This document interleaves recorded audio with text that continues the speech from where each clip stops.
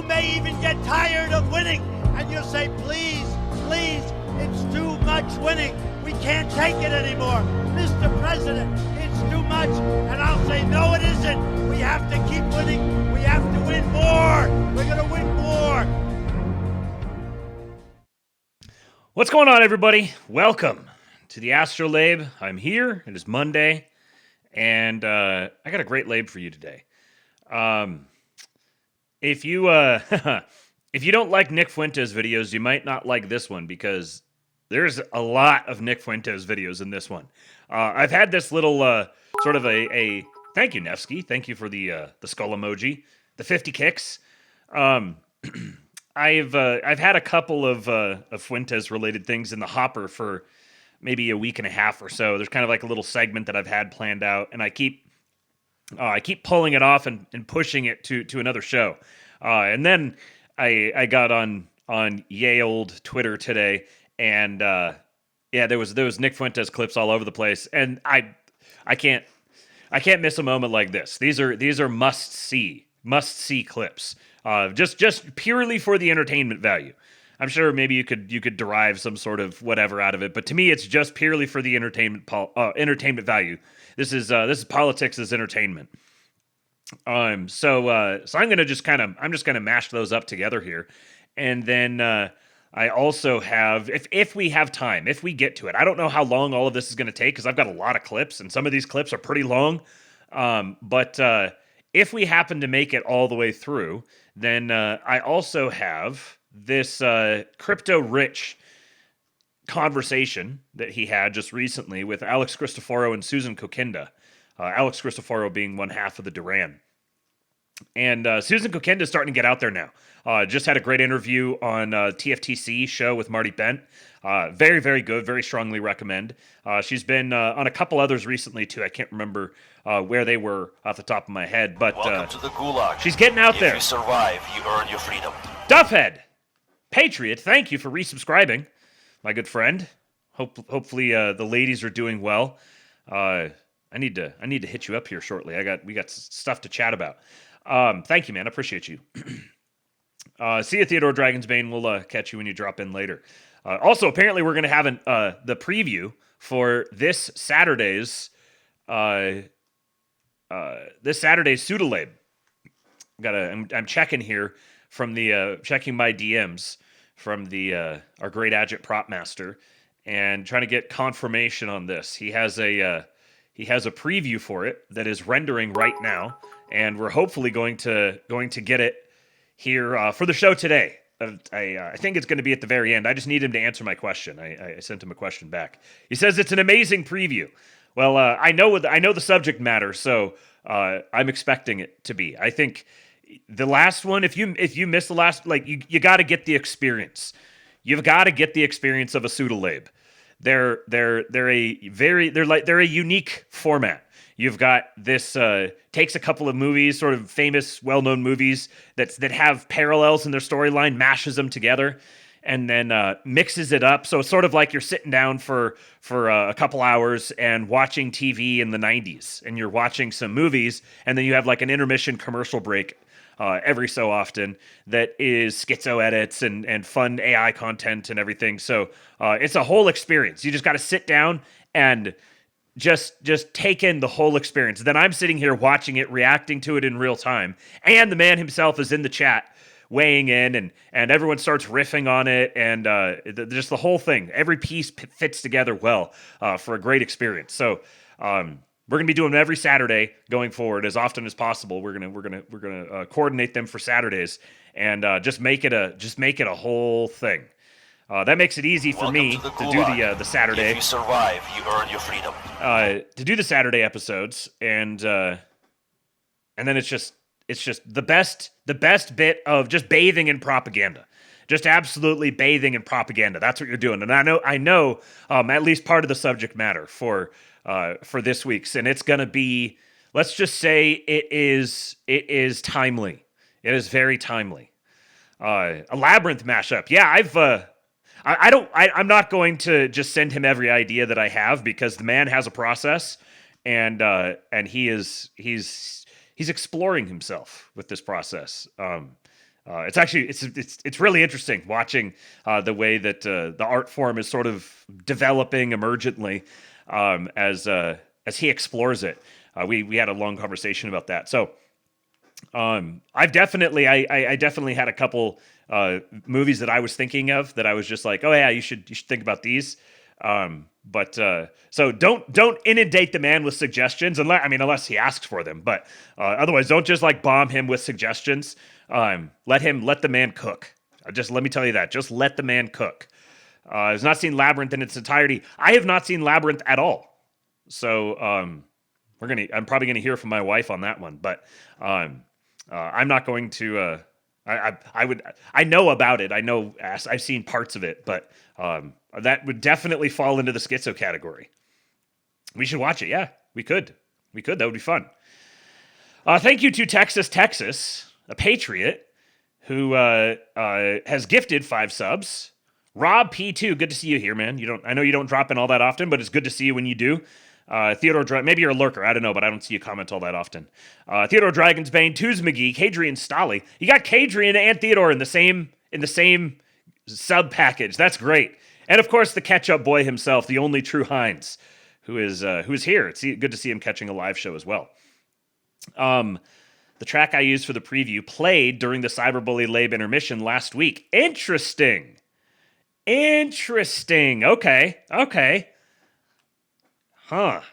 See, it just comes together. It's beautiful. Anyway, so Satterlabe, let me check and see here if he has answered my question in the DM. He has not. So, just FYI, I sent you a question in the DMs.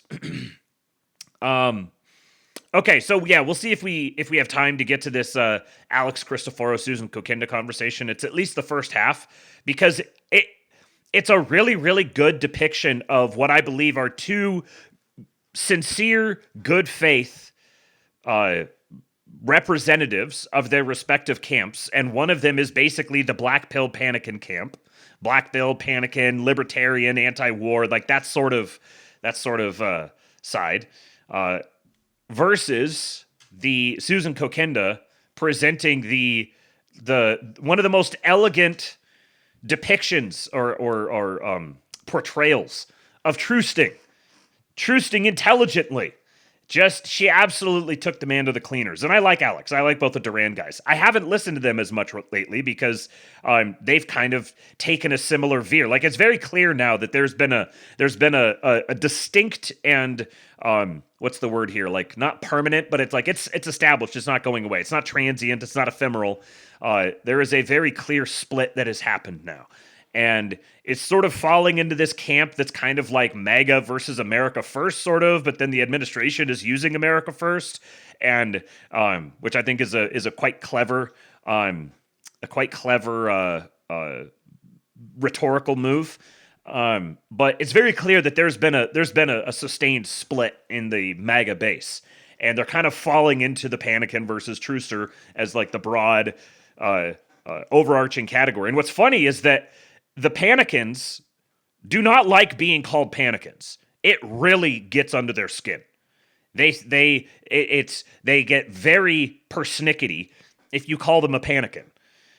But the Trusters just absolutely love being called a Truster. Hell yeah, that's right, I'm a Truster. I'm going to truce until the cows come home. So it makes for a very interesting dynamic, and it's pretty difficult to get a good faith conversation out of the Panikin Truce dialectic, because it's very bitter. It's a very bitter, spiteful divide, and it's difficult to get a good faith one. And I do believe that this is because I know both of the parties here. Colin Russ says that was my first impression of Alex, and I wasn't impressed. That's. I'm not the most seasoned Duran watcher, but I've watched probably. I don't know, somewhere between 75 and 100 hours worth, probably something like that. So I've watched a pretty good amount of them, and that's a tiny fraction of what they've put out. But I've watched a decent amount of them, and that's the most razzed up and emotional that I've ever seen that Alex get. He's usually much more calm and staid than that. in my experience. So that makes the dynamic even extra interesting. But anyways, we'll see if we can get to that. We at least watch the first half of it tonight. And if we don't, then I'll just probably plan on pushing it to tomorrow, and that'll be something you can look forward to tomorrow. I've gotten my sinuses feel all stuffed up. We must ask you guys for some prayers for our family pup, Peter. He has taken a turn for the worst, and it's kind of touch and go. We don't really know. He's just been kind of just pressing along for a couple of years now, but definitely slowing down for sure over the last 6 months. He's really started slowing down. And then on Sunday, he had a seizure, I think. It was either a seizure or a stroke or something like that. He was laying down on the floor, sleeping where he usually does. And then I looked over. I heard a kind of a scuffling happening over there, and I looked over, and he was like all splay-legged, and I think he stood up and sort of had a seizure and pitched forward and bounced his face off the wall, and his leg got all stuck, and he splayed out. And I picked him up, and he was like didn't want to move. And then he just laid down and just seemed like he had something really bad neurologically had happened. He wouldn't walk, he wouldn't do anything, and so for most of Sunday, I was just kind of sitting around keeping an eye on him, and then today we're waiting to see what would happen when we woke up today. But he's actually kind of showed some signs of maybe perking up a little bit more. He was willing to eat. All he'll eat right now is just cooked rotisserie chicken from Costco. That's the only thing that he'll take. He's refusing all other food, but he is eating pretty well, and he's been drinking. And he finally actually perked up and wanted to go for a walk this evening. So it's been a rough last I don't know, what is it, 36 hours or something like that. Because I've had him now. The first of the year, January 1st will be 10 years that I've had him. So I met him before Amy, and yeah, so he's we're waiting to see if now is the time or if it's going to be just kind of touch and go for a while longer.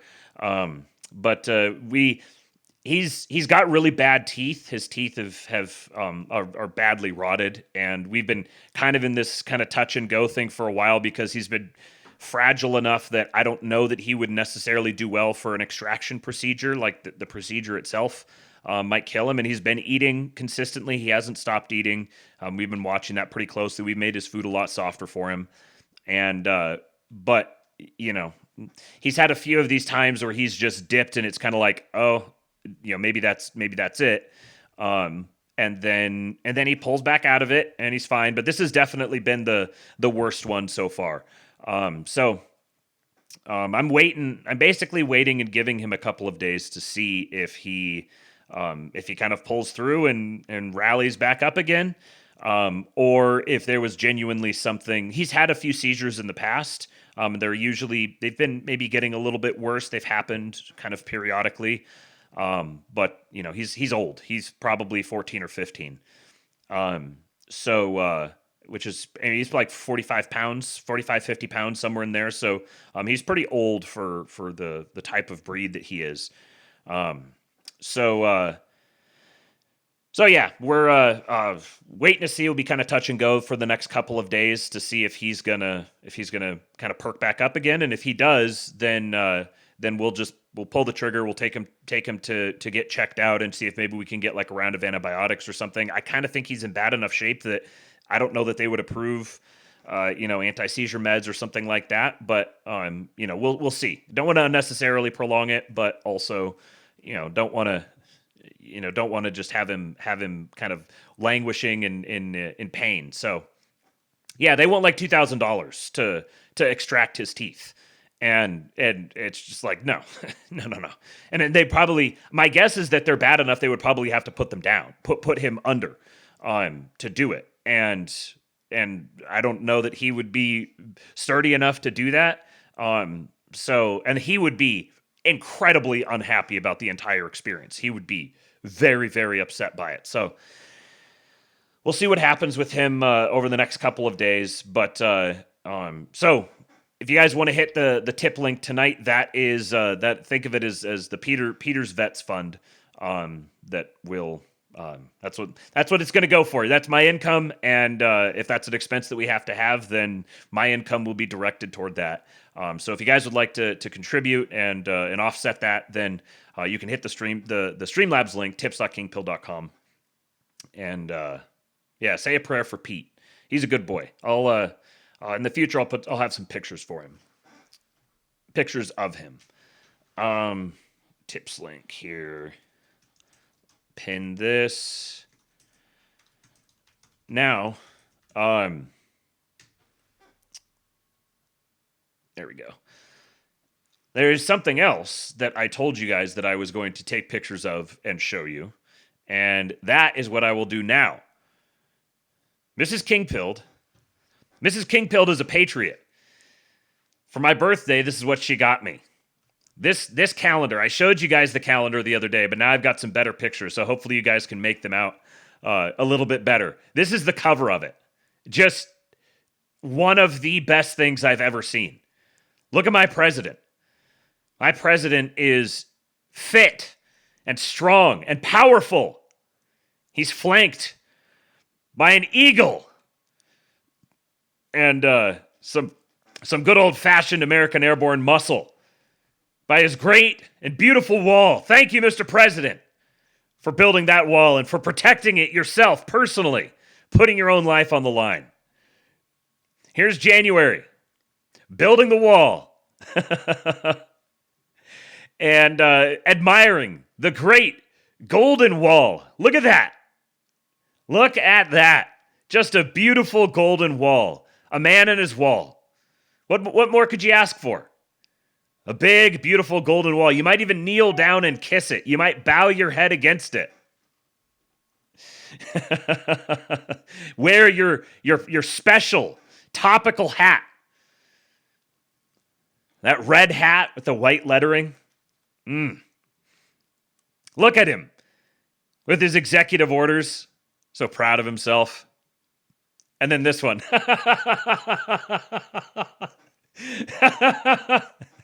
My president takes time to stop and smell the daisies. He's always zen. You can't get him riled up. My wife says this is her favorite one. Then this one. It's Wonald. Yeah, we're going to make BB kiss the golden wall. Yes, in order to be elected to office, you'll have to kiss Donald Trump's wall. Oh, we got to make this happen. Ronald Trumpero. Look at this one.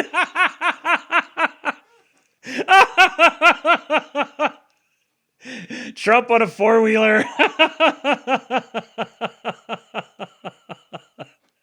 Oh, incredible. Just straight up Keno. Look at these serious fellas following their president into battle. On the front lines, he is the man in the arena. July, 250th anniversary of our great nation. This is exactly what it's going to look like. Jets flying overhead, the fire boomers, the great big flag. God bless America. One of the most important offices in the country. I think this might actually be, a couple of these photos look like they're actually real photos. That one, I could see that one, maybe if he was walking by and someone got down below him and took the picture. And at least might be like nope. Look at the typo in the text behind. No, the text is all jacked up. I saw Build the Wall and America First. Actually, America First isn't even clear. It looked clear. Yeah, if you look long... Oh, look at this guy. What the hell's going on with this guy right here? I can't make it any bigger. That dude Looking a little large nosy there. It looks like a fucking goblin. What did they mean by this? This one here was another one. I didn't look at this super closely, but looking at the text, it might be a little funny up there. This is another one that looked really close, at least. I can't tell the text on the badges. I can't see them clearly enough. It looks like it might be a little wonky up here, maybe. But if that's AI, that's a really good one. Yeah, I'll post all these pictures in the Discord. Then this one. This was Eastwood's favorite one.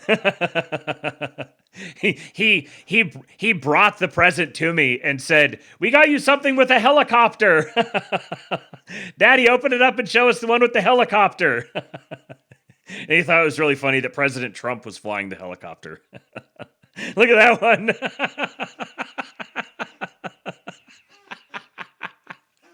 He parted the turkeys and then he's riding on one. Lassoing illegals in sombreros. The Donald copter. Yeah, this one's real. That's what's coming for you, illegals. You better get out. And then December. You've got Santa Trump here with Kamala, Gavin Newsom, and Joe Biden in the back.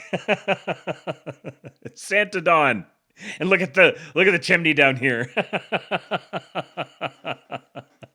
Oh, just the greatest calendar. It's so good. There's no such thing as fiction. That's right. This is real. Oh, and one great thing here on, which month was it? October 2026. It has Charlie Kirk's birthday in there. It basically has just kind of like the typical, like I think it's the federal holidays, and then it has significant Christian feast days. I think they're Catholic, but it has Christian feast days and then Charlie Kirk's birthday along with the federal holidays. So it's really cool. No, this is from End the Wokeness. EndTheWokeness.com is the place that sells it. So yeah, you can go there. They've got a bunch of other stuff too. It's all super like kitschy and campy and that sort of thing. Just like this. It's beautiful. It is absolute chef's kiss. Yeah, I got to check something here real quick. First of all, I saw that Lurch earlier said to check the Bitcoin address, and hey, thanks, man. That's can I do that math? No, not even close. Okay, so it's 0.000027716. That's the amount of Bitcoin, which let's see how much that converts to real quick here.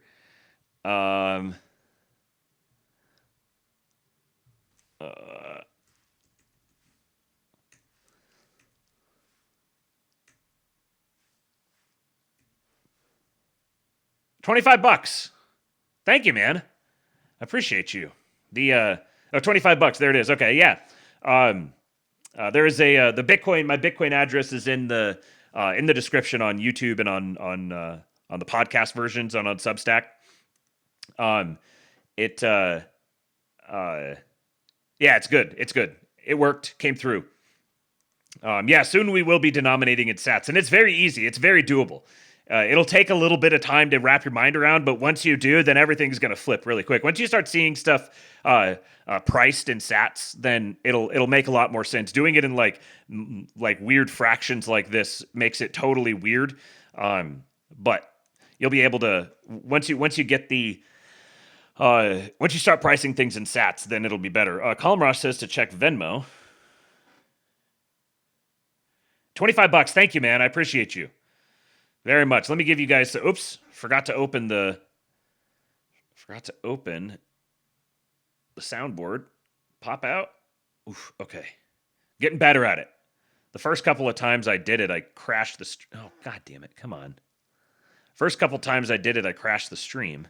But now, there we go. Got it down on the iPad down here. And, okay, so let's see what I got next here. Oh, hold on. I had these turned off. White man is back, baby! Austin The Trees, white man is good to back. see you, man. All doggos are sweet baby angels. Due to his teeth issues, you can make his food. We make ours with ground beef and chicken in a pot, then throw in frozen veggies, and quinoa, and serve it with a fried egg diced and shredded cheese. Damn. Your dogs are getting the... You guys getting the treatment. Yeah, we've done the chicken and rice stuff with him in the past. He's always been kind of a little bit of a picky eater, which is kind of funny for a dog. But like he'll be a little picky about his food, or he like won't completely finish it if it's certain varieties that he doesn't like, or so he's gone through stages where he wants milk in it, and then he won't eat it if you put milk in it, and so we're going to now, just going forward, I think we're just going to do the chicken and then see what other things we can add to it for however long he sticks it out here. Thank you for the tip, man. I appreciate you. Yeah, Justine said quinoa properly. That's true. That didn't even occur to me. Okay. Thank you guys for all the tips. Oh, I need to give you a, let's see. Well, I was going to do an Erica, but we're going to get an Erica in just a second. Little spoiler alert. So let's do one of these. I've got an idea. Why don't we just kill him? No thanks, irrelevant pervert. Okay. What kind of American are you? I'm a Trump American. That's what I am. He won't eat Indian food. I don't think he would. I don't know. That's an interesting thought. Maybe he would. Once upon a time. He's like a, oh, what's the name of the dog? It's a Kelpie. I believe he's a Kelpie. So it's a kind of like Australian herding sort of a dog.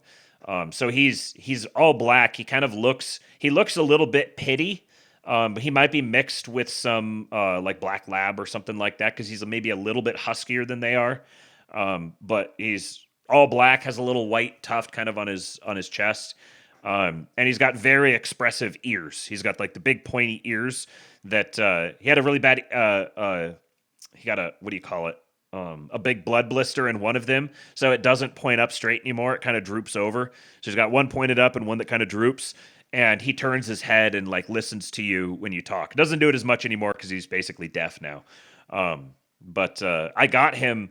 It was first of the year, so there was New Year's fireworks that were going off. He hates fireworks. Hates thunder. Has always like, we had a dishwasher for a while that so apparently made some kind of weird sound that was really, really upsetting to him, and he would just get up and pace around whenever the dishwasher ran. And then when we moved to other houses, he would still be disrupted by the dishwasher for a while. He's kind of a bit of a neurotic dog.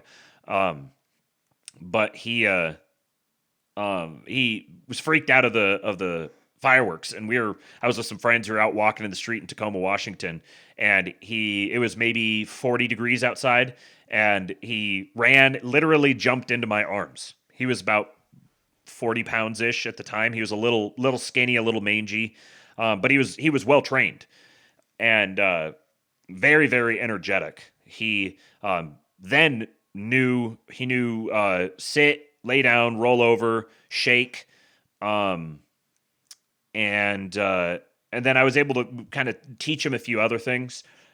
So someone had him, but he wasn't like, his skin was in really rough shape. He was kind of mangy and he was a little skinny.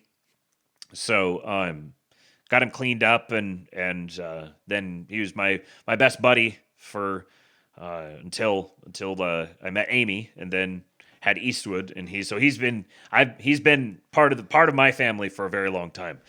Preview is up. Okay, excellent. Hold on, let me see. Other one. Okay. I don't know if I haven't watched it yet. I replied to the one that you had said this is also a preview. So here, let me reply. Ah, stupid. This one. There. Okay. All right, so I got to make sure that I have this ready to go when the time is right. Pull this over here. Sorry, a little back office maneuvering here. And Streamlabs is being a dick. I don't know what just moved. What was that? Oh, it's that. Well, that's weird. Let me know if the soundboard works. You guys get one for free. No, we're not doing that. You're getting called a slur. I don't know which one. Whichever one I feel like saying at the moment. You're getting called a slur. Okay. Streamlabs is doing something kind of weird, but as long as it's still working, then sounds good. All right. Let us rock and roll. Okay, so what what I was after the I think it was the Saturlabe, or it might have been the one before that. I did my usual thing. I finished and took the clip, uploaded it, started making the posts for it, and then ran downstairs, went out and grabbed a cigarette. I'm just kind of pacing back and forth, just smoking, waiting for the video to upload, and scrolling through. I open up X and just go to my For You page and just started scrolling.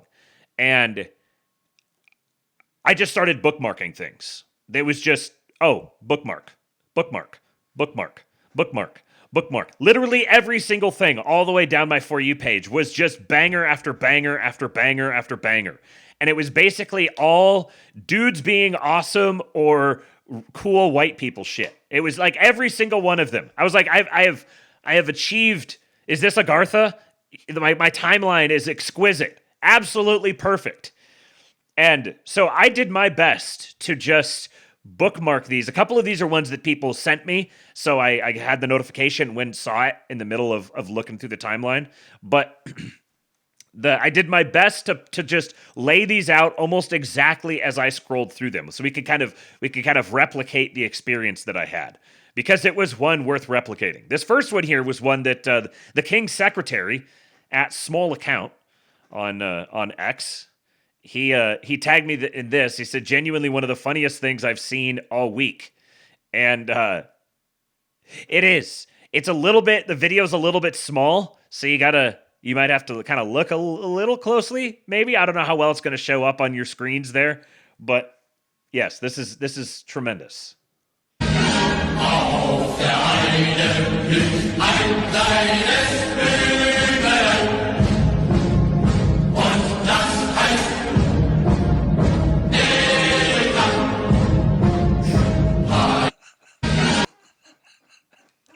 I think they're German Shepherds. So I saw that, had the notification, saw that, was cracking up at it, and then started scrolling. This is the first thing I saw. These socks would absolutely ruin my form, as I wouldn't be able to stop looking down at these, laughing. This is some quality slop here, guys. You know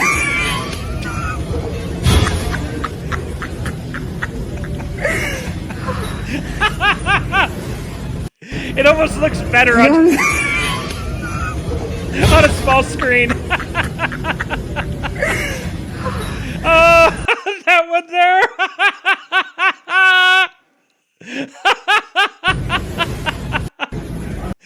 Oh, man. Send me. Oh, I said play that one.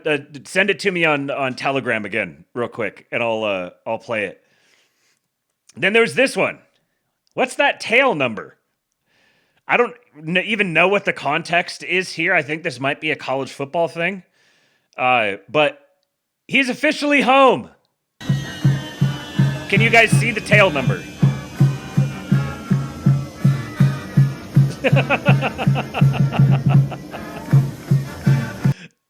I don't know how it shows up if you're like on a phone or something. So that's as big as I can make it. That's the tail number. He is officially home. The N-word. Nigger jet. And then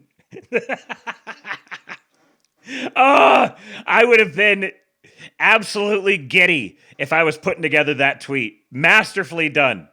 2.2 million.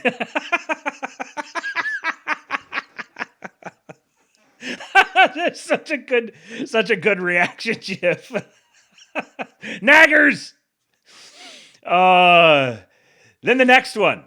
Oh, this one here. Okay, so this is Fernando Mendoza, a college quarterback who is strongly rumored to be a potential very high pick. He divides opinion very much. I haven't followed it super closely, so I don't have an opinion on that for my sports ball bros out there. I can't weigh in. I just kind of know the lore around him. But this is him in a post-game interview, and someone in the replies called him Cuban Andrew Luck, a huge nerd who just happens to be a fucking awesome football player. And reading Cuban Andrew Luck after seeing this video had me in absolute stitches because it's extremely true. What a great white boy. Oh, congratulations, Indiana, the Big Ten champs. How does that sound? It sounds so beautiful. I want to give all the glory to God. We were never supposed to be in this position, but by the glory of God, the great coaches, great teammates, everyone we have around us, we were able to pull this off. Whoever thought the Hoosiers would be here, but now the Hoosiers are flipping champs. Let's go! You Flipping guys champs! Yourself a bunch of misfits who found the right home at Indiana. Why was this the right place for this group?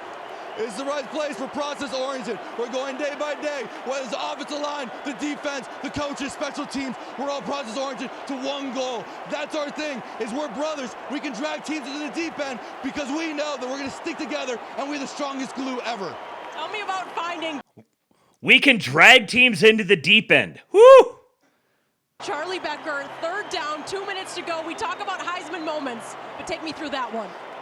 Man, what an incredible, Charlie's been, but he's been every single day in summer. We were always throwing before practice, before at 7 a.m. on Sundays, doing spots, doing routes, and now you see it to come to fruition. He's my roommate, couldn't be happy for such a young man as well as our defense playing lights out, and well, everybody just, what an incredible moment. Congratulations, enjoy it. Thank you so much, God bless, go Hoosiers. He's so freaking wholesome. When he first started out, his first little answering the question here, when I was watching it, I legit thought he was doing a bit. I thought he was making fun of the guys that do this. And then it dawned on me, like, no, We were never supposed to be in this position, but I want to give all the glory to God. We were never supposed to be in this position, but by the glory of God, the great coaches, great teammates, everyone we have around us, we were able to pull this off. Whoever thought the Hoosiers would be here, but now the Hoosiers are flipping champs. Let's go! You guys call your I thought he was doing a bit. I thought he was like parodying those sorts of guys, but no, he is one of those guys. We're flipping champs. This is what's great. This is what I do not have any time whatsoever for people who use sports ball as a pejorative. This was I don't remember whose podcast I was just listening to recently, but they said, it was John Doyle, the great patriot. The arch patriot, John Doyle, said every society has its bread and circuses. You need to judge the society based on the bread and circuses themselves, the merits of the bread and circuses themselves. Because that's normal life. That's day-to-day life for normal people. You don't want normal people all super wound up and tied up with the the economy and the social fabric, and you want them just living, just engaging in the world around them. And sports is one of the great pastimes of America. Not just America. There's every society has its sports, but sports are deeply embedded in the social fabric of America. This is a form of there's a martial dynamic to it. Listen to what he's talking about with his roommate. They're roommates, and their entire life they're going to class and they're doing football. Their personal fitness, their training, they're studying the playbook, they're memorizing all this data, they're studying opponents, maximizing their own personal performance, their own personal fitness. living in a dorm together with other guys. This is effectively a military experience. And it's very, very good for many of them. That is more important than the college experience itself. It's the sports experience. Learning how to compete, how to be a part of a team, strategy, social dynamics, so many things. Anyone who counter-signals sports ball is an enemy. I mean, not really. I'm not. But really, they're an enemy. Don't trust them. Here you go. This, one of the most impressive things I've ever seen. So, again, I'm scrolling down my timeline. These are the videos that I'm seeing in sequential order. After I saw that one and was just sitting there marveling at the entire thing, I scroll on and I see this.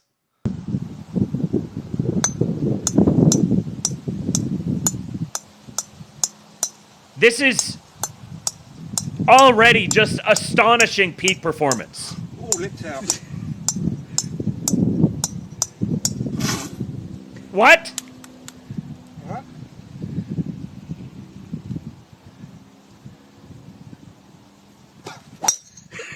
Look at that nigger. That's just amazing.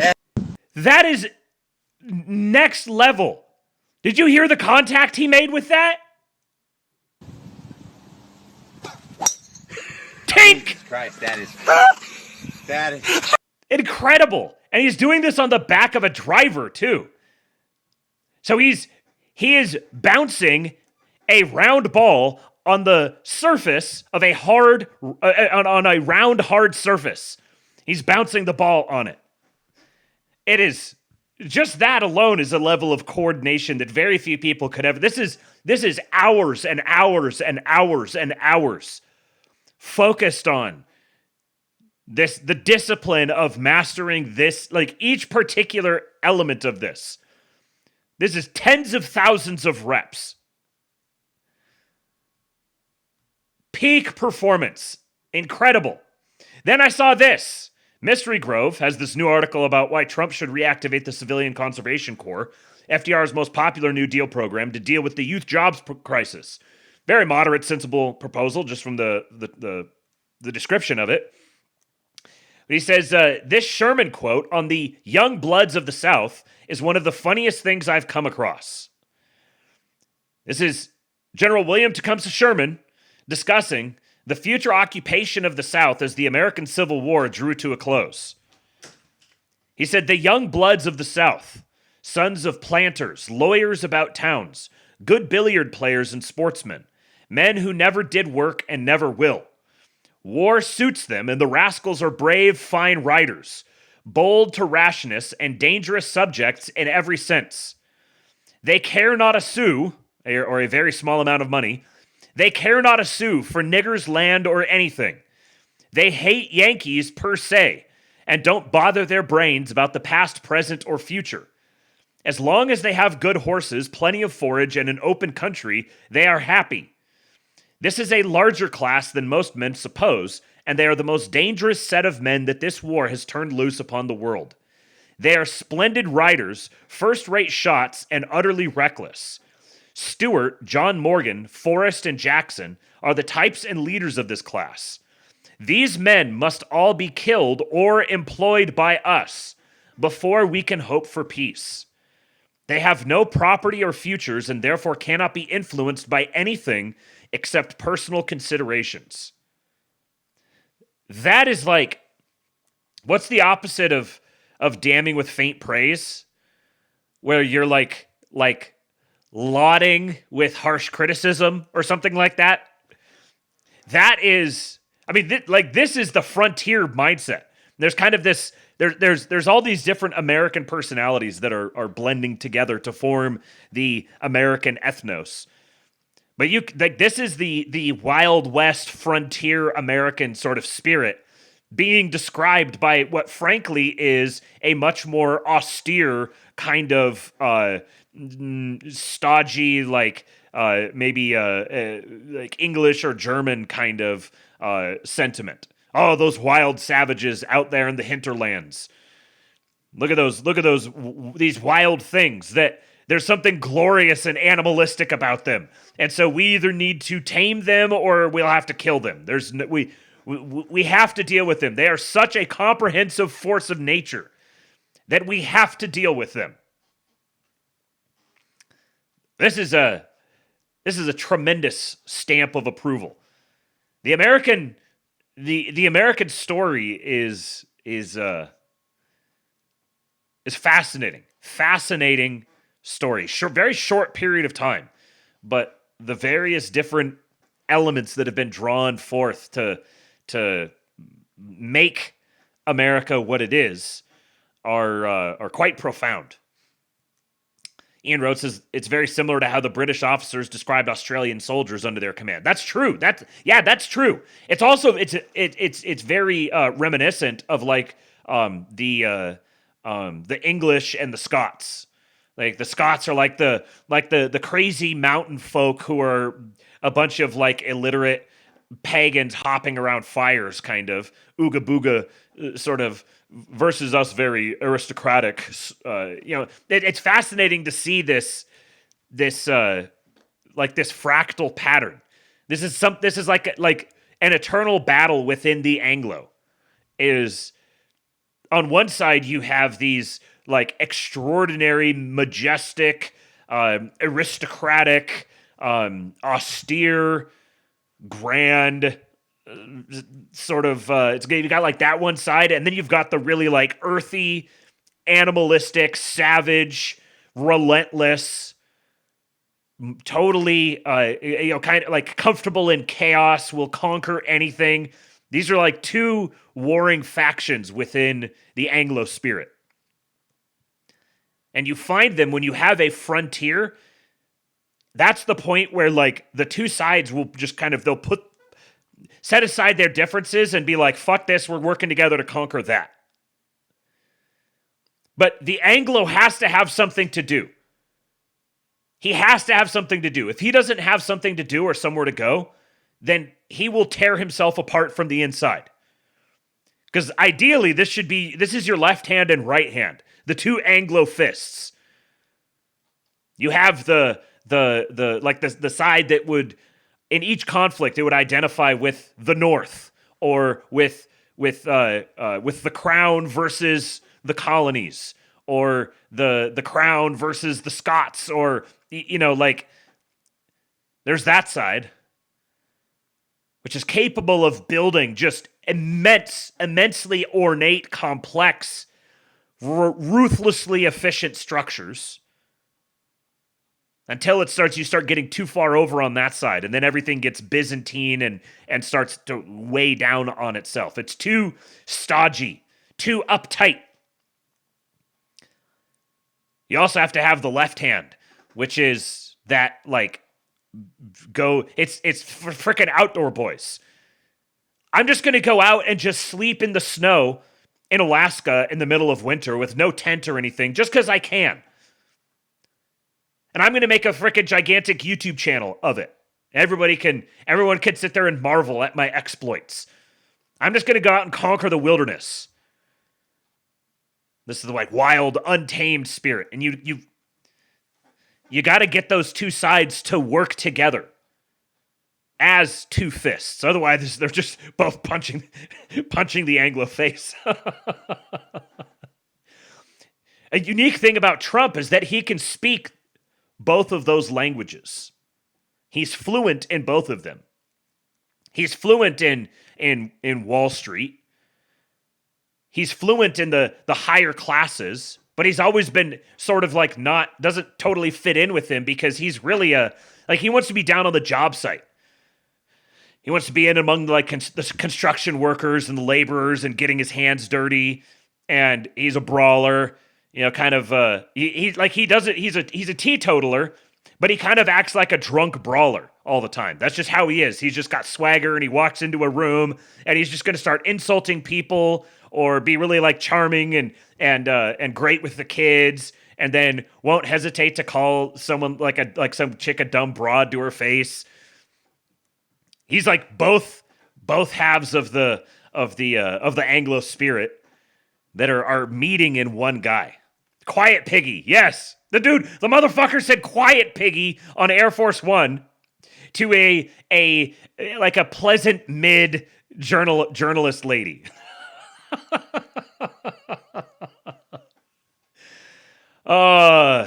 Yeah, that I hear this description of the young bloods of the South, and I'm like, dude, he's describing chuds.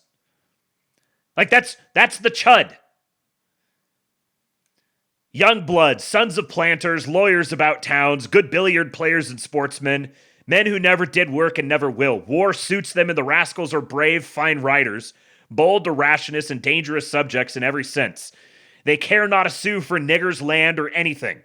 They hate Yankees per se. They don't bother their brains about the past, present, or future. As long as they have good horses, plenty of forage, and an open country, they are happy. The most dangerous set of men that this war has turned loose upon the world. This is the young chuds of the South. Absolutely. That's exactly what these are. And that spirit, the North may have won the war, but that spirit is still alive. That spirit has lived on. And then this was the next thing I scrolled past from 9mm SMG. You should have kids. They will ruin your plans. They will take up so much of your life. They will change every aspect of your life. In the end, you'll be so much better for it. Videos like this, experiencing rain for the very first time. I want to know, have you ever seen rain? I want to know, have you ever seen rain? Go get her. Go get her. Coming down. You better go. Go get her, babe. Come back. What are you doing? Days before. Yeah, best experiences in the world. It's funny that I'm playing this video here. This is how it's worked out, that I'm playing this video with the Nick video that I'm going to play later on. But I am on the record as a wife guy. I have my card in the wife guy club. I'm on record for that. We'll come back to the wife guy subject later on. This one here, wigger culture. Let's see some wigger pigs in the chat. Wigger culture may be degenerate, but it's still more innovative than anything the trad right has produced in decades. See, this is why I have X. I have X so that I see tweets like this. Get down on it. Get down on it. How you gonna do it if you really don't wanna dance? By standing on the wall. Get your back up off the wall. This is American greatness. How you gonna do it if you really don't wanna dance? By standing on the wall. Get your back up off the wall. 'Cause I heard all the people saying, get down on it. Come on and get down on it. If you really want it, get down on it. You gotta feel it. Get down on it. Get down on it. Get down on it. Come on and get down on it. Baby, baby. Get down on it. Get on it. Get down on it. God forbid a white boy get a little motion. That's what I'm saying. See, this is the wigger is like a particular derivation of the chud. This is almost like you get pure distilled chuddery, gets you real primal and animalistic, and it gets you right. The N-word. Yeah, definitely not a Baptist. Yeah. Okay, hold on a second here. Let me. Kaiser von Lohengram, great mutual, says feels like it's missing a spinning translucent swastika. And frankly, I'm disappointed that I haven't seen that yet. I need to see that video, except with a spinning translucent swastika on it. Okay, so now let me see what my next one was here. Okay, and then Amy sent me these. Okay, let's see. Where did I have this up to? Up to about here. Okay, yeah. So we're gonna go up to here, and then I'll do those. I'll do the links from Amy. This was the next one that I scrolled down to from Doomer, another powerful mutual, Uncle Doomer.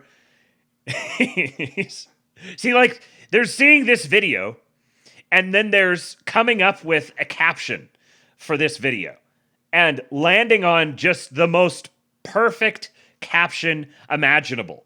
We've placed a flock of German unks in an enclosure with fresh wood shavings, and they appear to be thriving.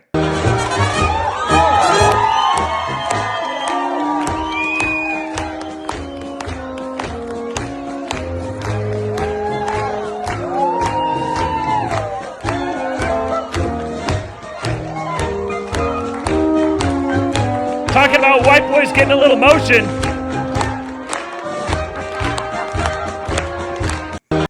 A flock of German unks in an enclosure with fresh wood shavings. See, this is what I'm telling you, people will complain to me about their For You page, and I'm like, I don't know what you're talking about. My For You page is nothing but a nonstop fountain of gems. This was the next one. And this one here, I hope my wife is still watching, because this one here is exactly how Eastwood would react. This is cruel. I would not do this to my children. But this, if I was to do this to my child, this is exactly what my son would do. You're a mean one, Mr. Grinch. You really are a heel. You're as cuddly as a cactus. You're as charming as an eel, Mr. Grinch. You're a bad banana with a greasy black peel. Eastwood would be absolutely throwing hands.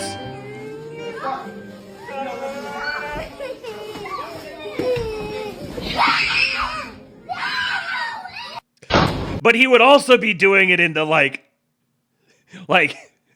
screaming and like crying and yelling. He would also be doing that. But yes, this is a perfect distillation of how my son would react to the grunch showing up in his house. Does he still call it the grunch? I know that he's been growing out of all of these, and I haven't asked him in a while about the grunch. But that's what he called it for the first few years of his life. Okay. Next one. Yeah, the grunch and spooky mamas. Yeah. Mummies. Mummies he calls spooky mamas. I don't even know where that originated. Amy may have told me the story before, but I don't remember. It was like he just decided to call them spooky mamas or something. The kid is an absolute character. He came up with it by himself. Yeah, I'm sure he did. Yep. He just comes up with stuff like that. Yeah, the grunch. That's what he always called it. Yeah, he at church, he looked up at Amy. He wanted Amy to pick him up. He looked up at Amy and goes, "Mama, elevate me." Kid's 5. Speaking of brilliant, talented children, this is the next thing I scrolled by. Like I'm just going right past just banger after banger, and it's all white people shit too. When he hit the vibrato, I knew we were on the upswing. That's you were crazy. I don't care about that. Put your hands in my hand, baby. Don't ever look back. Like the world around us just fall apart. Maybe we can make it if we're heart to heart. And we can build this dream together. Standing strong forever. Get it, kid? Nothing's gonna stop us now. The little mullet going too. We'll still have each other. Nothing's gonna stop us. Nothing's gonna stop us. Ooh, all that I need is you. You're all that I ever need. That's natural. kid that age should not have that kind of control. This is white excellence. This, though, that was great. That was phenomenal. This is insane for a whole nother reason. Are any of you guys aware of this dude? Master of the bass. His name is Charles Berthoud. I don't know how you pronounce it. Bassist originally from the UK. Solo performer and bassist for Skylar and the Brit and Cat in the Moon. Listen to this. I hope this isn't like a YouTube thing that they get pulled off. Like, I'm just reacting to it. It's a reaction stream. Please don't pull my video. But if it does, you guys know where to see the whole thing over on Substack. Listen to this dude. Look, if you had one shot or one opportunity to seize every bass you ever wanted in one moment, would you tap it or just let it slap?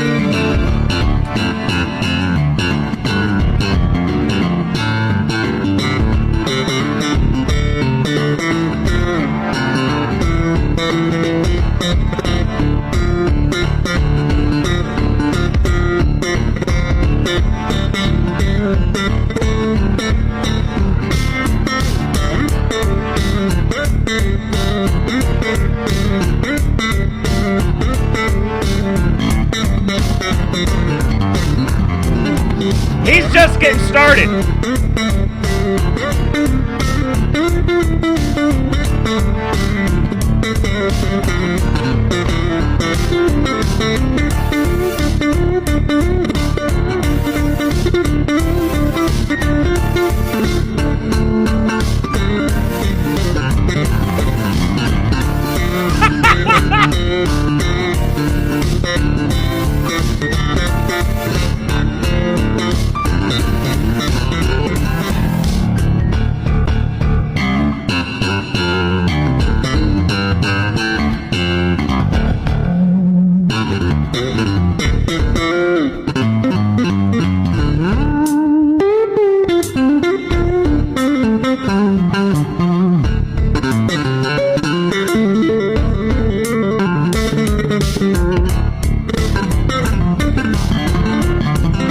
The guy in the upper left, it's just like, fuck this guy, man.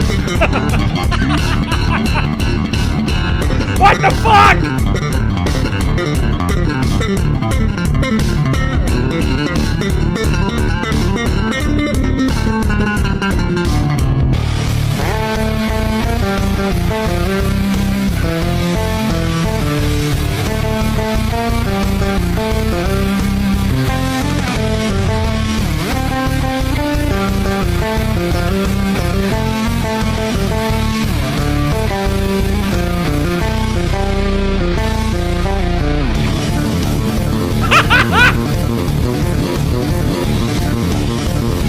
This dude has the strongest fingers in the world.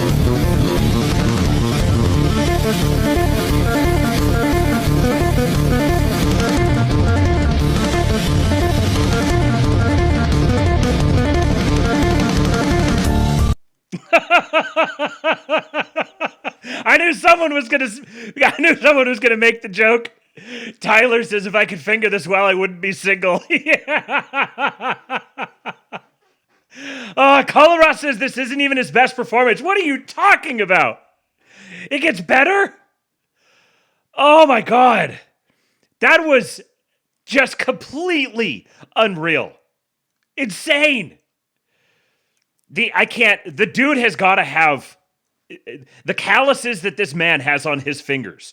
He has no feeling in his fingers. He's got thick, like pieces of rubber on the ends of his fingers. I played the cello, and I got grooved calluses in my finger.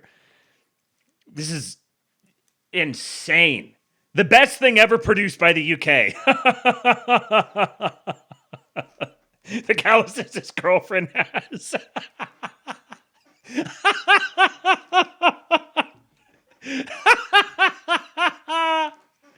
Oh, I'm not going to say anymore. It would be inappropriate for me to go further down that road. Oh man. Yeah, I got to check him out. If I'll go look at some more of his stuff, and he may show up here again on here, because that is stupendous. And this was literally the next thing. Oh, Holy Night. Here you go, Kate. You still in there? You want some Christmas music? Here you go.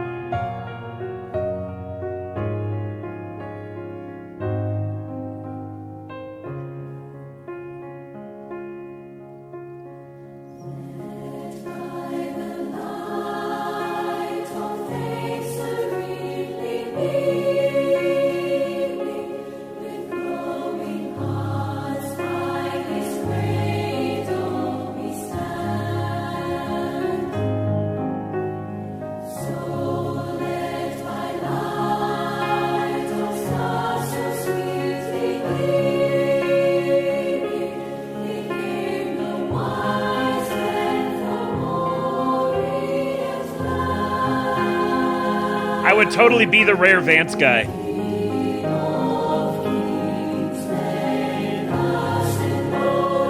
Just like that. I used to sing in a choir like this in high school. We sang this song.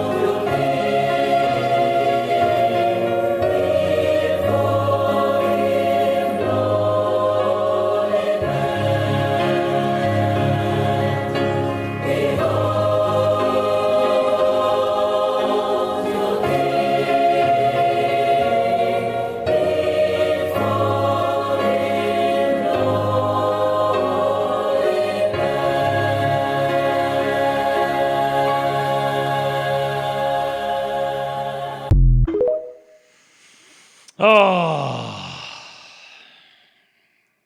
that's probably my favorite Christmas song. This is white. They want to say white people don't have culture. What are you talking about? What are you talking about? This is white people culture, man. Oh, man. Oh, I forgot I had this. I forgot I had the alerts muted. Of course you played the cello. Bass chads are the true power in the world. I do love how you are getting my algo from 5 years ago. They are trying to reverse the pipeline. Do not redeem. Matt 2030. Queen Pilled, the return of Theater Kid Matt. Yeah. It's funny. I was just going to say that maybe one of these days I'll see if I can find some of the old videos of the choir and orchestra that I was a part of. I don't know if there's still videos that have me in it. It's 20 years ago now. But I'll see if I could find some of them, because some of the performances were genuinely very, very good. So I'll find some that are good. Dudes will literally sing the Halo theme with their bros, flanked by medieval armor, instead of going to therapy. And I just got to, like, this is therapy.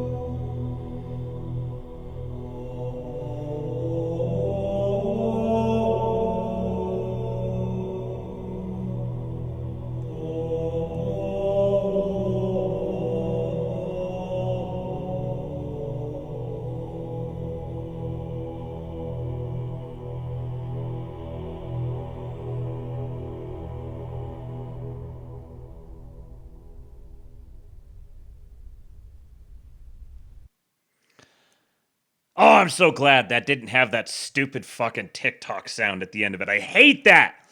One reason I will never actually be a user of TikTok.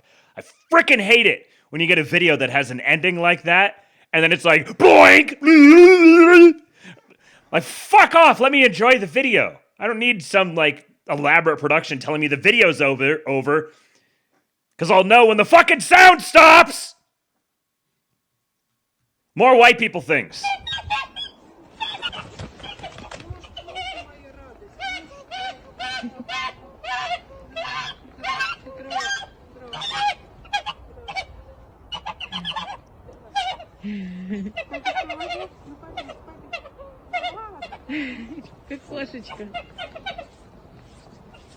Yes, Goose is friend. He's so happy. My wife says no such thing as a good goose. And then look at this guy. Next couple are short. This is James Jin, an archer like no other. Nothing escapes his aim. Whether his eyes are closed, he's looking the other way, or even flipping midair, he never misses a target. He can hit 10 targets at once with ease. If you think hiding behind something will save you think again, James can control the path of his arrows. His arrows hit the target from any direction, no matter where you are. You can run, but you can't hide. He can even shoot an arrow into the sky and catch it back in his quiver. Now he's teaching... And this guy. Welcome to the Slingshot channel. Today I want to show you the Coke bottle Gatling in full auto. Coke bottle Gatling! First I attached little levers to the valves, so it is very easy now to open and close them. I did this to all 6 of them. Then I installed this battery-powered screwdriver so I can least engineering inclined German. Turn the barrels automatically. Then I installed this board with the steering curve that opens the valves as they pass. And since I feel lazy today, I'm using my compressor to cut the bottles up.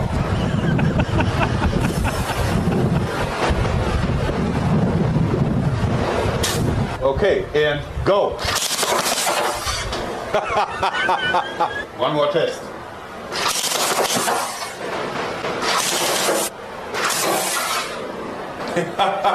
You can shoot in bursts. That's not so bad. You can also shoot with the bipod attached.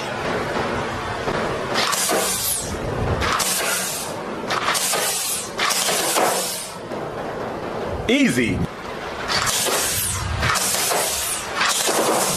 Okay, this is quite good. But of course it still can be enhanced.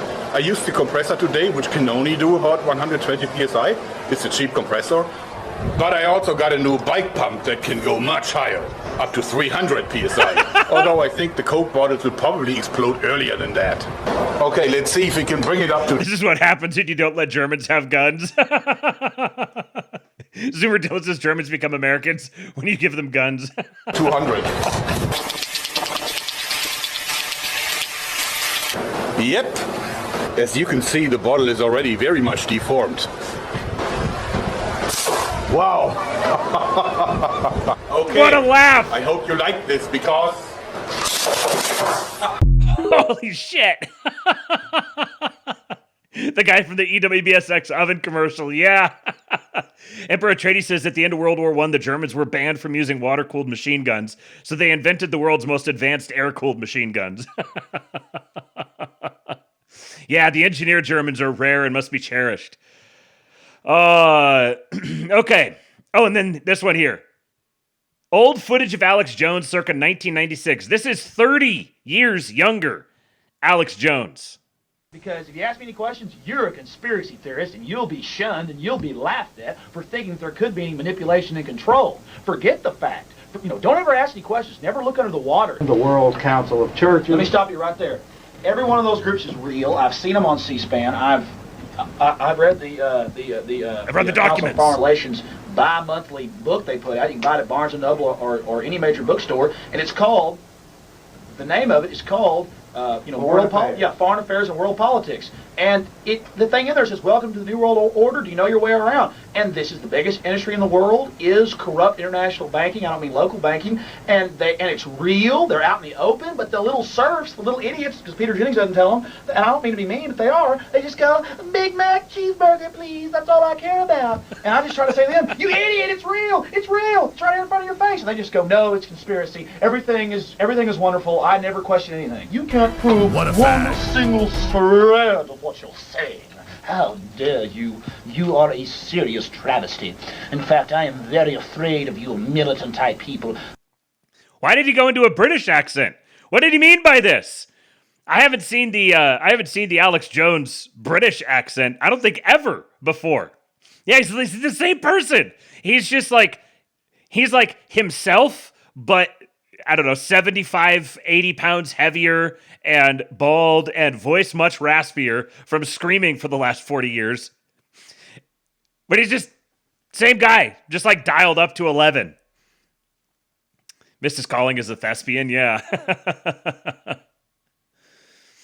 Okay, look at this guy here. MAGA Grandpa orders a 911 operator to call ICE on an Amazon delivery driver for speaking Spanish.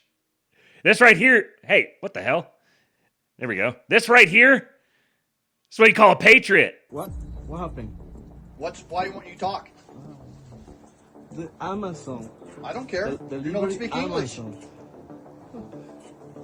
Thank you, sir. Remember, have a good night. When you're talking about the boomers, these are some of the boomers you're talking about. This is Wyoming. This isn't fucking Colorado. That's what I meant. This isn't Colorado. Yeah. This is Wyoming. We're not a bunch of lushes. Thank you, sir. Let me see that again. Oh, let me see that again. Not a bunch of crumb bums like the Coloradans. Yeah, I got you too. Grábalo también. ICE is the next phone call. No ¿Qué problem. le pasas? Hey, Siri. Sierra, call 911. Call 911. He's not speaking English. No sé, no me quiere dejar. Yeah, hey, these guys are in front of my house. They can't speak English. Mándate ya. I think we need to call ICE on them. What? What happened? Activation word, Ronald McDonald. Yeah, Colorado to him is like San Francisco to someone from Colorado. That's exactly it, yeah. And of course, I saw this one because I follow Deport Homos. You should go follow the man. Look at that. Look at that profile picture.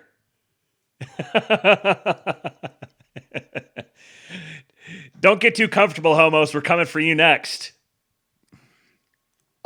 Okay, and here we go. Now, here is our preview for, here's the first preview for this Saturday's Sudawave, the Sudalabe. Every time, so the context here, Martyr Maid said, every time an anon says, I used to listen to Daryl until I realized he's a cuck, so now I only listen to ... an angel gets its wings.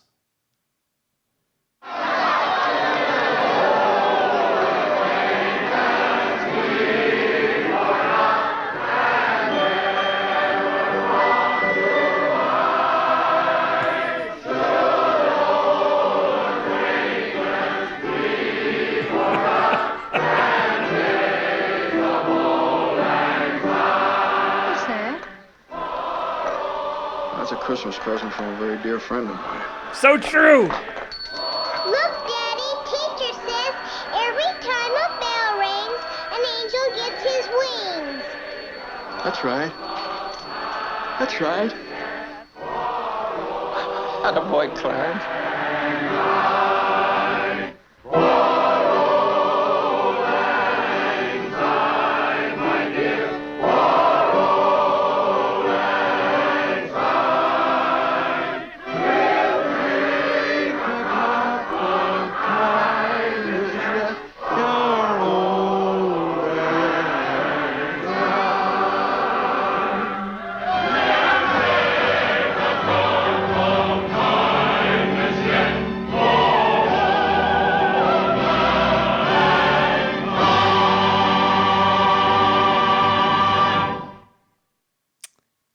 And now you guys know what this weekend's ASTROLABE is going to be. Okay, we'll have another preview for it here at the very end of the show today. But let me grab a couple of the, let's do this one, a couple of the Wife Jack contributions that she sent earlier. A couple, these are also videos of white greatness, let's say. Let me make sure I've got these ready to go. And then pull them over here, make sure that they're in order. Make sure I've got the ones that I want, where I want them. And here we go. So first one is when you're pooing and you come across something funny on your phone.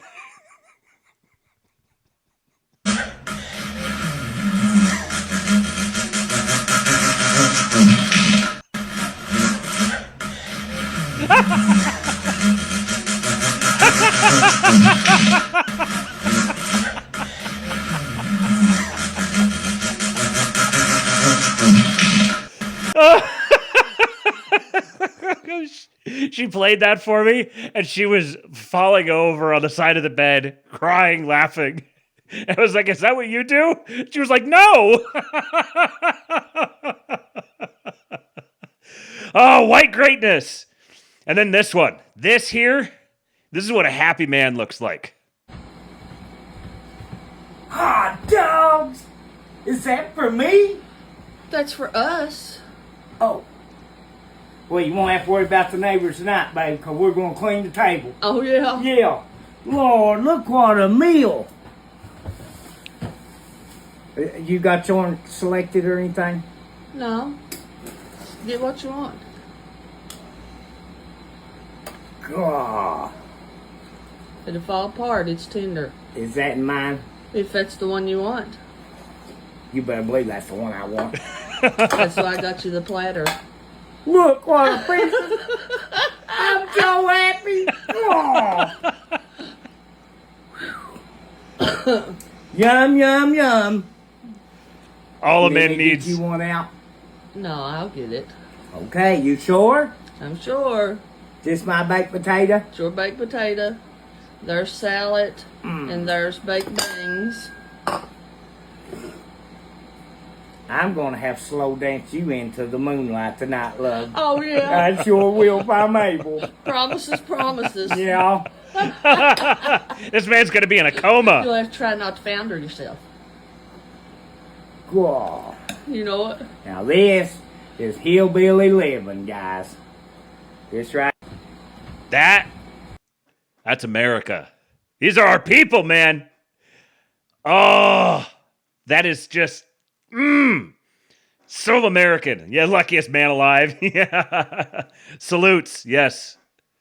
Come on. Salute. Oh. And then, speaking of great white men, here's a couple of them. White Australian male, white. Stop right there. You are not a white male. None of this white male stuff. That is for lab rats. You are a white man.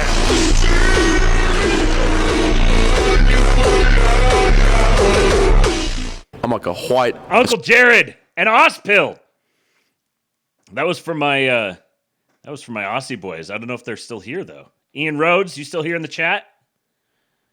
I don't know if I've seen Tom Rickson today. My favorite Japanese person. Yeah. Yeah. This is my favorite Japanese American. Okay, so now let's talk about the Zoomers. Let's talk about the absolute state of the Zoomers. Here is one, Mr. Nayland Haley. He's now found himself on Fox News.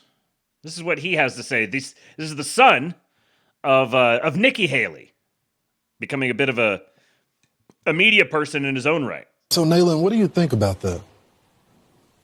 Well, the goal, at the end of the day, the goal of every generation is to leave it better than you found it, right? And not only are we not doing that, we're going in the opposite direction. It's getting worse. I think the first step our leaders need to do is admit that we have a problem. And right now, I haven't heard any Republican leaders talk about the issues that young people are facing. Congress has been nothing more than a glorified nursing home. They either don't know the problems that we're facing or they're ignoring it. And to be honest, I don't know which one's worse. You look at jobs, 1/3 of recent college graduates are unemployed. My friend group graduated, all with great degrees in great schools, and not one of them has a job, not one. So it's frustrating because they did everything that they were supposed to do. They put in the time, the effort, the money to get educated, and they don't have a job to show for it. They have to compete with foreign workers who are willing to work for half their salary and AI, which is a supercomputer, you know? So how can we compete with that? You look at the housing market, and the average first-time home buyer in America is 40 years old now. 5 years ago, it was 33. My parents bought their first house for $90,000 in the late 90s, and now it's probably worth over $400,000. So we're facing a lot of issues, and you know, I think some things that we need to do is we need to ban H-1B visas, make sure corporations are hiring a certain number of Americans, and make sure they act in the interest of the American people, not just for themselves. I think that we need to stop subsidizing illegal immigrants for housing, and instead maybe look into subsidizing Americans for first-time home buyers for housing, and not allow corporations and the Chinese Communist Party to buy entire neighborhoods of single-family homes. So, Nayland, you hit a lot of points there, and he just rattles these things off very casually as well. This is getting this stuff normalized very, very quickly. That's someone said in the chat. Yeah, Tyler says I like this dude's messaging, but he still sounds like a high schooler. And I think that actually kind of works to his advantage right now, because the people who need to hear this message are like basically everybody over 55. And that, like, this is a message that delivered from just this nice, decent, handsome, young, well-spoken young man it's kind of like you have your token black that, you know, people up until like 25 years ago or something, they were just like, oh, look at that nice, well-spoken black. We need to elevate him and show him. We need to show everyone that they're not all like that. So you got your token young guy. He's just gentle and inoffensive, and he's just casually like, yeah, we need to ban all H-1Bs and start subsidizing first-time home buyers so that people can have babies. It's that simple.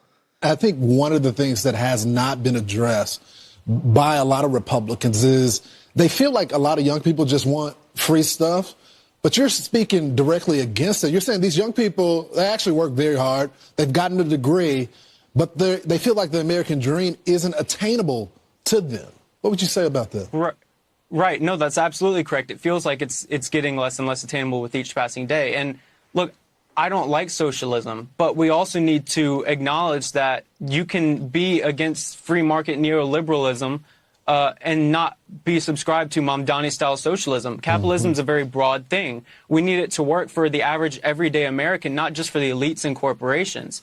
Almost like some sort of a national socialized capitalism of sorts, you know, that sort of thing. And when you look at Gen Z, over half of Gen Z has positive views of socialism, and it's because socialists, the Democratic socialists, are actually reaching out to young people. So if the Republicans do that, which they need to do, it may stop a lot of kids my age from becoming socialists and from going to the Democrats. It's a powerful conversation, one that I think needs to be had. I wish we had more time, Nayland. Hopefully you'll come back on the show. Bass Blaster Fuck 1488. them retarded niggers. Is this some is is this some Leaf on Rue crime I see here? I see happening. Okay, so here's one representation of the Zoomer perspective, and I think as you're bringing the normies along with what's now happening. Yeah, he's so articulate. Look at him. He's he can't even shave yet. He's just very he's wet behind the ears, just a sweet young man. And his message is a very sanitized version of exactly what Nick Fuentes is saying.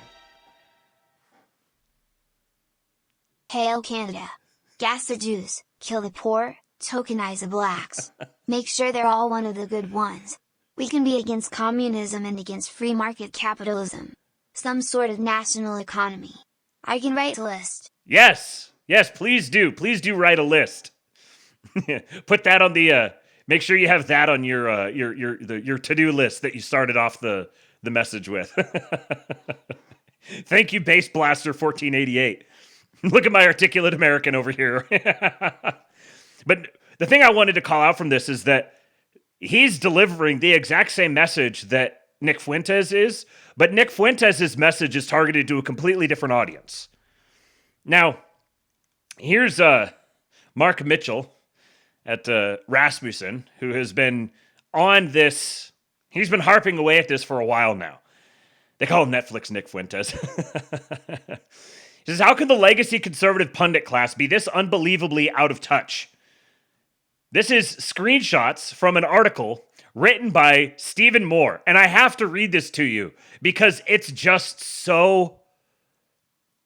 It's like an onion piece. If young people want more affordability, they should get jobs. Polls show that the age group of Americans most worried about affordability are the 20 and 30-somethings. That's young millennials and Gen Z. Why are they so financially stressed out? One reason things seem so unaffordable to young people is that too many aren't working hard. They're hardly working. Yeah. The latest Labor Department data indicate that fewer and fewer males between the ages of 16 and 24 are in the labor force. It used to be that more than 70% had a job. Now less than 60% too. Gee, I wonder why that is. Maybe because 100 million people got imported into the country to take the jobs? Maybe that's why? Because they were, as a matter of official policy, they were discriminated out of corporate jobs? Specifically because they're young and white men? Labor force participation for men, even into their 30s, is at or near an all-time low. You know what that tells me? Labor force participation for men, even into their 30s, is low. That means this is a problem that's been going on for a long time. Maybe it should be addressed. Men without jobs is a prescription for social chaos. Gee, I wonder why we have this epidemic of men without jobs. Maybe it's because there's a concerted effort to create social chaos. I would argue this is the most important age for a man to be hard at work, honing his job skills, and on the way to a career that makes him a suitable marriage partner. Marriage rates for young men are down as well. Their lack of work experience and a successful career trajectory is one major reason why. The earlier in life that men and women start working, the more successful they are likely to be in their careers, and the higher their lifetime earnings will be. Here's another reason why labor force participation, especially for men, is very low. Because you doubled the fucking workforce.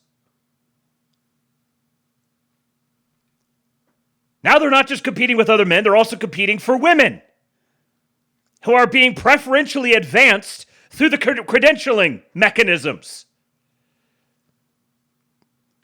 No, it's just because you're not shaking the McDonald's manager's hand hard enough or something. Getting young people in the workforce is critical to solving so many of our societal problems. How can tuition, groceries, healthcare, and housing be affordable when so many aren't earning a paycheck? What a good fucking question, Stephen Moore! How can tuition, groceries, healthcare, and housing be affordable when so many aren't earning a paycheck? Solving this problem will require a societal cultural shift. You think? No kidding. That's very true. A shift away from your worldview. Slosher. I hate these containment fags like Stephen Moore and James Lindsay. They refuse to address the issues Gen Z is facing. In fact, they call them woke right. Just work harder. No wonder they're listening to Nick. This is exactly my point. In a world of Stephen Moores, the rise of a Nick Fuentes is inevitable. Parents need to encourage their high school and especially college kids to be working 10 to 20 hours a week. Watching TV and playing video games or even being a bookworm is no path to success. You fucking boomer! Even being a bookworm in high school is no path to success. It's the video games. That's what it is. That's why they don't have jobs. It's because of the video games. Ignoring the fact that there's a whole bunch of people who have a job playing video games. Our labor laws at the federal and state levels have done a great disservice by keeping teens out of the workforce. Child labor laws and minimum wage requirements keep young people out of the labor market. The solution to 20s and 30-year-olds not having jobs is we need to repeal child labor laws.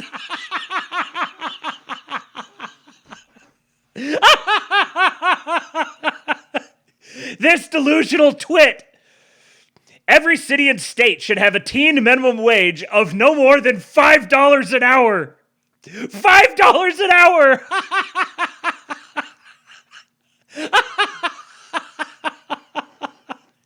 That's not a minimum wage. That's a maximum wage. No more than $5 an hour. Yes, go get your 18-year-old. Or I guess if it's teen minimum wage, where are you going to cut that off? An 18-year-old's going to make $5 an hour? Like, you might have a hard time getting a 12-year-old to work for $5 an hour now.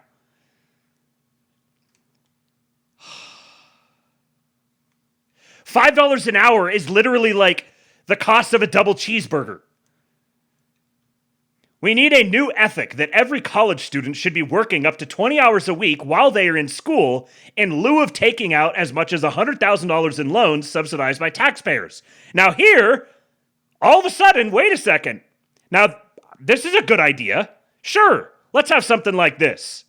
We can tweak some things around the edges. But yeah, work-study programs?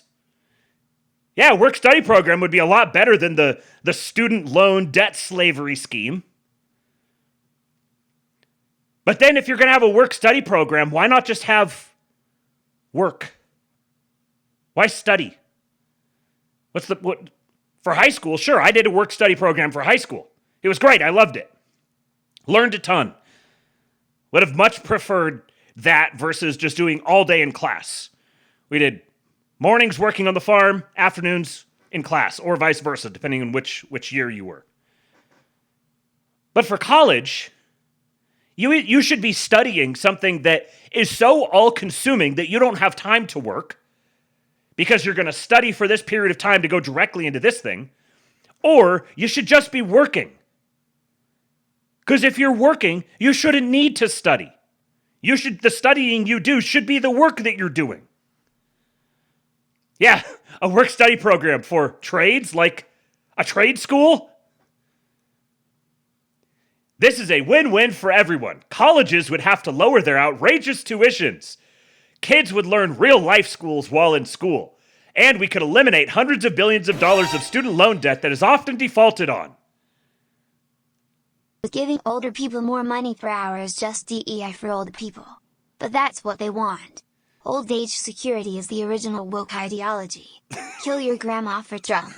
The day of the pillow cannot come soon enough. That one boomer. Acceptable lies. Yes, here we've had gas the Jews, kill the poor, tokenize the blacks, and kill your grandma for Trump. This is just the moderate, rational position here. We're just sensible moderates at this chat. Thank you, Base Blaster 1488. You're a patriot. The college student loan program should be eliminated and replaced by a student work program. Or how about just get the student part out altogether and just have a workforce training program? How about that? How about a federally subsidized jobs program for Americans only? How about that? I have long touted the College of the Ozarks model. The tuition is free, but every student pays for college by working 20 hours a week at a job learning life skills. This is great for high school. You do not need this for college. These are some of the most impressive students I've met in my visits to dozens of top universities. I believe it. I believe it. Again, does not need to be for college. Should not be for college. If you have time to work 20 hours a week, what you're doing in college doesn't matter. That 20 hours a week would be better dedicated to doing something more serious in college. If the kids pay for the tuition themselves, they value it far more.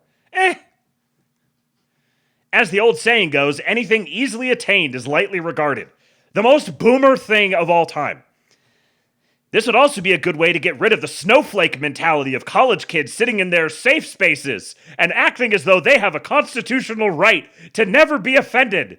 With a job, they will be quickly disabused of that idea the first time they show up for work and get chewed out by their boss. This reminds me of takes that I was hearing in 2015 about wokeness on college campuses and that all these kids, those kids, they're just a bunch of silly goofballs. Just wait until they get out into the workforce.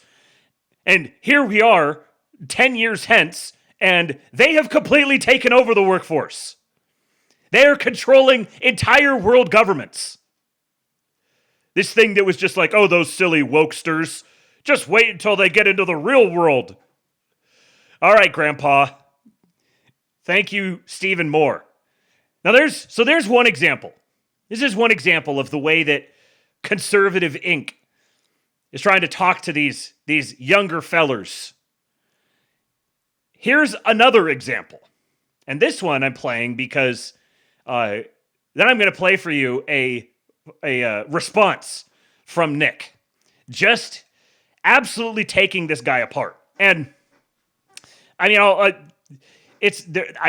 I'm playing this thing here in part because I think it's going to be a little, it's going to divide opinion by and large. But that's what Nick is very, very good at. And it makes him an inevitable force that has to be accounted for. This is Gates Garcia. And literally the only reason why I would click on a video like this is because I watched Nick Fuentes react to what he said, and I was like, okay, I've got to see what the guy was actually saying. Otherwise, I see this. I just turned 37. I'm not a Zoomer. I'm very much not a Zoomer. I see this, and I'm like, yeah, I have no need to watch that. Dear Nick Fuentes followers, I just, Gates Garcia, I've never heard of you before.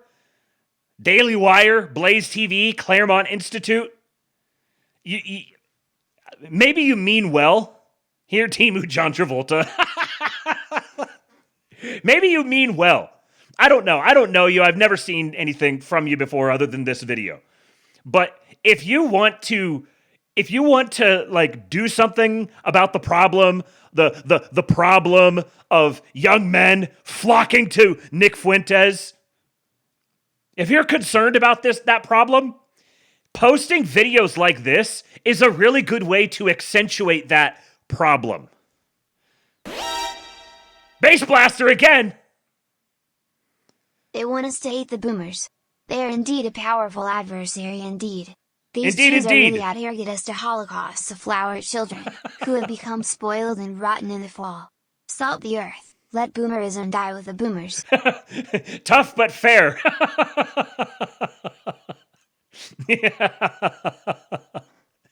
Yeah. Holocausting the flower children. You got away with words, man.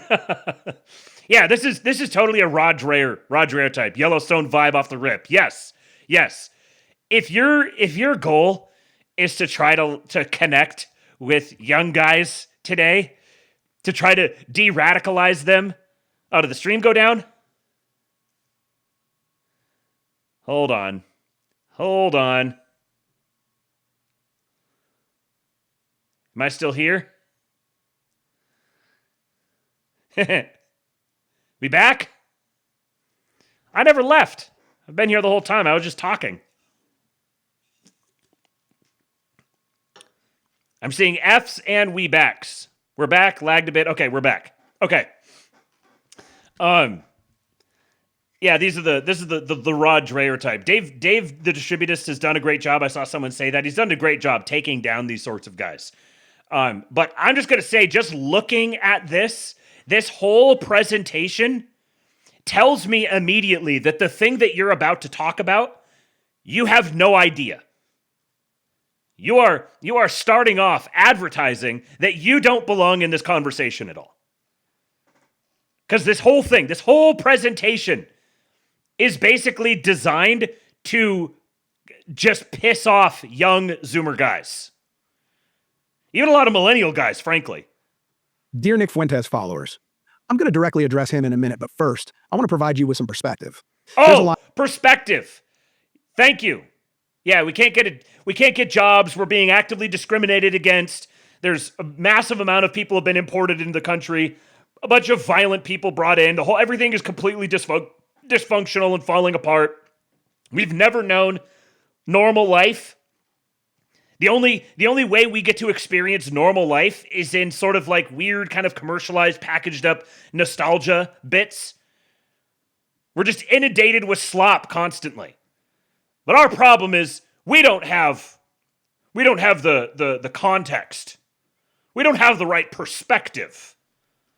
Hey, asshole. If you're trying to make an appeal to someone, you don't lead with, listen, you've just got your head up your ass.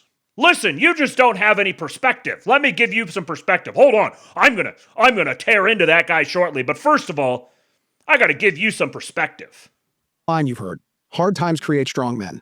Strong men create good times. Good times create weak men. And weak men create hard times. You've posted. Oh, yes. It. You've liked it. I've seen some of you quote it. But there's a difference between knowing that line and living the truth behind it. Because right now, you're part of the generation born in the good times, blessed with comfort, convenience, and endless possibility. You guys have been born in the good times. Everything's great now. Do you realize just how much worse it could be? Now, when you've got a relationship to the people you're talking to, you can frame it that way. I've even talked this way at times in the past in a particular context. You can take this perspective. You can choose to hold this perspective knowing that it's wrong, knowing that you're projecting this out, choosing to filter out everything else. But if you've got a problem of a bunch of young guys who feel like nobody listens to them, nobody represents them, the entire society is moving more and more toward orbiting around just spitting on them. They're like the whipping boys for the entire society. And you want to lead off by saying, you guys don't realize just how good you got it. And in that comfort, many of you have grown soft. Not because you're bad, not because you're doomed, but because comfort is a thief.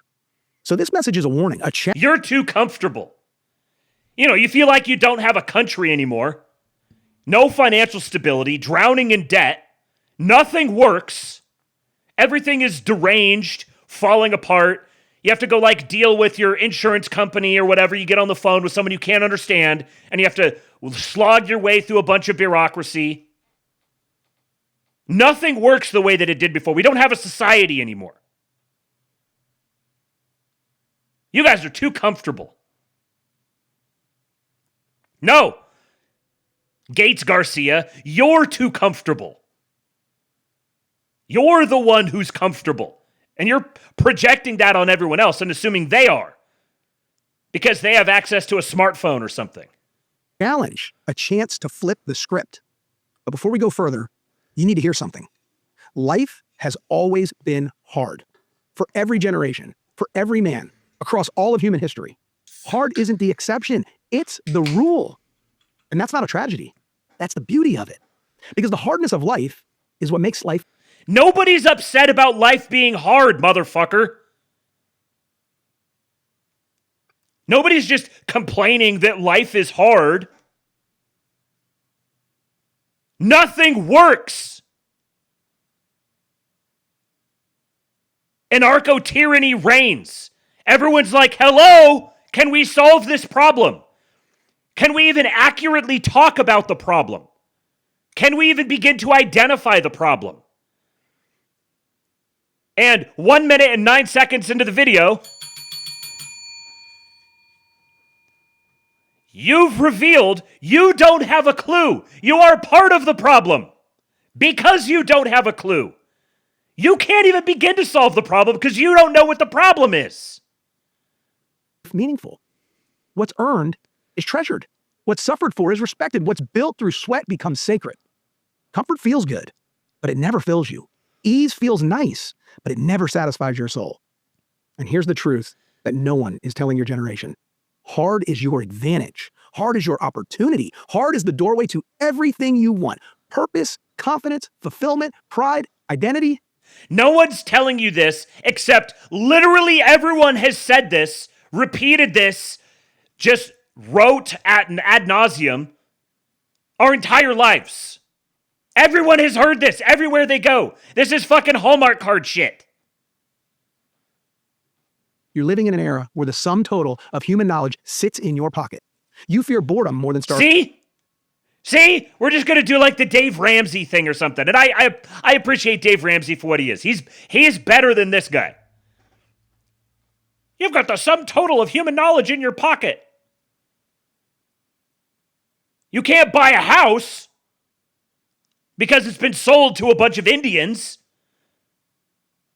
who are getting $100,000 of federal benefits pumped into them every single year. Private equity is engaged in a bunch of price-fixing schemes to drive up the cost of housing while interest rates are high. But don't worry, you've got a phone. Again, this can be good advice if you're like, I don't know, Alex Hormozy. And you're delivering just relentless, nonstop value, showing people exactly how to use that phone to overcome anything. That's great. You're fucking bald guy nobody knows who's targeting this at Nick Fuentes followers. So you're suggesting this as a solution to political problems. No, the Zoomers recognize that all of these solutions are all fine and great, but they don't solve the problem of the country falling off into the ocean. Me being able to get this great remote job where I can just like travel around anywhere, not be rooted to anything, not care who my neighbors are, just jet set all over the place as a rootless cosmopolitan. Sure, yeah, that's great. But could I have a country? What if I want to settle down somewhere? What if I want to own some land? What if I want to have a quiet, stable, peaceful neighborhood that I live in? Is my sum total of knowledge, in sum total of human knowledge in the palm of my hand, is that going to give me a country? Starvation. You've been entertained to death. You've been told to find yourself, not to build yourself. You were told feelings matter more than duty. You were told you deserve comfort without earning it. These are blessings. But blessings without struggle become curses quickly. There is a particular class of people who have had that said to them. You know who that class of people does not overlap with whatsoever? Nick Fuentes followers. This dude has never even talked to a Nick Fuentes follower. He doesn't even have a category in his mind for Nick Fuentes follower. He's just like, oh, young person.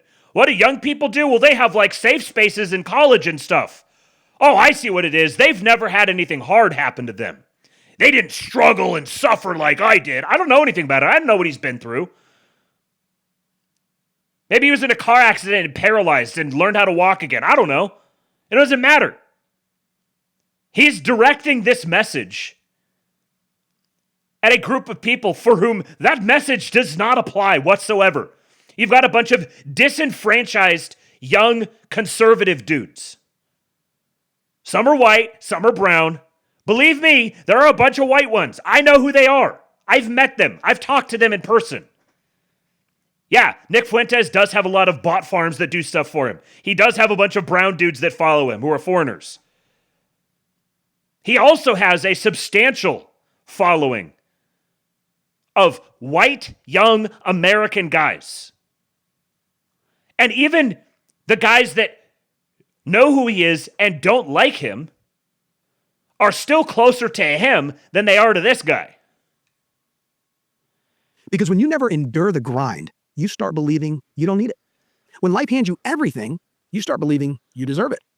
When you've never earned a victory, you don't value one. That's how good times create weak men. And that's why you've been given everything. Everything except for a country. Everything except for a stable society. Everything except for economic opportunity. You have been formally discriminated against across all institutions as a matter of explicit policy because you're a straight Christian man. But you've just been given everything. So many young men today feel empty because meaning isn't found in comfort, it's found in earning. Let's talk about the men who built your freedoms. You've literally not been, the guys he's talking to have literally been not allowed. It's been made illegal for them to earn things the traditional way across a bunch of domains. The sum total of human knowledge. Unfortunately, no one has the knowledge of how to fix my problem. I googled, how do I own a house? Oh, it says I can't. Well, I guess knowledge doesn't mean solutions. Been given everything except for a house and family. Yes. Yeah, I've got the sum total of human knowledge in my palm. And when I do a little digging into it, I find out everyone who came before me completely fucked the entire society up. And it's my job to fix it while they just slap me around constantly. Yeah, we may have just fucked everything up and we got ours and pulled the ladder up behind us. But you guys just have to work harder. It's a struggle session.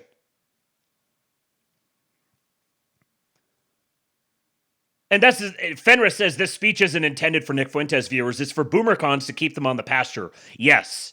And Nick Fuentes viewers can understand that intuitively, literally just looking at the composition of this screenshot right here. This is all that you would need. You guys knew exactly what was going to be said in this video when I started playing it. All you had to do was just look at it. Which makes it all the more enraging. So you're going to condescendingly pander and chastise me while not even talking to me. You don't even have the dignity to talk to me. Men who didn't wait for comfort. Men who didn't wait for validation. Men who didn't wait for perfection. Men who earned their place in history. Pay attention to their ages.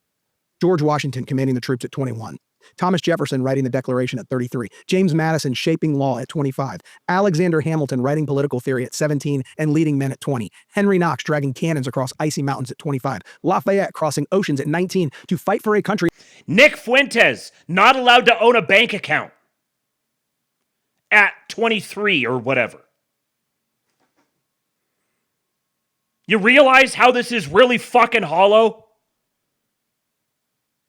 You guys are banned from polite society as adult men where we who are ostensibly on the same side as you are going to participate in keeping you banned, and then we're going to smugly talk about how underdeveloped you are.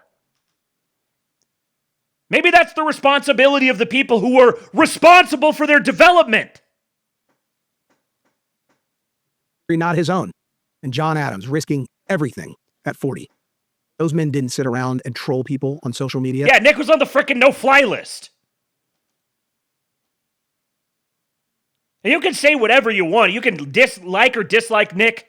I'm hot and cold on him constantly, but I recognize what he is and what he's doing. And I see him as an asset for that reason, as long as he doesn't fuck it up. But in no circumstances is it like a coherent society if someone like fucking Nick Fuentes is getting banned off the internet, put on the fucking no-fly list, and not allowed to have a bank account. This is like beyond the pale. Like glaring neon signs, a whole bunch of stuff has gone wrong for us to get to this point. Those men didn't call people names like boys do in middle school. Those men were strong. Not because they didn't call people names. You call people names. You're not allowed to have a bank account, but you called people names. Life was easy, but because life was hard. Hard times didn't just test them. Hard times transformed them. And yet, look around today. Men who spend more time scrolling than sweating. Men who know more playlists than principles. Men whose biggest struggle is their phone battery. That's a good point, Slutty Milk. Is this guy advocating white men do a violent revolution to exercise their agency? Because that's what it is.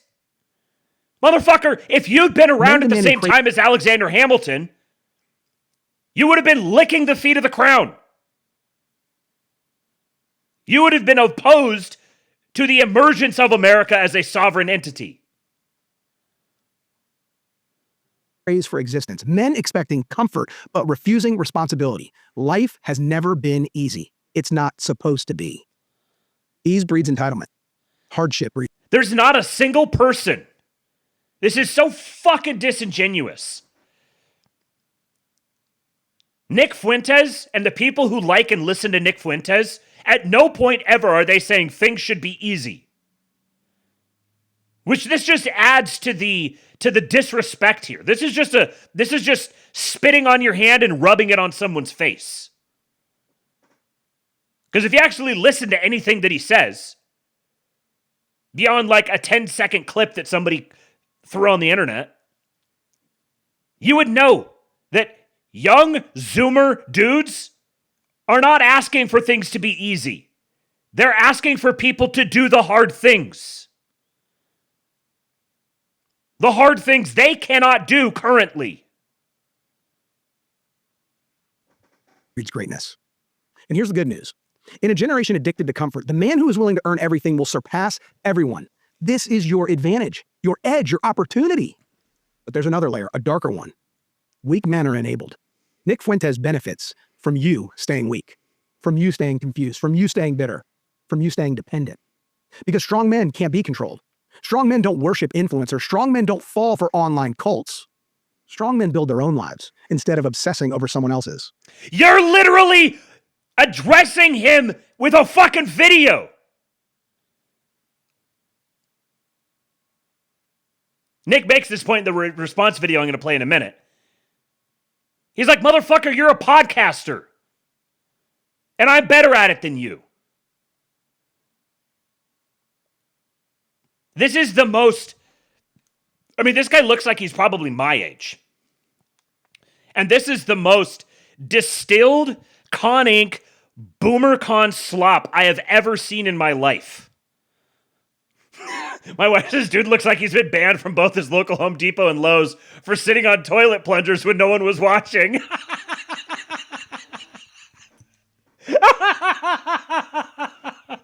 I can see it.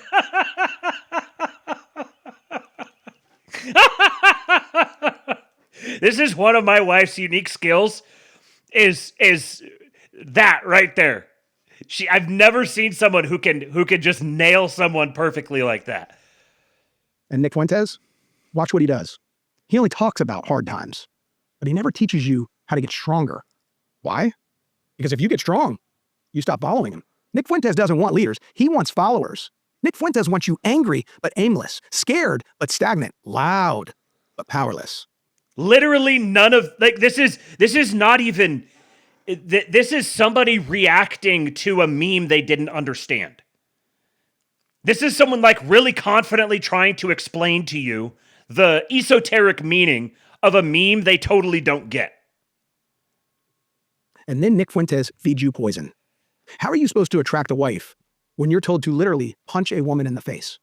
How are you supposed to be motivated to date? Okay, I'm going to let this play out because then I'm just going to play Nick's response because it's, yeah. This is, just to be clear, it should be, I don't know if you still have children listening at this point. You probably aren't going to want to have kids listening to the Nick clip. I'll just say that. I don't think people necessarily have a lot of kids that listen to the Labe, but if you do, just fair warning. Date. When you're told dating women is gay, wake up. No real man believes this. No real man behaves like this. No real man takes life advice from someone intentionally avoiding building a life of his own. And the most twisted part, Nick panics about foreigners outnumbering Americans, panics about preserving the nation, panics about the future of our people while pushing everything that prevents you from starting a family, having children, and building the next generation. It's a trap, and it's intentional. It's destroying young men from the inside out because the cycle is repeating. That's a good point. Hot Lava Hawkins on X said that's the syntax that ChatGPT uses. And that's the thing here is this guy is very obviously reading off a script. He wrote out a script and he's reading it to respond to the guy who does extensive off-the-dome monologues for hours, multiple times a week. He's going to write a script for a fucking 6.5-minute video. Weakness leads to decline. Decline leads to crisis. Crisis demands strength. Your generation could...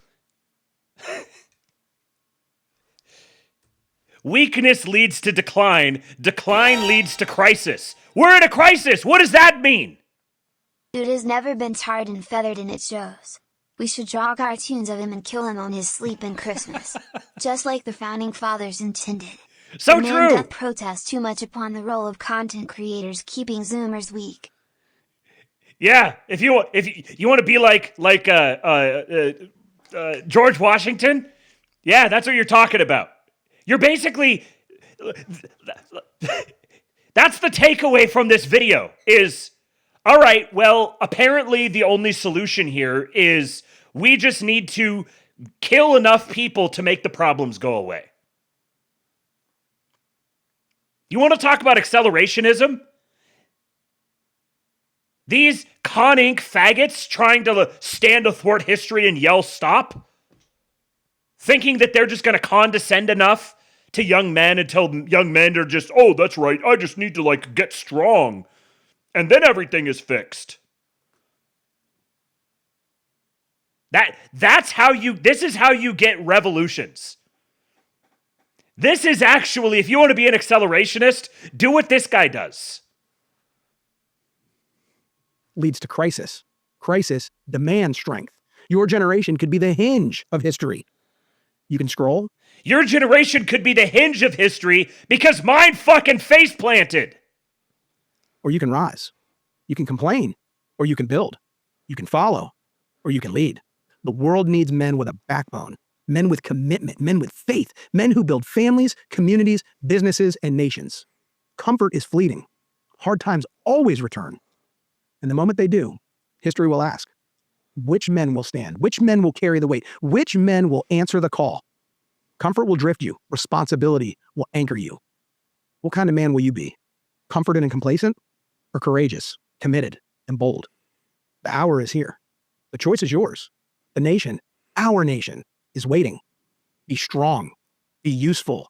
Be men. And let history remember you for what you built, not what you consumed. Oh, yeah! Oh, my God.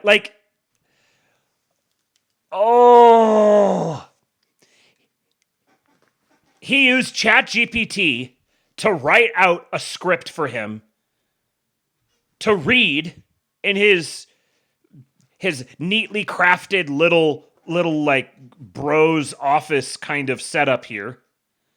And you could tell just how proud he was. Man, I'm cooking with this. Yeah, this is a real human being. This is a real person. Like, this dude went home and mowed his lawn and like thought about that great thing. I wonder how many young guys I'm gonna reach with that. Bro. See, I think he's sincere. I think he's sincere. I think he's just comprehensively deluded. Completely out of touch. Asleep at the wheel. This is the absolute state of establishment conservatism. Just completely asleep at the wheel. He's like zonked off in a K-hole with his head to the side, drooling as the car veers off the bridge. Goes home to his girlfriend who's a fag fruit fly and watches the Grammys. Zing! I see what you did there. Okay, so here is Nick's response to him. And you guys could probably imagine, if you've watched any of Nick, you could probably imagine just how much, like, see, I think there's a lot of stuff that Nick says here that I'm like, I want to argue with that. And I think that there's a place to argue with it, but it's also like, there's a time and a place to argue this stuff. And then there's just recognizing the absolute state of young men today. Bass Blaster. I fucking hate Con Incorporated, Matt. God kill him. I mean it, I'm coming to the States to commit an act of terrorism and he's gonna be the note. I didn't say on the note. My great work shall be writ in the gore of my enemies. Their entrails my fleshy apotheosis. JK. We're getting an artistic performance tonight, man. This is beautiful. Keep them coming. I love that I'm getting paid for all of this as well. This is there is no one who can Fed post like this beloved Leaf. Hot Lava Hawkins on X says, "You're not just ranting, you're doing sacred work. Would you like me to provide a list of masculine hobbies?" You're right. I bet this is gonna cook. Live support on Plugger said, would this even be normie tier? Seems like normies are more keyed in than this guy. Honestly, really, yeah. Like, even the normies have gotten to the point where I think they would see this and be kind of like, yeah, that's good. Like, that's like nice boilerplate, youth pastor slop. This is good. Like, this is like straight out of 2004 youth pastor culture. And it's like, if you take the words at face value, it's not like the words are wrong necessarily. It's just they're totally oblivious of the context. They're totally misplaced.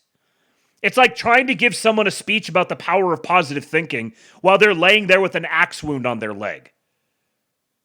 Yeah, I understand the power of the human mind, and if I really focus, I could like overcome the pain and like press through it, and I could go, it's great to have stories of the guy who like chopped into his own leg and then drove himself to the hospital and didn't pass out and all of that. Like, that's great.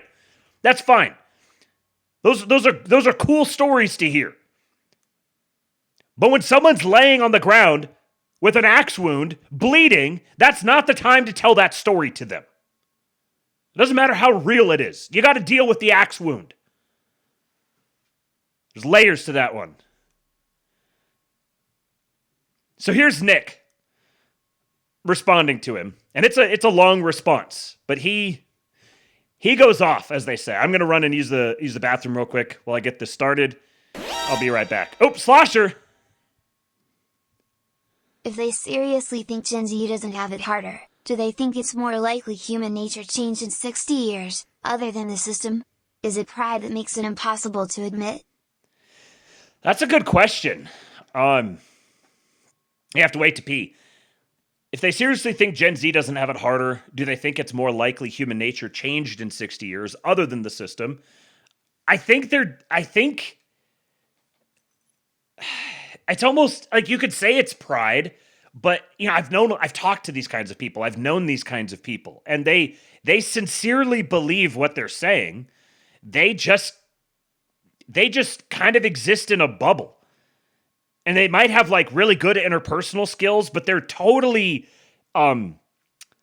they don't have any sort of intuitive understanding for other people's perspectives or for like tracking anything that's not immediately in their frame of view. So they just use all this like kind of hokey, like bumper sticker slogan, boilerplate, shorthand to just kind of approximate everything else. That's just all the stuff out there.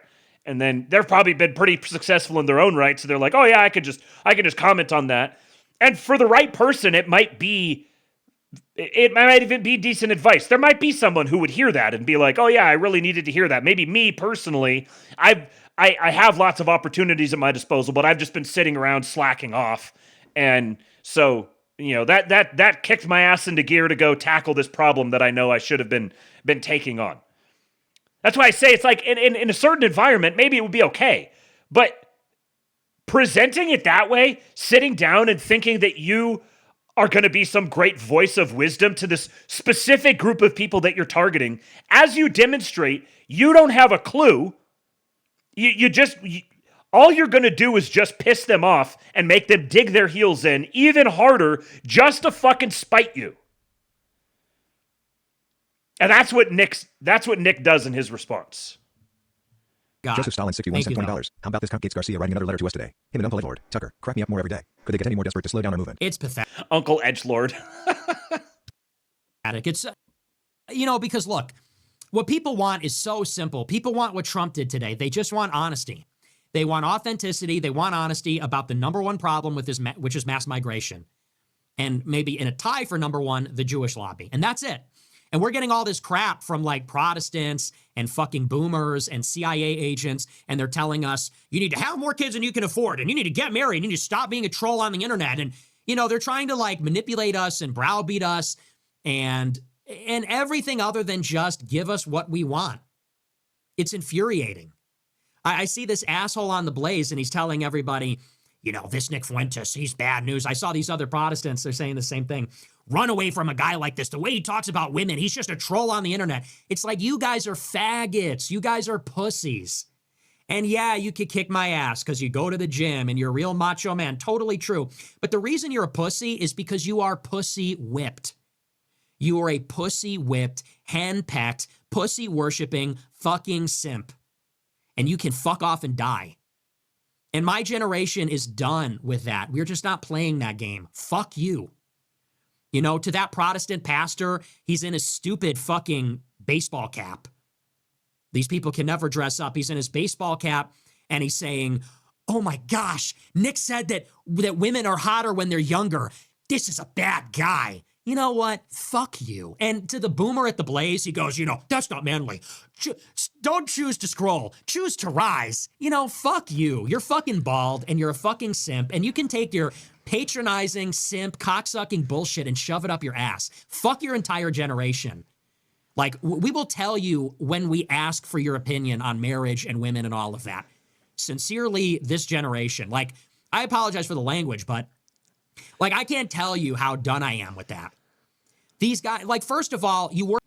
I was thinking while I was taking a leak that like, I'm not a Zoomer. I'm very much millennial, and things have changed pretty significantly since I came through the, late teens into your 20s kind of period of time.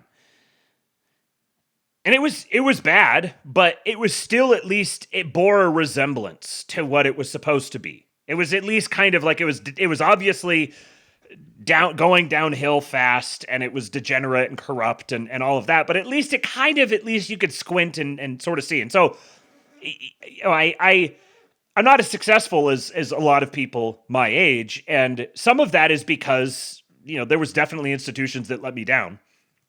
But it was also because I just made a bunch of bad choices myself. And I've had to come to grips with that and own them and just kind of grit my teeth and just plow through and accept the consequences of my own actions. But I know that there's the guys, especially young white Christian men who are, like maybe 6 to 10 years and more younger than me, have it just so much worse than I did. And It's not like there is a place for saying that men don't need to be told, oh, you have it so bad, it's so hard on you, poor little thing. Like, men need to have get off your ass and go get shit done because you have no alternative. Like, they need to get that message. But you can't simultaneously block them out and also condescend and just chastise them for being soft. You can't do both of these things at the same time. This is how you get a bunch of disenchanted, radicalized young men who are ready to just fuck shit up. They don't care anymore. This is the vengeful son. This is how you get the vengeful son.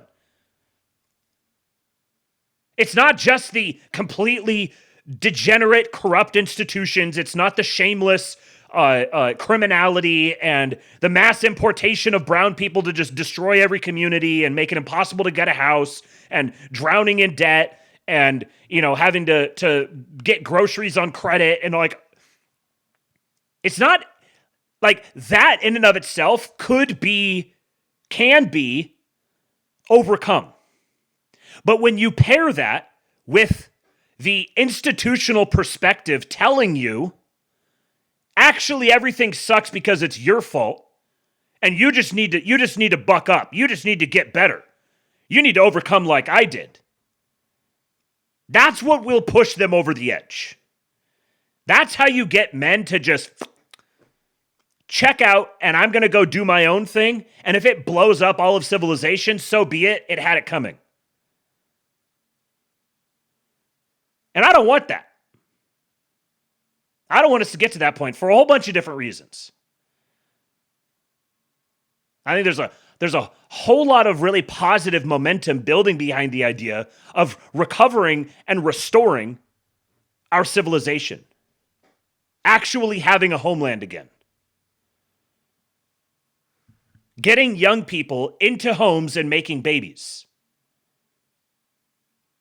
But part of that requires reckoning with the fact that Nick, in this rant here, is speaking for a substantial and growing portion of young men, and the answer is not just castigating them or arguing with them, niggling with them at terms in the argument and debating and everything. We're past the debates. Now is the time for action. And if you've got a bunch of disenfranchised young men who are agitating for the people who can't do shit to do shit productively, then just telling them, hey, go do some shit. Everything's fine. It's great. It's never been this good. I don't know what's wrong with you. That is going to achieve the exact opposite of what you want. Work for Glenn Beck. Let's start there. Let's start with the obvious, which is this is diversionary bullshit, okay? We have Jewish oligarchs that are raping the country. It's not an exaggeration. It's not my imagination. They just held their meeting. It's called the World Jewish Congress. And they went there talking about passing anti-Semitism laws because too many people are criticizing Israel. They're shutting down Harvard. They're shutting down Yale. They're shutting down ISI. They're shutting down Heritage, Tucker Carlson, TikTok, because people are criticizing Israel.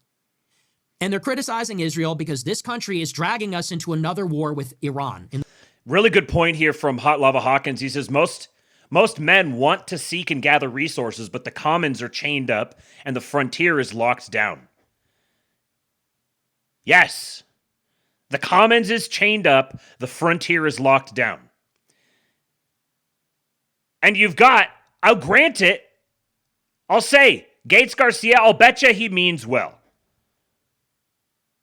I'll just assume good faith here. I'll betcha that he means well. But you know what you're doing with this kind of video? You're henpecking. You're nagging. That's what that video is. This video is part of the chaining down the comments. No. You can't listen to that guy. He says yucky things. Don't let your mind be filled up with yucky things. You just need to go do some hard stuff and everything will get better again. Don't worry about what everyone else is doing. Don't get in our way. Don't mess up our thing. Just go strike out and do your own thing. No, not that. No, no, no, no, no, you can't do that either. One cannot overestimate the brain-rotting boob tube. For all the will-denying slop on the internet, realize that TV even got rid of any choice. These people are impressed by one-liners. They live by the line, if I wanted your opinion I would give it you. Yes, and also I just realized I didn't get this one. Yes, Slasher, they cannot admit people have it harder. In fact, basically everyone is actually retarded and cannot think outside of their own memeplex. They want to keep what they have and not try too hard to keep us in line. Just prepare for the filter. Yeah, most people can't think outside their own memeplex.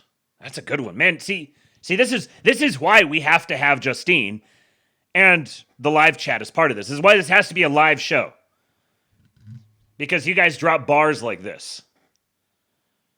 Austin Tree says, "Explain the chaining down the commons quote, please." Well, the commons is like the central area where everyone gathers and exchanges resources and information and data and has like public discussions about society and it was like the central town square.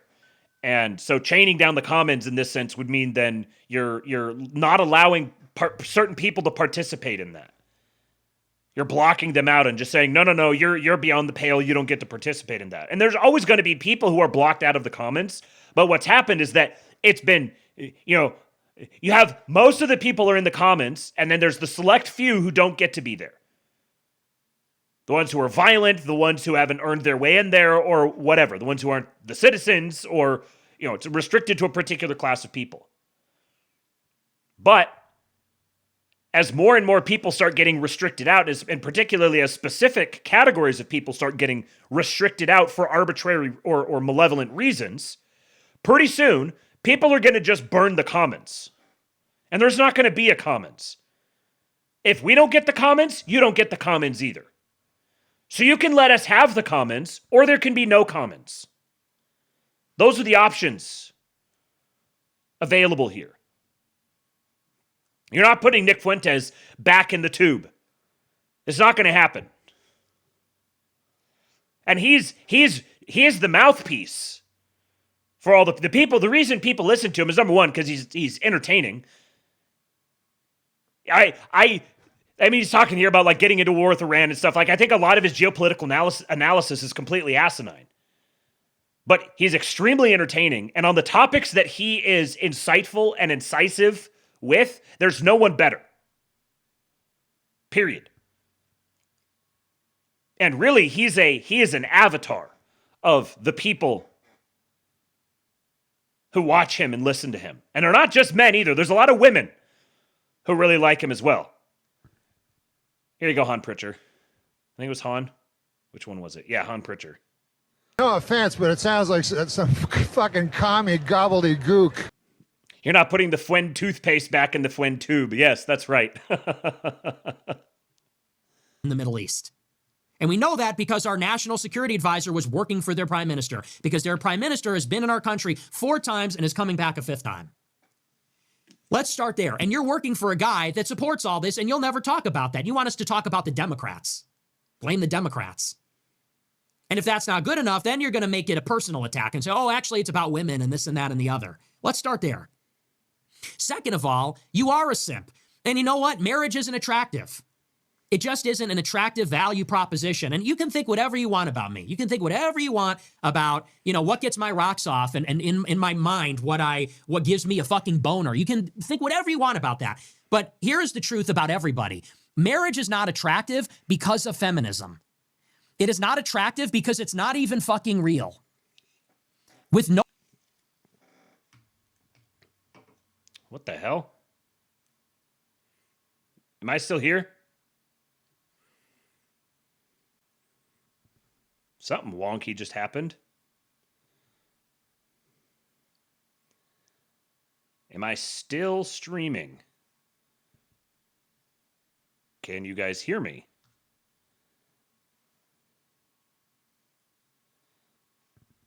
I don't even think the chat's coming through. Everything went down.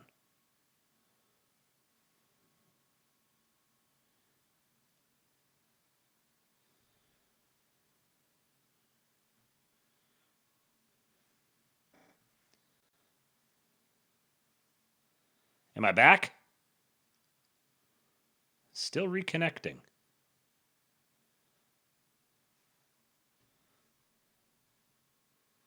Oh, okay, there's some chats. Can you guys hear me? God damn it. Hang on. Ugh. Technology's screwing with me. Am I back? Chats are coming back through. We're back. Okay. Let me refresh. I don't know what happened, but I think the internet just completely disconnected or something like that. But also, all of my screens flashed. They all went dark and then popped back up again. iPad got disconnected. That was weird. So you guys can hear me now, just to be clear. I want to make sure that you can hear me before we get going again. Kick pushed out an update. Now maybe that was, I don't know why that would interrupt the stream. Loud and clear. Okay, good. All right, well, sorry about all that. I don't know if it fucked up the stuff on the Twitter stream. So let me double check. Nope, looks like we're still going over on X. Okay. Very, very weird. Kick update already happened on my end. Okay. Yeah, build a challenge that works. Challenge. Build a platform that works. Challenge. Impossible. Yeah. Spudrucka says, instead of "we back," I typoed and used a slur for Mexican moist behind. I think Kick will probably block that one, I would guess. All right. Let me just come back here, make sure this video is going to play. Not attractive because it's not even fucking real. With no-fault divorce, marriage is not even real. And everybody knows that. If a woman can dissolve the marriage because she feels like it and take half your stuff and your kids, then marriage is not real. That's a big problem. And there's no answer for that, actually. What's the answer to that? Get married young, have more kids than you can afford. Okay, and what happens 5 years down the line when she wants to make your kids transgender? Like what happened to James Younger. What happens then? What's the answer then, tough guy? What happens 10 years down the line when her parents die and she goes crazy and she wants a divorce and she takes half your shit and your kids? And you built a life with her and you're 30 and now you got to pay child support. What then? What's the answer then? And they want to wish that all away. They want to pretend like that doesn't exist. They want to pretend like women are not totally altered by feminism. They want to pretend like the social fabric has not been altered by feminism, but it has. And so to these guys like him and these Protestants and Tucker, it's like you grew up in a different world and you're just not a serious person. They want to pretend like the obligation is on the men when the social fabric has completely been altered and it's been altered by government policy. Okay, no-fault divorce is a policy of the state. They'll take your kids. They'll take your fucking money. They'll take your income. They'll make you want to kill yourself. They'll take your kids and make them transgender. They'll take your kids and just they'll turn the kids against the dad. It happens all the time, and it's more common than you think, and it drives men to suicide and drug addiction. And they want to say, well, so what? Well, so what? That we got to change that. How do we change that? Politics. Politics. You change that with politics. These are policy decisions. Okay? Do you know that feminism is being subsidized? Feminism is being subsidized by welfare. Women are able to live these lifestyles because of welfare, because of affirmative action, because of government programs, because of because of ESG, all these different things, because of various Supreme Court decisions. So, and here's the thing. There's a pause screen for you. This is one of the continual arcs here is what is the pause screen going to be? So this is an example of what I was referring to back with the Gates asshole, Gates Garcia, whatever his name is. Gaping Garcia. What he's describing here is, and he'll say in a minute, he's like, you still got to get married anyways. Like, obviously, you still got to get married, you still got to make babies. But this factor here that has been introduced, that has massively degraded the social fabric, this has to be a factor that is considered. It can't just be, just kind of whatever, just shrug about it.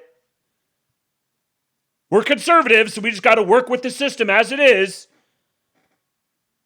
You can't say that on one hand, and then on the other hand be like, you just got to pick yourself up by your bootstraps. Because you're not going to pick yourself up by your bootstraps out of that reality. That's going to continue to be a reality. And if I'm going to pick myself up by my bootstraps, me speaking as the young Zoomer guy, then you, old boomer retard, you're going to agree that we need to address the problems of no-fault divorce and family courts being skewed heavily against men and all of this welfare that's just handed out to incentivize women to marry the state. So while I'm picking myself up by my bootstraps, how about you get to work? You with all the success and the accomplishment and the money and the power and all of that. How about you demonstrate that you've got some buy-in on this as well, and it's not just pulling up the ladder behind you? No, we have to change society, and you change society by changing the government. That means you need the most intelligent and talented and sophisticated people to get in power and change things. And then those changes will have ramifications across society. Now, I'm not saying you got... So, you need the competent, intelligent, high-value people to get into positions of power and make these positive changes. You, Gates Garcia, are going to try to gatekeep me and say, hey, all you young men, don't listen to him. You should listen to me instead. I'm the one who should have the power to control what you think. Don't go join that cult. I should be the one who's in power, who determines what you think. And I am performatively demonstrating that I won't address the problems. I wish I still had my bootstraps. I had to sell them off so I could get my state-mandated vegan breakfast. This is the most, what would you say, like the most free and stable Canadian? Had to sell his bootstraps to get a state-mandated vegan breakfast. Logan says, your boots had straps?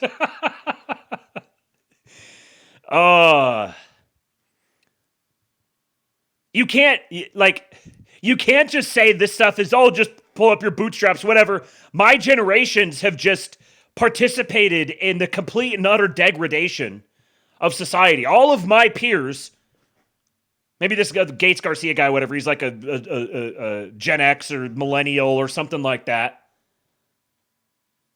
So he kind of inherited all of this stuff, and then all of his peers, they all just kind of just accepted this system for what it is, passively allowed it to happen, even participated in it, and then want to turn around and say, we're going to tell you all the things you need to do. No, how about you don't act like you're at the mountaintop? You've summited it, and you're just going to sit up there and preach at us from a peanut gallery. How about you actually dedicate your time to solving these problems instead of looking down your nose at us? Gotta wait until that to get married, but these assholes, they want to, and it literally is coming from these stupid bitches in their lives. Because of their precious daughters and because of their sweetum, darling wife, they want to come to all the young men and enslave them too. And honestly, even without all that, this has been going on for 200 years, okay? This has been going on for 200, 300 years. And honestly, this whole wife guy thing, it's just got to stop. And I know that's never going to be a popular position. Frankly, I don't care. It's never going to be a popular position to be against the wife guys. But, let's just say this. Schopenhauer was right about women. Let's just say that much. Schopenhauer. I will say, like I said earlier, I said I am an out of the closet wife guy. I am. And also, I think he's on to something. Schopenhauer was right about women. Okay. And I just have no respect for wife guys. You will never, these faggots will never convince me that real masculinity is being a provider for your wife. You'll never convince me of that. And it does, you can say whatever you want about me until the day that I die. You will never convince me of what they say, which is, a real man. I saw one of these guys, he said, real masculinity is holding your newborn and crying, praying to God that everything's going to be okay. That's a real thing I saw from one of these people, and that's like a verbatim quote. He said, you know what, Groypers? Real masculinity is holding your newborn in the middle of the night, crying, praying to God that everything's gonna be okay. I said, are you fucking kidding me? That's a domestic scene. That's literally what a woman does. That's a definition of femininity. A mother clutches the newborn, crying, praying for the future. That's a mother's job. What, were you breastfeeding your newborn too? Were you breastfeeding your kid? Were you rocking the kid and breastfeeding it while you're crying? I mean, for the love of everything that is good. Like, men have been so fucking mind raped by women. It's not even funny. Men need to start, like, doing what they feel and being who they are. And stop with this, like, over-socialized, feminized programming that we've gotten from women, where we're being told, like, I was talking to that guy, Tommy G, who was over here. He said, my wife is like a mythical creature. Tucker said, my wife is so mysterious. What? It's insane. Real masculinity is breastfeeding your newborn. Like, okay, you have gone insane. It's like... There's a soundbite clip right there. Real masculinity is breastfeeding your newborn. All right, you've gone insane. Masculinity is... It's insane. Real masculinity is breastfeeding your newborn. Like, okay, you have gone insane. It's like, it's enough it makes you want to convert to Islam, and I don't. But like, Muslims are straight up right about women. The East is... This is funny because he is doing this just off the dome. There's no notes. He's replying to a super chat. Somebody sent him a question.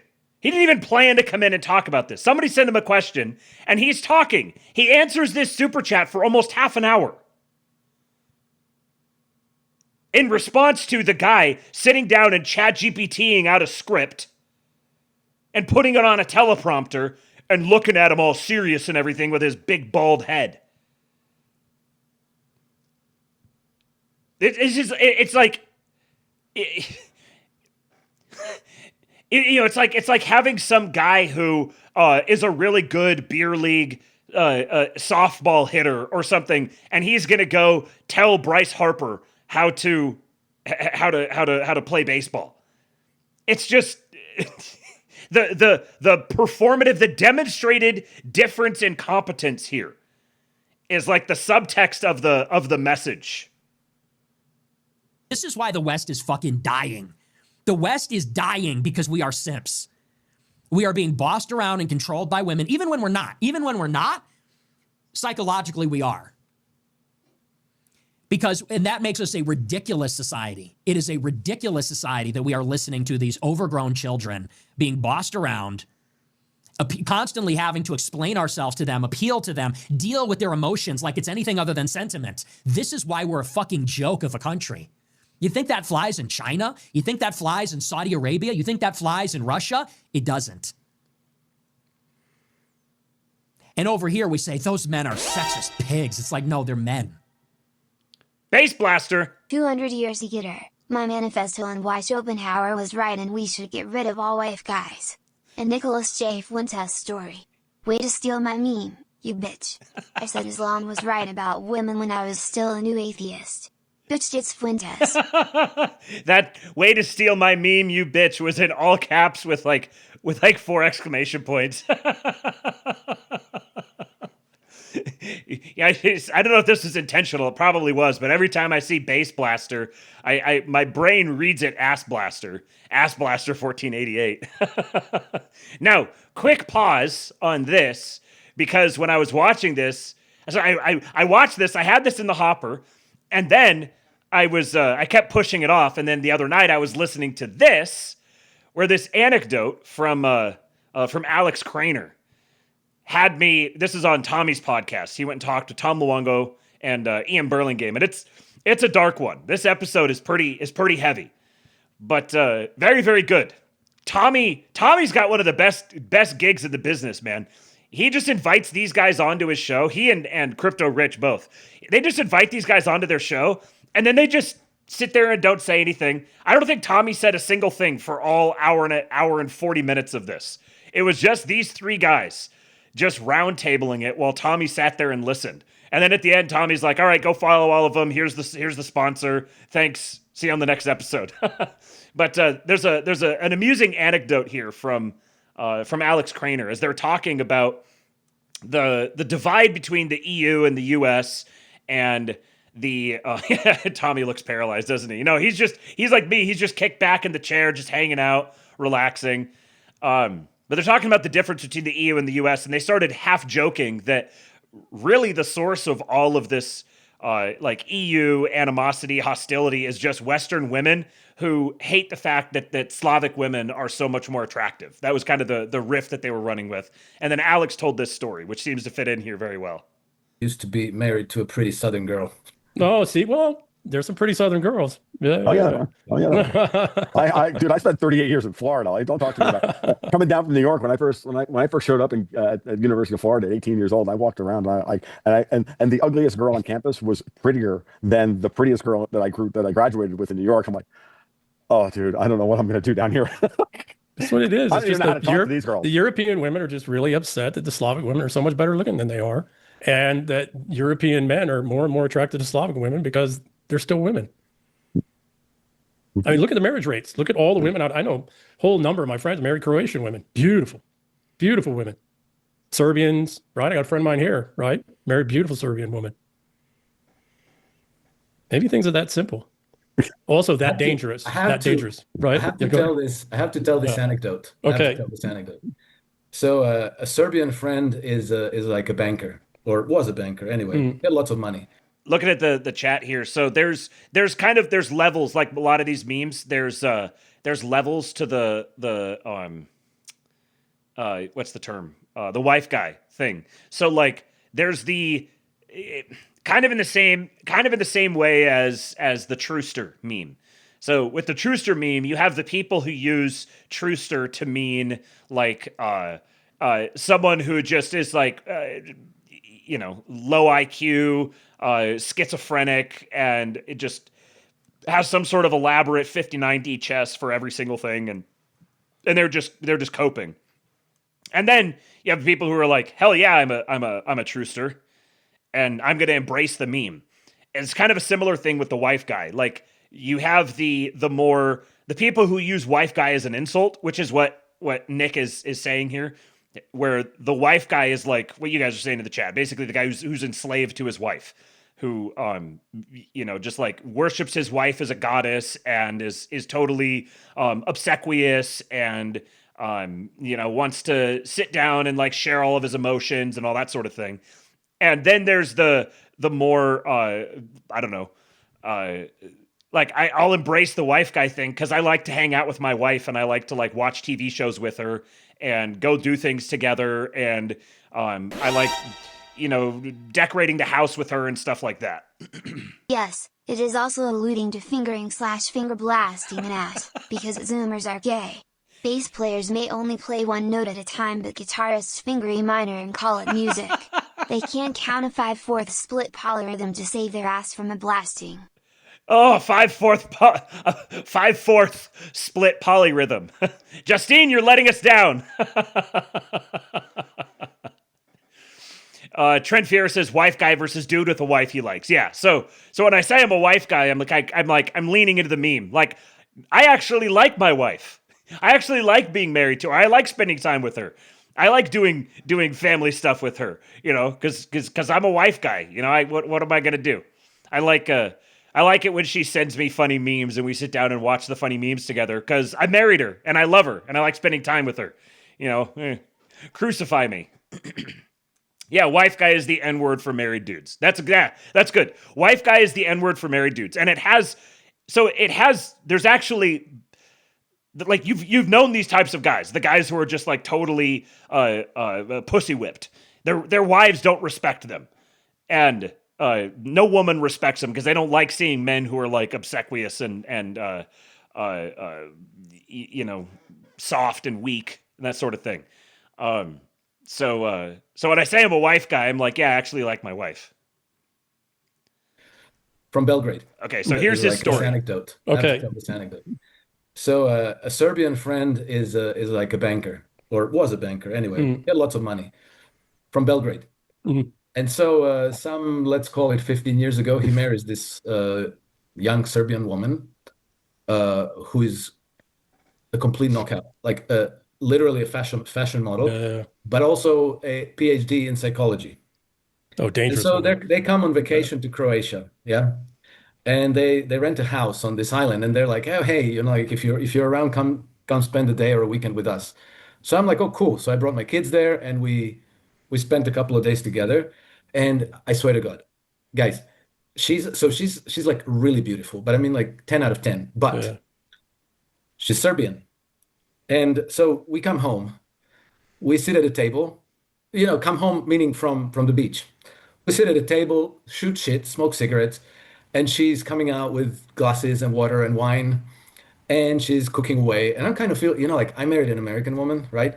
So I'm kind of like, well, shit, you know, like maybe we need to help her a little bit. And the guy's going like, no, don't worry about it. Just sit down and enjoy. And so she comes, she starts serving food. And I'm like, hold on, let me help you. And she's like, no. You the man, you sit here and you enjoy yourself. I'll be bringing the food. So I was there with my two boys who were very little at the time. They were toddlers. She like served us drinks. She served us food. She took all the food away. I do not like my wife, but I'm still a wife guy. My life is hell. Wife guy is a slur, wife guy is a slur, wife guy is a slur, wife guy is a slur, wife guy is a slur, wife guy is a slur. Nee Indians. Hoo ha ha ha whoa oh.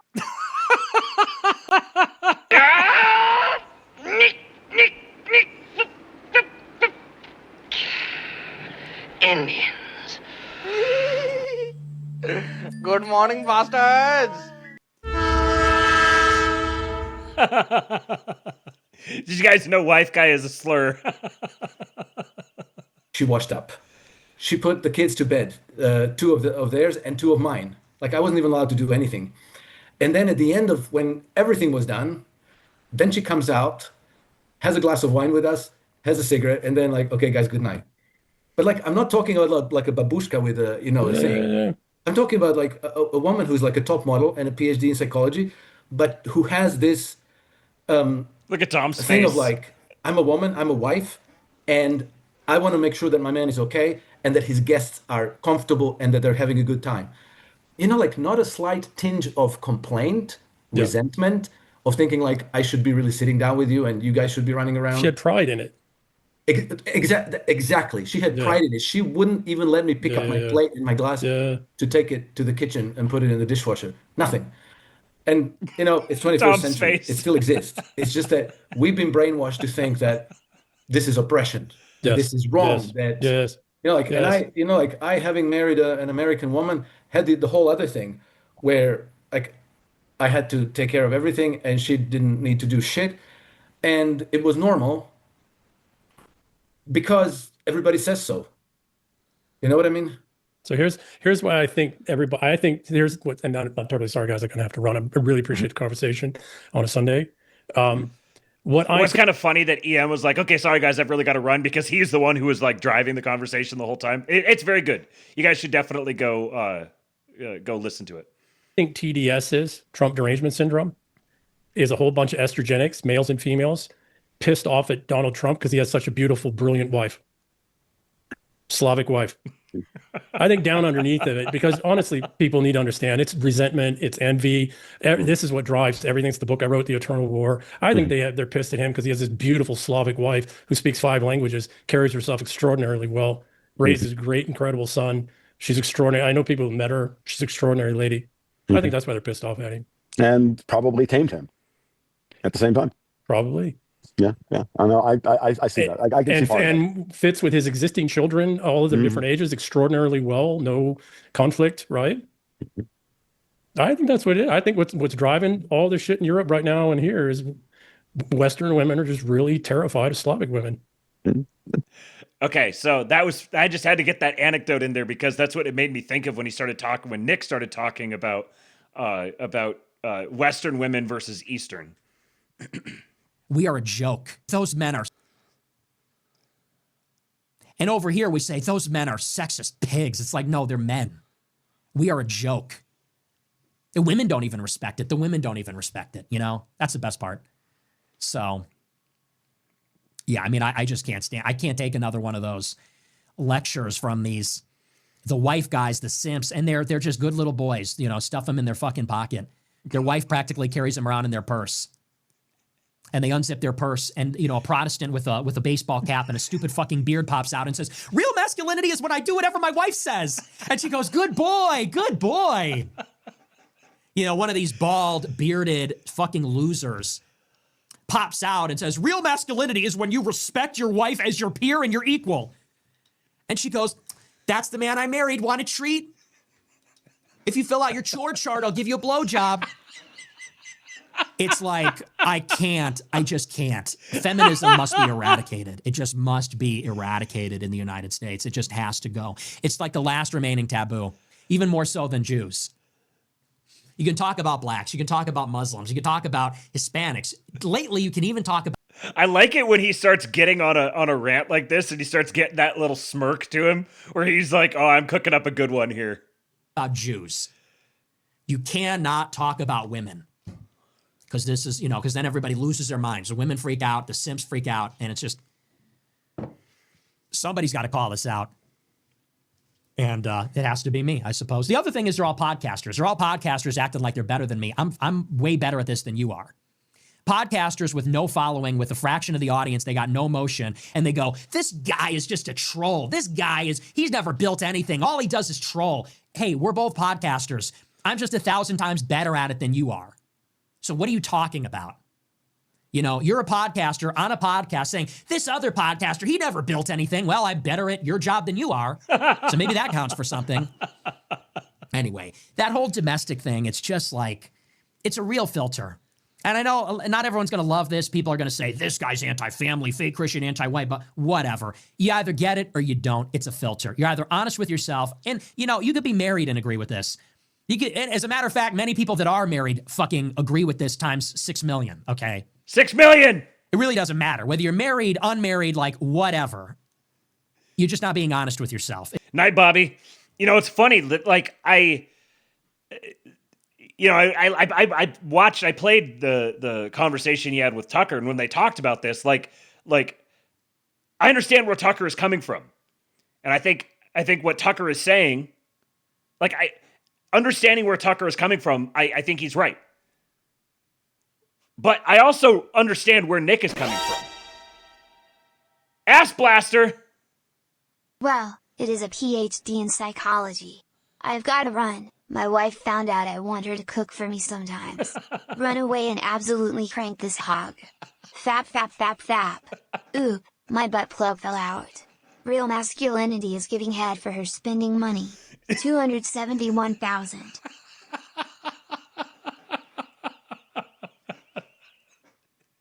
Ah!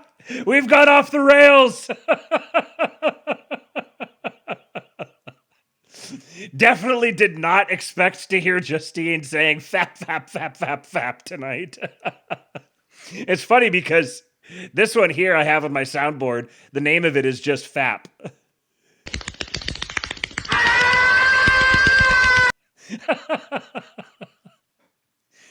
If you don't agree with this, it's or you're gay, or you're just a pussy. But this is a filter. This is like the filter of all time.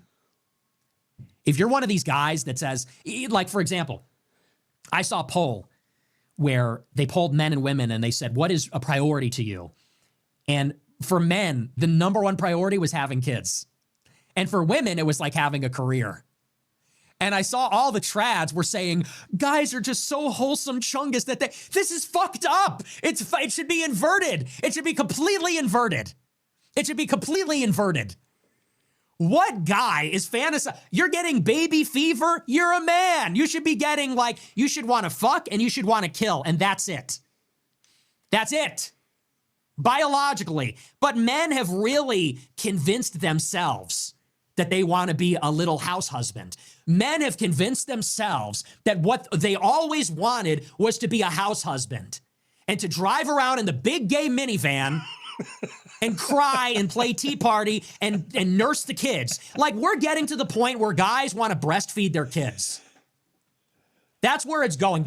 I predict that's the next barrier we're going to cross. We've already been there.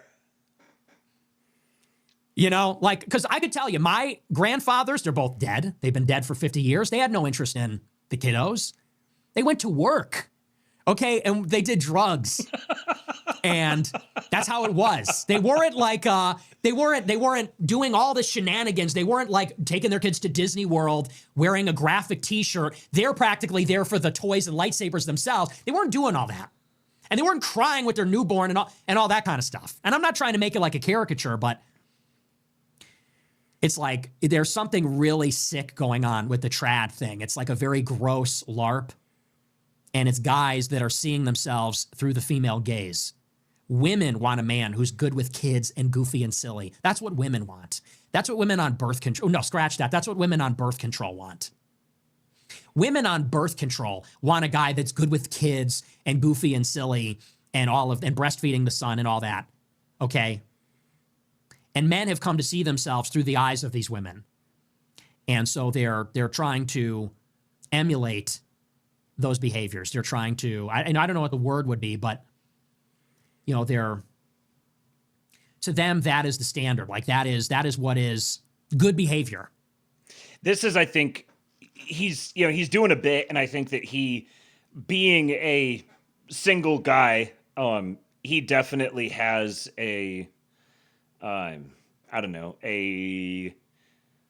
suspect when he's a little older that he's going to moderate on this a little bit, but I think that because he is where he is in life, he actually can see something that's actually quite significant here, which is this observation of men taking on the perspective of women with respect to men. And this is part of this is the longhouse. This is the living in the world of the devouring mother. Because it's not that and I don't even think he's necessarily claiming, like, part of this is you understand he overstates himself on this stuff because he's doing it performatively. He's doing it to be entertaining. So he's not saying men shouldn't want to have children. It's that for the men's desire for children is different than women's desire for children. The man does not desire children because he wants to nurture and coddle the child. The man desires children because he wants to fulfill his vision through his children. The man has to be looking above and beyond the child, which is why historically children didn't even really spend time with men until they were like 12. The boys would be raised with the girls until they were old enough to go to work with the men. Yes, men want heirs, and that's a very different thing. So the way that men have been conditioned to want children is the way that women want children. And it's very well documented that when women describe what they want in a man, when they actually have a man who is the way that they described him, they don't like him. This is like, there's been thousands of comedy specials have been launched off of this phenomenon here. That women don't know what they want. And if you ask a woman what she wants and she tells you what she wants, your job as a man is to interpret, is to speak her language and understand what she actually wants. Because if you give her the things she tells you that she wants, she's not going to be satisfied. She actually will respect you less if she has more control over you. She thinks she wants more control over you, but when she gets more control over you, she actually thinks less of you. And this is what it means about women submitting to men. But for a woman to submit to a man, the man has to be worth submitting to. This is absolute bullshit. I only want to kill. Sex needs a woman and women suck. The internalization of the gaze of the other is a very powerful psychological force. I am raising my kids because women drop the ball. They cannot be trusted with my heirs. Yeah. Well, and see, once the boys get to 10 or 12, historically, I don't know, like women historically were beginning to have children in like their mid to late teens. And obviously that has changed. Today, women having children in their mid to late teens I don't care how it used to be in the past, it would probably be very bad as a rule. There will be exceptions to that rule, but by and large, women should not be having children in their mid to late teens now, even though it used to be normal. In a similar way, I don't know if 12 is necessarily the same age for a boy today as what it was before. But there's a reason why there's these things like coming of age ceremonies, where the boys are expected to go do they go through some kind of a ceremony that often involves them having to do some kind of a challenge that's emerged into things like hazing. And they have to overcome, they have to accomplish, they have to reach some sort of threshold, and then they will be brought into the men's land, the men's terrain. And once the boys are brought into the men's terrain, they're going to be relentlessly abused and constantly pushed to their limits. Because this is what men do around other men. And women get uncomfortable when they're with men around other men. As women get older, they get more mature, they settle down, they have their own children, they grow old with a husband. You'll see the older women will start to understand this. That the men have their men's place, and the man's place is not the women's place. And boys have to go from the women's place into the man's place. And if you don't have that coming of age phenomenon, if a boy doesn't grow up aspiring to his father, yearning for his father, trying to get to where his father is, then he won't be wired properly beyond that. And then he has to actually attain it.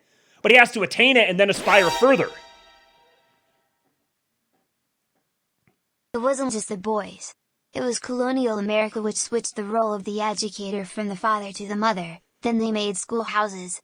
As I've always said, the US has been the problem. Fake and gay, the American way. Knickers get wrecked. Knickers, he said. Or she said. Sorry. She said knickers. Well, yeah, and there's also the change of what educate means as well. But yeah, it used to be professors were men. They weren't women.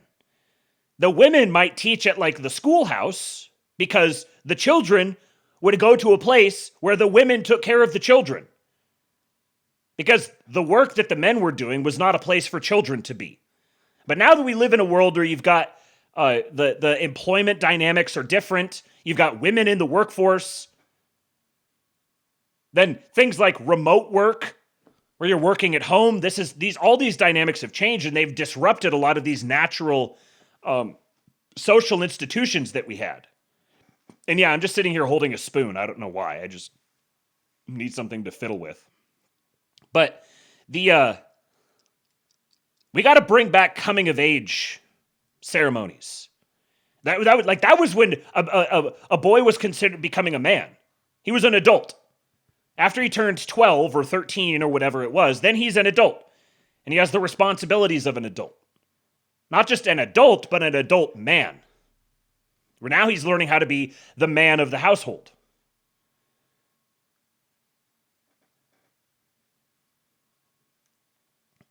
So, I think Nick is, you're hearing in this that Nick is a young single guy. But for a young single guy, he actually is seeing something that a lot of young guys just kind of are sort of, they chafe under, but they can't necessarily put it into words. But when they hear it, they're like, yes, that makes sense. And if you don't acknowledge and address this, when you say, Oh, you just need to want to work hard. Boys want to work hard. It has to be beaten out of them to want ease and comfort. I've got a 5-year-old. He doesn't do anything for the sake of ease and comfort. You have to like make him wear a coat when he's outside. He wants to go outside when it's 35 degrees and run around barefoot in shorts and a t-shirt. He doesn't want ease and comfort. The Bronte sisters were educated by their father. They are still considered high chicklet. Even back then, the best women were just channeling the men in their life. Even with lead poisoning, they could make a halfway compelling story without werewolf dick. High chicklet. High chicklet. Chicklets. It just sounded like chicklets to me. Said even back then, the best women were just channeling the men in their life. Here's the thing about women, is women channel men. As a rule. No matter what. Even if a woman is not around men, she will channel men. Because the woman is the man is the vessel, and the woman is the thing that fills the vessel. This is why women are like, they're fluid, they're like water, they're gonna go to every corner and test out and look for the limits of everything. And then they're gonna identify to you where the flaw in the vessel is. They're gonna start leaking out that flaw. So a woman channels her father, and then she channels her husband. She's passed from her father to her husband. If she doesn't have a father, or she doesn't have a good father, then she's going to channel his negative aspects. And it's up to her husband to remake the vessel. And then the man has to channel his heavenly father through his imitation of Christ. So then she is channeling him by proxy. I could go on about this for a while, but we've been going for a while, so I'm going to keep going. But that's not natural, actually. Like, what's natural is what you see all of the barbarians doing. What are the barbarians doing? Well, you know, by the way, the barbarians are winning. Okay? The barbarians are winning. The Muslims are winning. The Africans are winning. Like, the barbarians are winning. And they're winning because they're patriarchal. They're chauvinistic. They don't give a fuck. Okay? They're not sticking around to raise the kids. They hit and quit. And I'm not saying we should do that, but I'm saying that's what virility would look like. Versus these guys, they want to be like trad girls. Like, they practically, them and the wife are trad girls in the house. It's disgusting. The man has to have, how do you say this without it sounding wrong?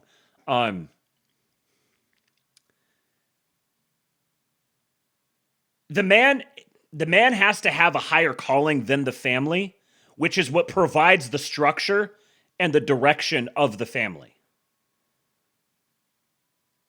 The man has his legacy, the course that he is charting. And then his wife comes along for him as a helpmeet, and they produce heirs to perpetuate and sustain that legacy. So the man's responsibility is to be pursuing that and then ordering his family in that pursuit. Now, part of that legacy is necessarily heirs. So it's not like the family is just accidental to it. No, the family is actually core and fundamental to it. But if the man doesn't have that, like, a satisfaction of that, like, restless frontier desire to compete and overcome and get better and build and create,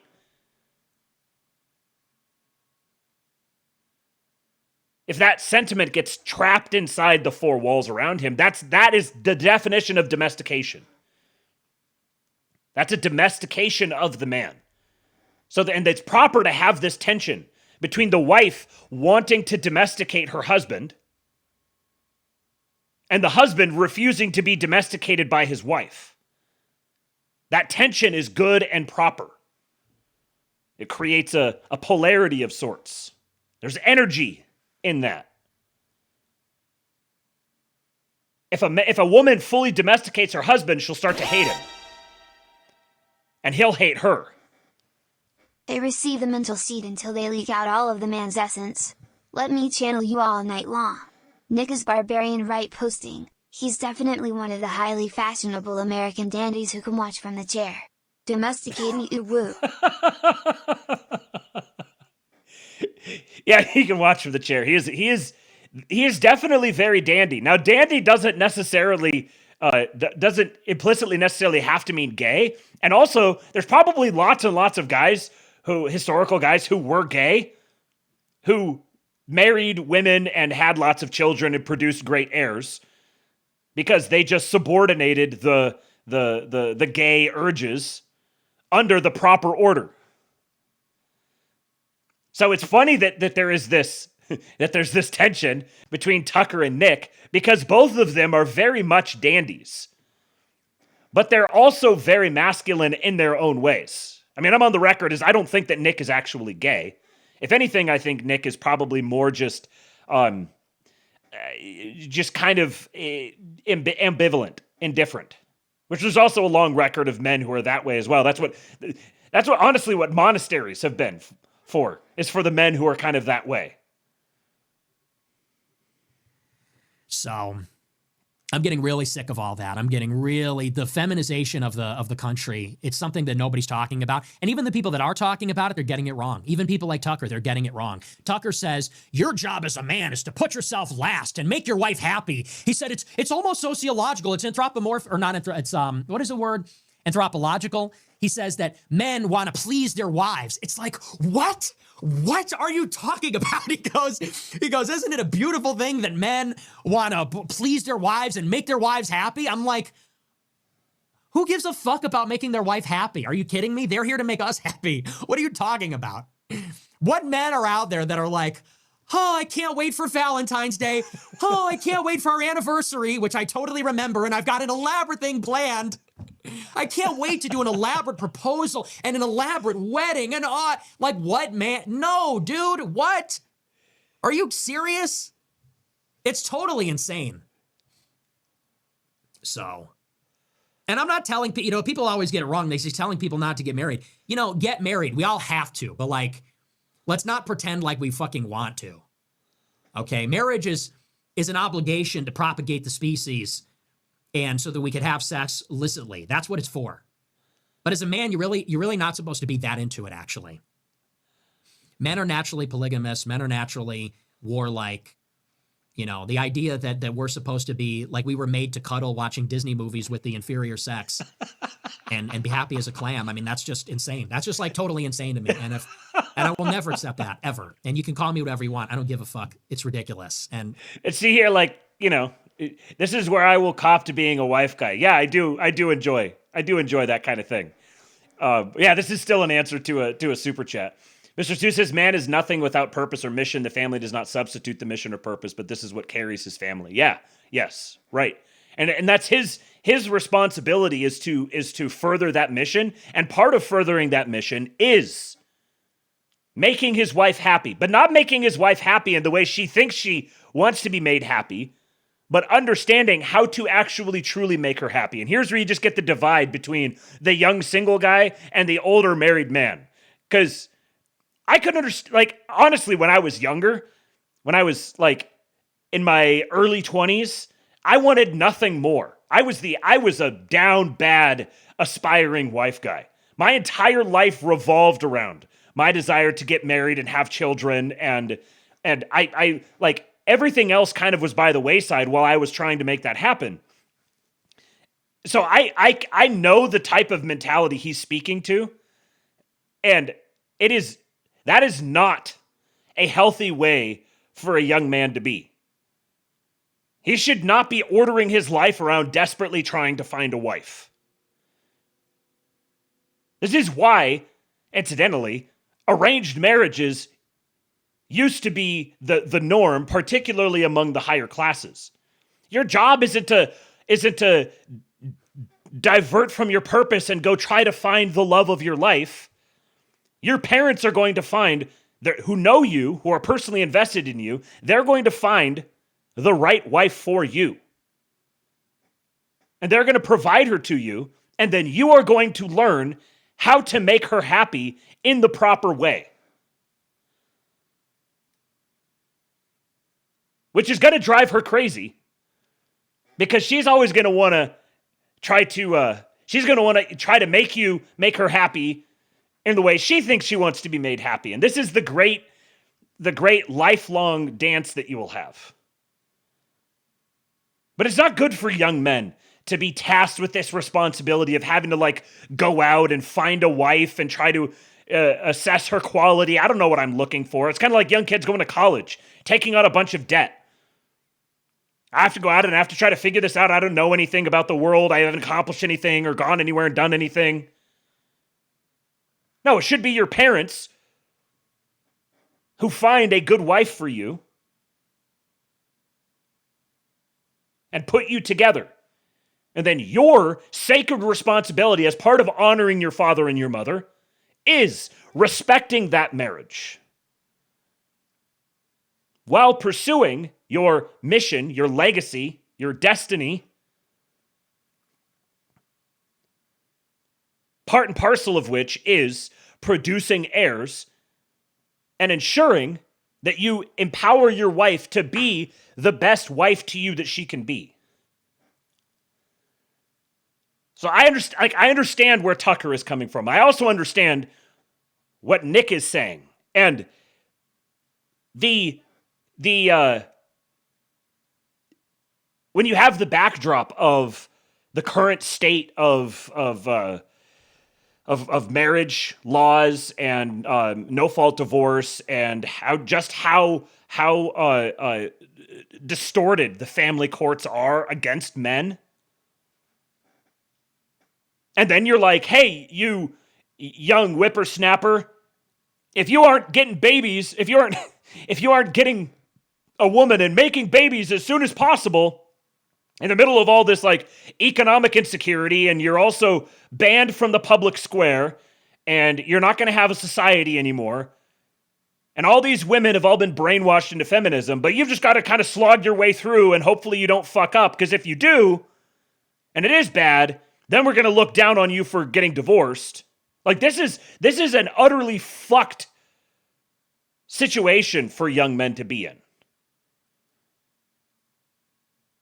And so, I say, bring back arranged marriage so that Nick Fuentes is assigned a wife by his parents, and his sacred duty before the Lord is to uphold the vows of that marriage till the day that he dies.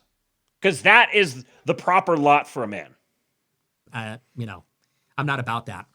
I'm not about that situation. So assign this homo wife. Yeah. Anyway, that's that. That's my reaction to all of. I see these like dear groypers. I know that the economy is bad, but you need to get married as soon as possible and become a wage slave so that you can finance your wife's purchases. Like it's over, man. It's over. Where are the men? Where's the men? Where are the men in our society? Where are the actual real men? And I'm not even saying it's me. I'm saying it's like, okay, where's your real... Donald Trump is a real guy. He's a perfect example. Donald Trump is a real man. You see him pushing a stroller? Look at what Donald Trump says about women. Trump gets up and says, you have to treat women like shit. That's a Trump quote. Trump says, do you really imagine me pushing a stroller down Fifth Avenue? I would never do it. It's another Trump quote. You think Trump takes shit like that from Melania? You think that, like, of course not. It's insane. So, that's that. It's like, and as I get older, it becomes a true black pill because I would like to, I don't want to be married, but like, it's the best of a series of horrible options. And so I probably will. And as I get closer to the age where I am supposed to do that, I'm just like, man, oh man, I really do not want to subject myself to that humiliation ritual, which is marriage and that whole situation. And if you're, and you know, a lot of guys wind up in marriage and then they grow to like it or something. But if you're a guy that's like, oh goody, I can't wait to settle down. Like, what guy is like that? What guy really is like that you respect? You know, the whole thing is that guys are moving around, adventurous, risk-taking, and yes, polygamous. And it's the woman that pines for a man that wants the stability and is able to time to, okay, all right, for you, I guess I'll get married. I guess I'll settle down. But it's like a reluctant, like, all right. It's not like, oh, goody, I can't wait for me and my wife to watch Disney movies, and I can't wait for me and my wife to have game night.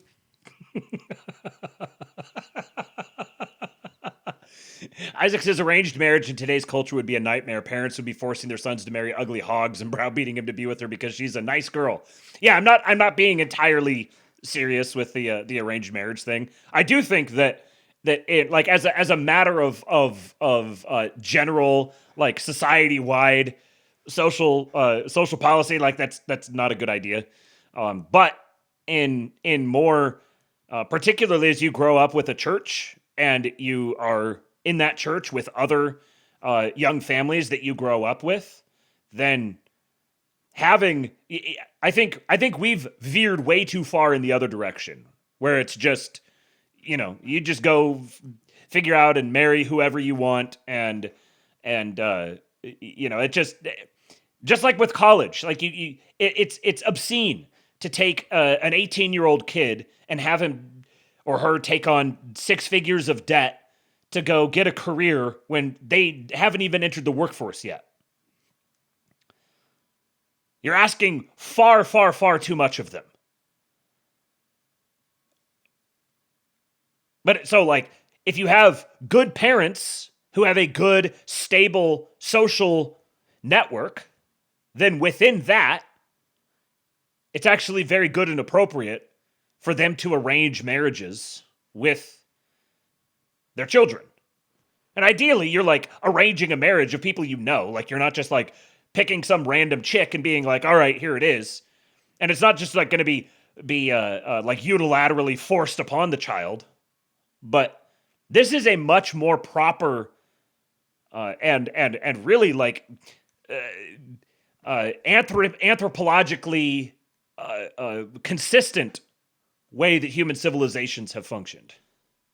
But obviously it requires that the parents themselves not be, degenerate, out of touch goofballs. Anyway. So, but these Xers and boomers, they want revenge against the young man. These guys are cooked. Their life is miserable, so they want to immiserate the rest of us. Like these people are not happy. And they just wanted. I do think that there is something to that messages like this Gates Garcia goofball is basically saying, well, like, all of the social ills today are a consequence of young men who are just irresponsible and yearning for comfort, and they've checked out and nobody wants to work hard anymore, and that's why everything sucks. I mean, that's basically what Stephen Moore here was writing. That is a predominant perspective among that is the boomer perspective. Obviously, not every boomer holds that perspective, but that is the perspective that is associated with that boomer worldview. You guys just get stuck with this bag of shit that we put together for you, and then we're going to henpeck you if you observe that we're handing you a bag of shit. Deliver that to us. So, and you know what? It's like, look, get married, knock yourself out, but, like, don't tell me that I'm going to be I'm supposed to strive for some domestic life or something like that. I'm supposed to be floored because we got new cabinets in the kitchen or something. And I hate these pictures I see on Twitter where people post, men only want one thing, and it's a picture of, like, a very modern, elegant kitchen and, like, a wife who's, like, got her hair up real nice and hoop earrings and in, like, a really fashionable outfit, and, like, the kids. And it's like, what? No, what? No, the one thing that men want is, like, a battleship. The one thing that men want is, like, a view from the mountains. The one thing that a man wants is an empire, an estate, a plantation. I mean, I think, like, there is very much this is part of the domestication of the longhouse, that men having this thing is seen as like ooh, scary, dangerous, edgy. No, like, this is exactly what men ought to want, and it's a problem if men aren't thinking in this sort of, like, grand cosmic scale of dominating and taking over and controlling and running shit. That's how men ought to be wired. And if men are not wired that way, and if it's made socially like it makes people uncomfortable. It's kind of like, you should just kind of be satisfied with the life that you have, and that's not good. You don't want to quench that fire in men. That's you don't want the men to be domesticated.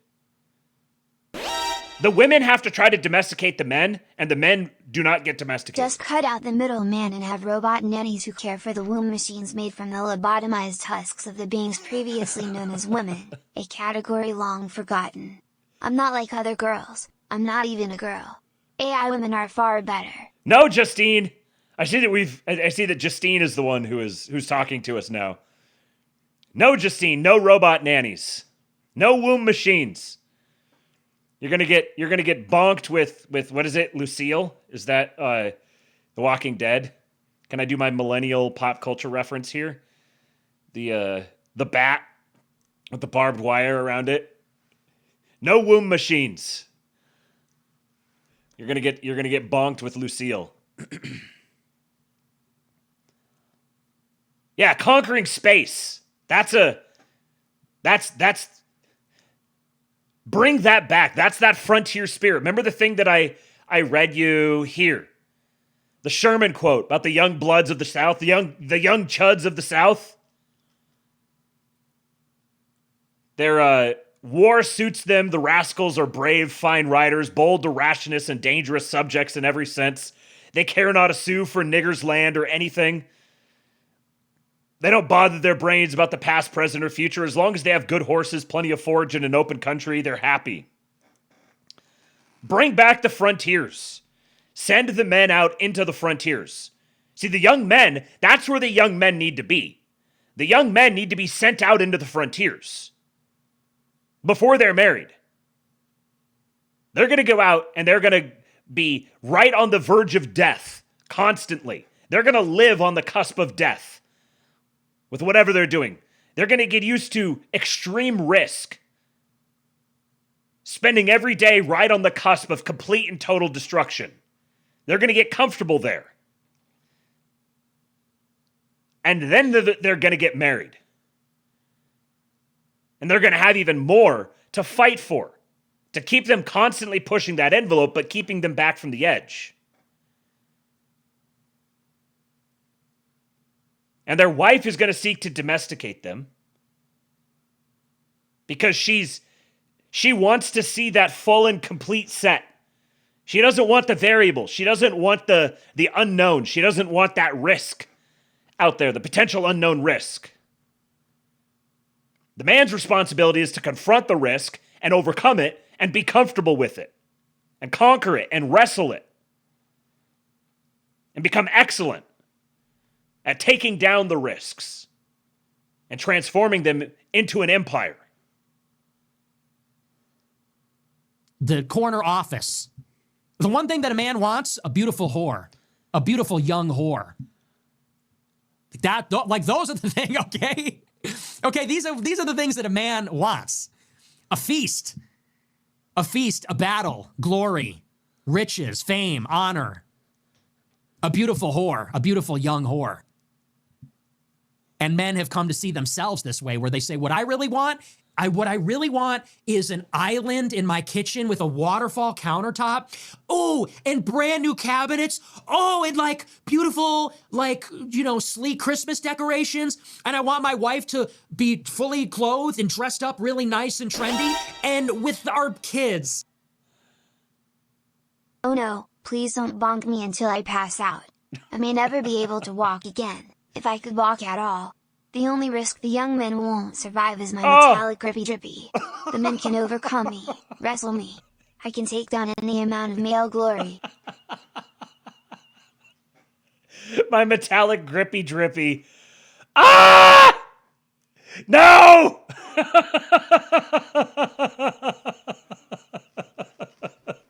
Here you go. There's Nick for you. His Daryl Cooper fingers. Yeah, Agent Prop Master, War Brides. Yeah. Oh, what was I gonna say before Justine put horrifying things into my mind? There was something over here. Man, I can't remember. I lost it. I'll go back just a little bit here and see if something reminds me. Island in my kitchen with a waterfall countertop. Oh, and brand new cabinets. Oh, and like beautiful, like, you know, sleek Christmas decorations. And I want my wife to be fully clothed and dressed up really nice and trendy. And with our kids and with our toddlers. And you're like, no, that's what the woman wants. That's how the woman wants the man to see. Today's show brought to you by the letter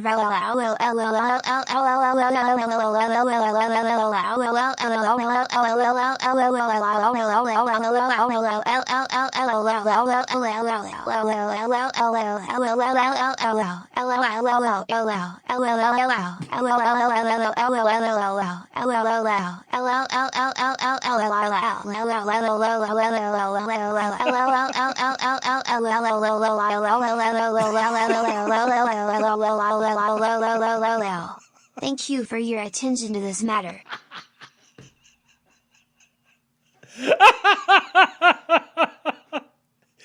The most aptly named ever Sesame Street terrorist. We're hitting new levels of innuendo. It just kept going. I saw it too. I saw this whole long line of L's and I was like, oh, I know exactly what's coming. And it went even longer than I expected it to. Oh, man, Big Bird never sounded so dirty.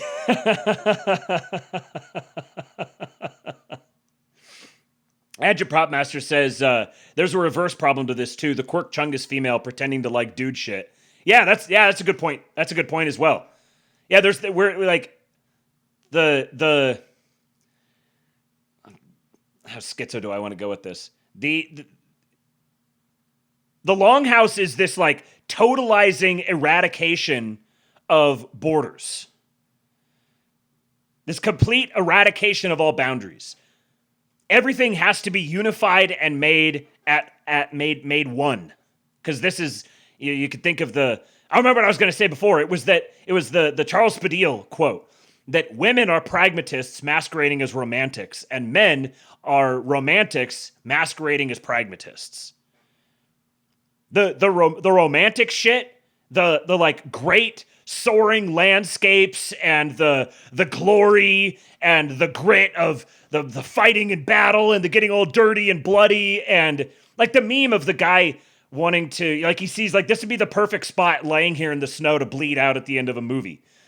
You know, like that's that vast cosmic romantic thing. Like that's very masculine.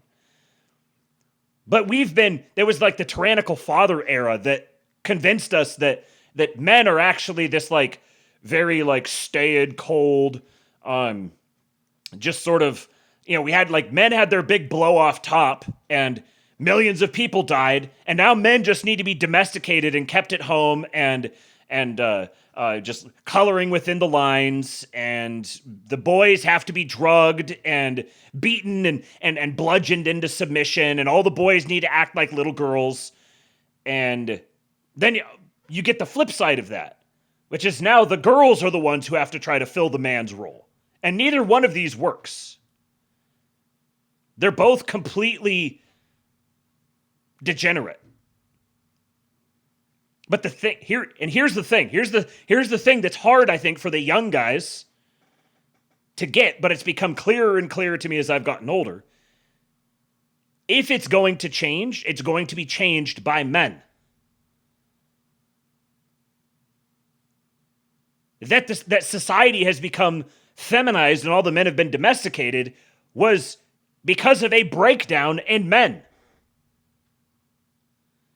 The women aren't going to fix it. The women can play a role in it, but they can only play that role by following the men who are playing their proper role.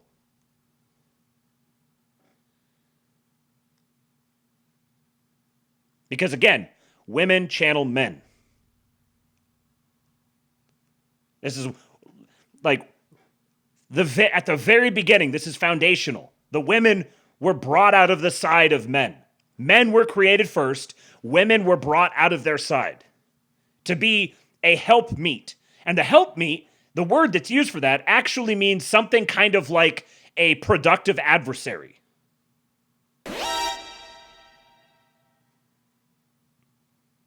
Evola was right about everything. We need to have a stream watching some Spurg going off about sex magic in an 8-hour video essay. No, thank you. And they say that white people have no culture. Oh yeah? Have you ever listened to a podcast? Ever watched a trick shot comp? So true. White people have no culture. Oh yeah? Have you ever listened to a podcast? Yeah.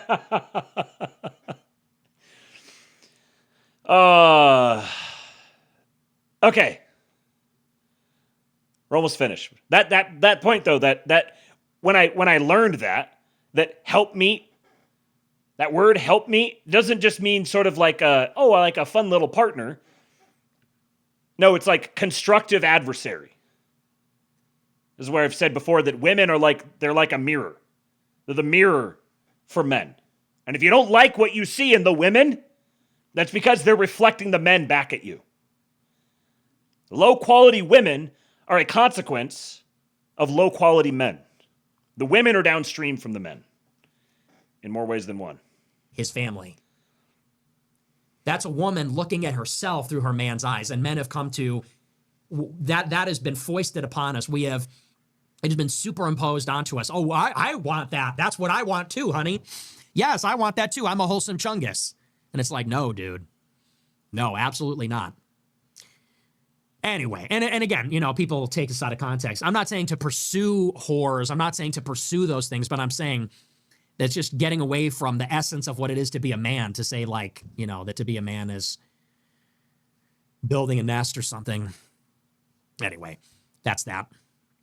So that whole thing pissed me off. Northman's 1957 sent $20. So there was his 26-minute, 19-second response to a super chat. What was the original super chat amount? That was a hell of a $20 to spend, Joseph Stalin 61. It's been foisted upon us. Trent Fear says, what caused the men to lose quality? Oh, this is probably not a very satisfying answer, but sin. Sin as manifested through men. The men made the men get bad, which made the women get bad.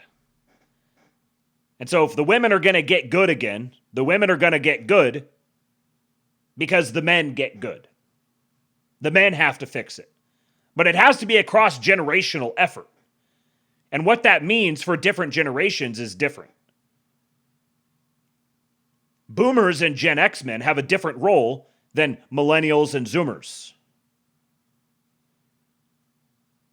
And those roles need to be complementary, but the older men and the younger men, there's mentorship and cross-generational respect and admiration used to be a thing.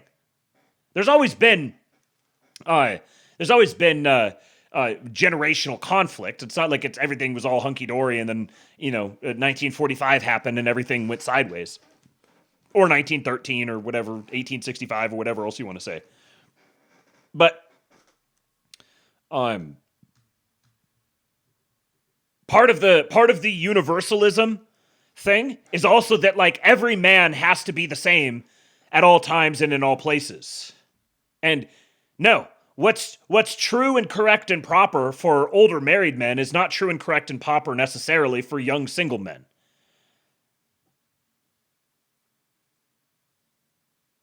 So part of rejecting universalism is rejecting it in all of its forms. Help meet? It doesn't mean anything. It was an order. Help my meat, bitch. Pursue whores, but realize whores are women and they're yucky. Men lost quality because they got so good at warring and whoring that they created the war whore bubble. Hoeflation. Now there's some logic. The war whore bubble. Actually, now that you think about it, there did happen to be a decades-long event about 100 years ago, give or take, that resulted in the mass death of a whole bunch of men. And the men who didn't die, many of them got fucked up. And they brought that back with them. So it was the mass death and destruction of a couple of generations of men that beget a more degenerate, unconstrained category of women that then raised an even more degenerate series of generations of men, by and large, because it was not the women, the mothers, actually raising the kids themselves. Because now the mothers have entered the workforce. This is, I mean, like, it is unfathomable how much of the social fabric of how much of the social fabric was completely and utterly destroyed by everything around the two great wars. Kingless Kingdom says, so it was due to a lack of men, not men. Well, why was there a lack of men? There was a lack of men because of the decisions that were made by men. This is the thing. When men start making decisions, those decisions have consequences. And so if bad men make bad decisions or good men make bad decisions, those decisions ripple forth. There's you know how with men, like the bell curve for men, you have the bell curve for men is much broader than it is for women. The women are across a bunch of different domains. Women have a much narrower distribution. The men have like much more geniuses and much more retards, where the women are there's the median woman is a lot closer to the standard deviations going out than the men are. The same way, the decisions that men make ultimately carry far greater impact downstream, the ripple effects that go out, than women do. Just on average, it's just the way men and women are different. Yeah, it was men that voted for the 19th Amendment. There you go. There's one example. But this isn't to take away the agency from women, but here's another whole thing. Women don't actually have agency the way that men do. Women have agency, but they don't have agency the way that men do. Women have contingent agency. Their agency is within the world created by men. So their agency is contingent upon the agency of men. And a lot of guys, like, they don't like hearing this because they think this is like letting women off the hook or something. And I'm saying, no, this is like the height of what would be considered misogyny. Men are much more powerful and influential than women are. Just on net. It's a man's world.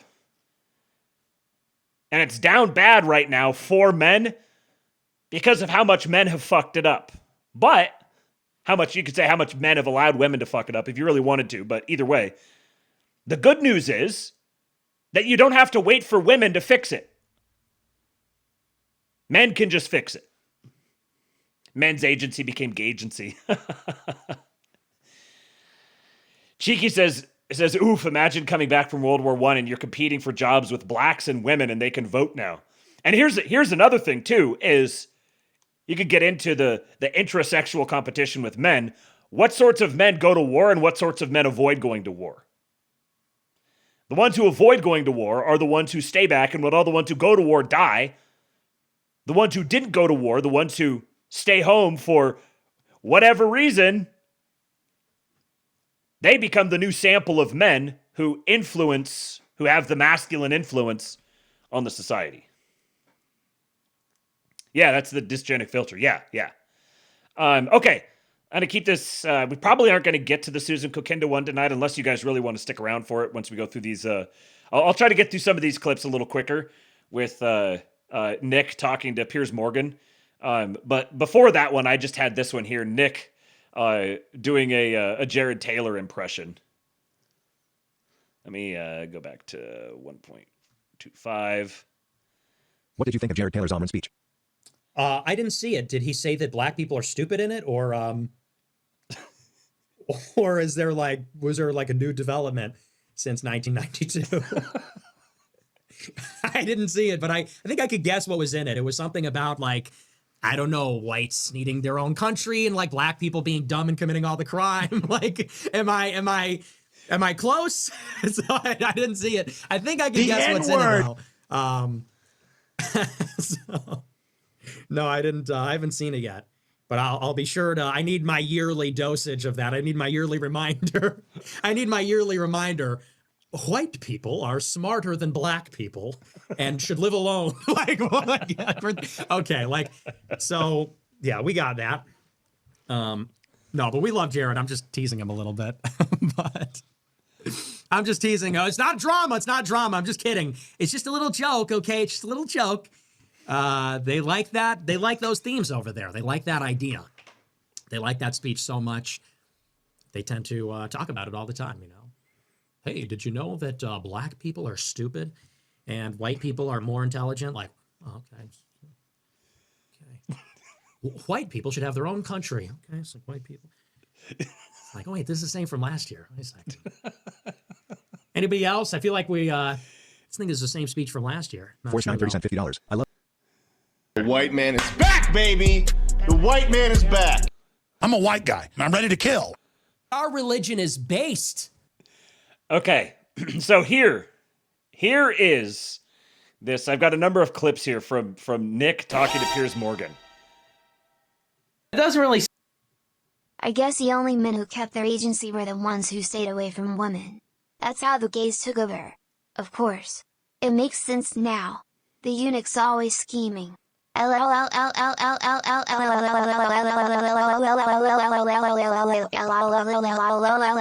my cat was hungry.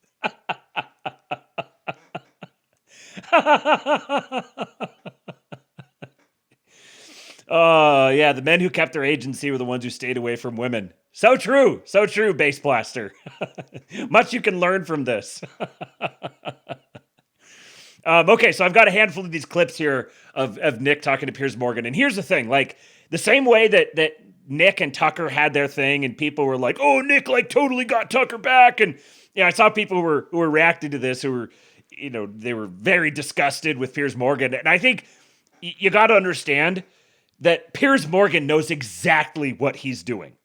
I don't know, maybe younger guys don't necessarily know the Piers Morgan lore, but he has always been the heel. He's the guy who gladly comes in and makes himself the heel. He's like the grenade sort of that comes in onto like the normal proper mainstream discourse panels and is like launching grenades and kicking off controversy. This is his whole shtick. He is shameless about it. He has this bit. This is his bit. Is to spark up some controversy and then get a bunch of clicks and stuff out of it. He is a pure media animal. So in this, you have two guys who are from totally different generations, but they both have the exact same bit. They have their own iterations of the same bit. Being the heel. Showing up and being the heel. And what he's doing here is he is actually participating in mainstreaming Nick because it's great for ratings. It does really well, but he gets the plausible deniability of, oh, I pushed back, and I gave the standard line, and I clutched my pearls, and I was aghast, oh! But it gives Nick the opportunity to just cook. Pardon the pun. It doesn't really sound correct to me. Wait a second. It takes 1 hour to cook a batch of cookies, and you have 15 ovens, probably in 4 different kitchens. And we got some just absolute kino out of this. I was crying laughing watching some of these earlier. Right? Doing 24 hours a day every day for 5 years. How long would it take you to make $6 million? I don't know. It certainly wouldn't be 5 years, right? The math doesn't seem to add up there. You think that's funny? It's funny. It's amusing what you're doing because, that one was a joke. But do you want to talk seriously about the Holocaust? Yeah, I do, actually. I do, because I just find it extraordinary that you would think the Holocaust could ever be something that we could joke about. Why, too soon? Is it too soon to make jokes? I was eating some strawberry Haagen-Dazs earlier, and I'm just kind of like, okay, you know, watch and see what these clips are about. And he delivered that line just exquisitely. The pause, the delay, the delivery, the pause after it. Oh, I do, because I just find it extraordinary that you would think the Holocaust could ever be something that we could joke about. Why, too soon? Is it too soon to make jokes? How many people do you think died in the Holocaust? How many Jewish people? I don't know. I'm thinking maybe 7 million. What's the number? 6 million, something like that? So you 8 million? You concede that 6 million Jews died in the Holocaust? Possibly more. Possibly, we're discovering all the time. So it could maybe even be more than that.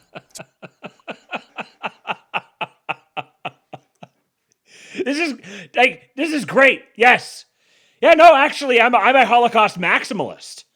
You know, I don't think that they're telling us the truth about the Holocaust. There's actually way more. Way more.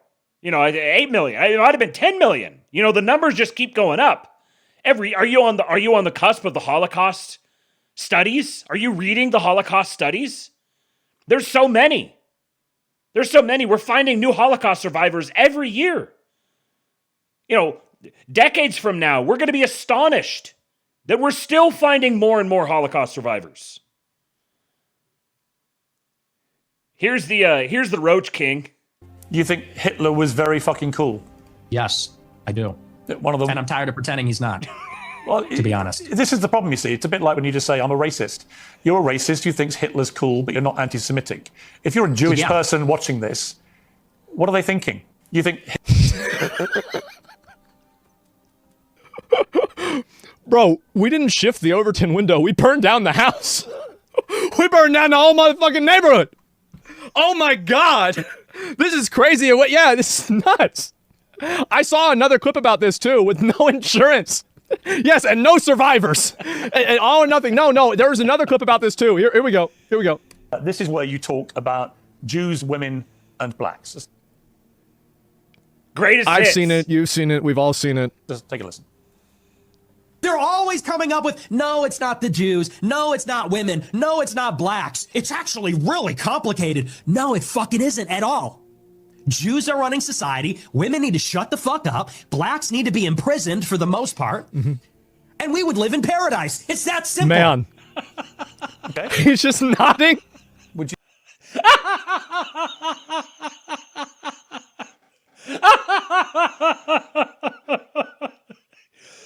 See, now it's like he's uncanceled. He's fucking on Piers Morgan after he went on Tucker Carlson. He is uncancelable. You are not putting the Fuent toothpaste back in the Fuent tube. It's not going to happen. So now, this is exactly how to do it. Yep. Yeah. What are you going to do about it? Yeah, I said it. I'm standing by it. You're not going to cow me. You're not going to get me. No, we're not doing that anymore. We're not playing that game. Do you like to clarify what you meant there? That's all true. The old media technique of shaming people doesn't work when they're not ashamed. Yes. This is about breaking the technique. That technique is not going to work anymore. You're not going to shame me. Now what? There's this great tweet that one of the legendary Hall of Fame tweets that's like, on one hand we can be like or like on one hand there'll be catastrophic nuclear destruction of the entire species and we'll all crash and burn and it's all gonna nuclear war everywhere, or we can say no to women sometimes. No, I'm not ashamed. What now? Okay, now that tool is broken, now that we're not going to play these gay little games, can we talk about minority crime levels? Can we talk about the Jewish oligarchies? Can we talk about this stuff now? Now that we're not going to do this gay little runaround, now can we actually talk about these things? entire shame apparatus has failed. It's fallen apart. It doesn't work anymore. That's 100% true. Everything I said in that clip is true. Including that blacks need to be imprisoned for the most part. Yeah. Yes. This is where you talk about... the way he says it! Blacks need to be imprisoned for the most part. Oh my god! Yeah. Yes. Oh wow! So we're already, Jesus, guys. So we're already in a whole different world now. We are all the way. Yeah, Logan. I just wanted to play video games, right? Yeah, I just wanted to play video games, but everyone decided video games are bad, and so yeah, now we're just gonna say most black people need to be in prison. Yeah, let's go with that. You could have just let me play video games. So Amy just sent me a picture from downstairs, and I told you guys about Pete early on.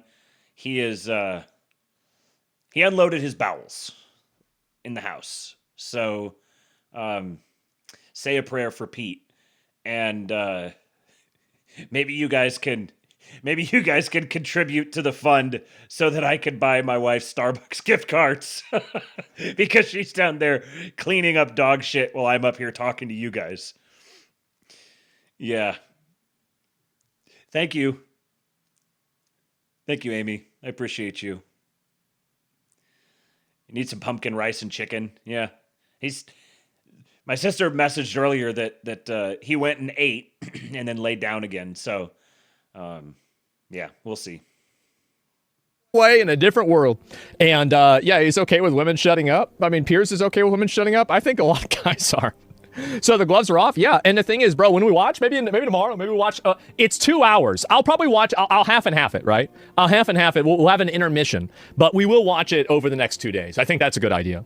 But the thing is, like, here's my thing is that I almost don't even want to watch the interview on stream because it's like, how do you react to something like this on Twitch? It's like, am I even allowed to react to something like this on Twitch?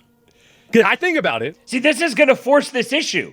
Now you've got someone with an audience the size of Asmongold, who is like one of the names that is single-handedly holding Twitch afloat. And this is news. This is newsworthy. It's a prominent thing that happened. Piers Morgan, the guy who used to be the one who went and said all the controversial shit, is now the sort of like mainstream normie boomer to Nick Fuentes. And what Asmongold's whole thing is that he reacts to what people are saying and doing on a daily basis. So it's forcing this issue. And it's like, maybe not. Maybe not. You'll find a way. I mean, maybe. You laugh inside. I mean, will you get banned? I mean, it's a pretty big one, right? It is a big one. And so the Kick only stream. So we could do a exclusive Kick racism stream. That's big. That'd be real big. Yes. Oh, shit. So that'd be it. No, honestly, like if they did that, just do 30 minutes a day and milk it for the whole week. Well, maybe you're right. Yeah, maybe I have to do that instead. Does Son watch it? Well, I don't know. I mean, it's like the thing is that the way that I talk about this stuff is problematic because I talk about it in like I just say what I think. Like, I don't try to, have a certain type of vibe or try to, put myself in a position where it sounds a certain way. Like, I just say shit. And that's kind of a problem, isn't it? You think it is? Yep. Trent Fear says when Patriot Gold starts swinging his dick, Twitch will have to cuck. Yep. They're being hoisted upon their own retard. They've done it to themselves. In a certain sense, Nick getting completely banned off of everything is actually the reason that we've gotten to this point. Because what are you going to do? Ban him off more stuff? By taking it as far as they did. Like, if they hadn't completely banned him off of everything and given him that level of, like, internet street cred, then... I mean, he still probably would have continued to get more and more prominent and influential, but it probably wouldn't have radicalized him nearly as much as it did. I played you guys the clip for him the other day, the clip of him the other day, talking about how, like, Trump's getting a little too racist and kind of getting down in the weeds and stuff, and Ted Cruz, Like I'm a small government libertarian sort of conservative. That's where he was at before. And he's kind of started asking some questions about Israel and doing like the Zoomer edgelord thing. And here we are now. Tyler said, when was Piers Morgan controversial? Not in my lifetime. Like 20 years ago. Like, he used to be the guy who would come on, and it was controversial for the time. But he used to be the guy who would come on and, like, he would just kind of bust through the niceties. And if a woman was, like, grating and ugly or something, then he might call her on that. There's been a couple of specific ones. I'm sure if you went and looked at his Wikipedia page, there would probably be like the different scandals and stuff that he's had. But he used to be the sort of edgelord guy, kind of in a similar vein as like Gordon Ramsay or Simon Cowell. He was kind of a similar sort of character. Now this one here is actually like this is. Jeremy from Geeks and Gamers says this is a good answer, and it is. It is. Like, Piers asks him about being at January 6th and frames it up in exactly the way that it would be framed up, the worst light possible. He pinned him on the wall on this, and Nick's answer is he works it very, very well. Maybe do the 1 1/4. There's been footage that's come out again this week. This is you at the January the 6th riots. Let's take a look. Riots.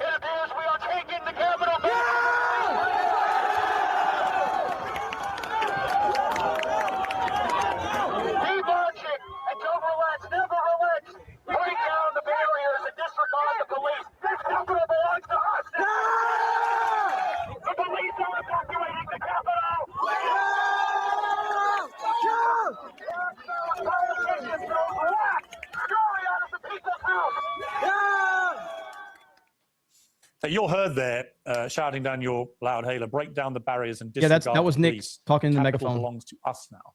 What did you mean by that? I think it's pretty self-explanatory. The capital belongs to the people. Disregard the police. So you don't support law and order. No, I support law and order, but on that day, the police were brutal. The police killed somebody, Ashley Babbitt. And, they were throwing people off of the rafters. They killed multiple people. So When disregarding the police is the first step to anarchy, isn't it? Well, I think the first step to anarchy is when the government rigs the election, which is what happened. That is when the government loses its legitimacy, and its enforcers, consequently, do also. That was actually a good answer. That was a good answer. There's no evidence the government rigged the election. There's plenty. You're a bright guy. Well, there's plenty. Let's talk about it. On like a level of playing the rhetoric game here, he flipped that around very effectively. Very effective politicking there. Because that'd be a difficult one to have to answer to. Because especially framed up that way, like you have to be you're the conservative, you're like the law and order guy, get all the illegals out, you're the law and order guy, but you're saying ignore the police, particularly for like a normie audience. And he's like, yeah, they're the ones who killed people. It started off as a small government, small C conservative until he started stealing my memes I made in 2011 on 4chan. What an absolute phony. This is Armando getting a mouthpiece because I counterintelligenced him so hard they made the DRAD unit. They made the DRAD unit. We're learning the deep lore from Base Blaster 1488 tonight. Cheeky says the only real thing Piers ever did is predict Trump winning from the start. And that's like that part of the reason he did was because he was that sort of character. There was a lot of those, that kind of sort of guy, the guy who likes to play the heel. There was a lot of them. Ann Coulter is another one who were like, yeah, Trump's going to win because they understand the dynamic of the crowd. They know how to work the crowd. Piers knows how to work a crowd. He knows he asks these intentionally like bad faith framing, provocative questions precisely so he puts someone in an awkward, uncomfortable position and with the goal of generating some sort of a like hit viral clip out of it. He knows exactly what he's doing.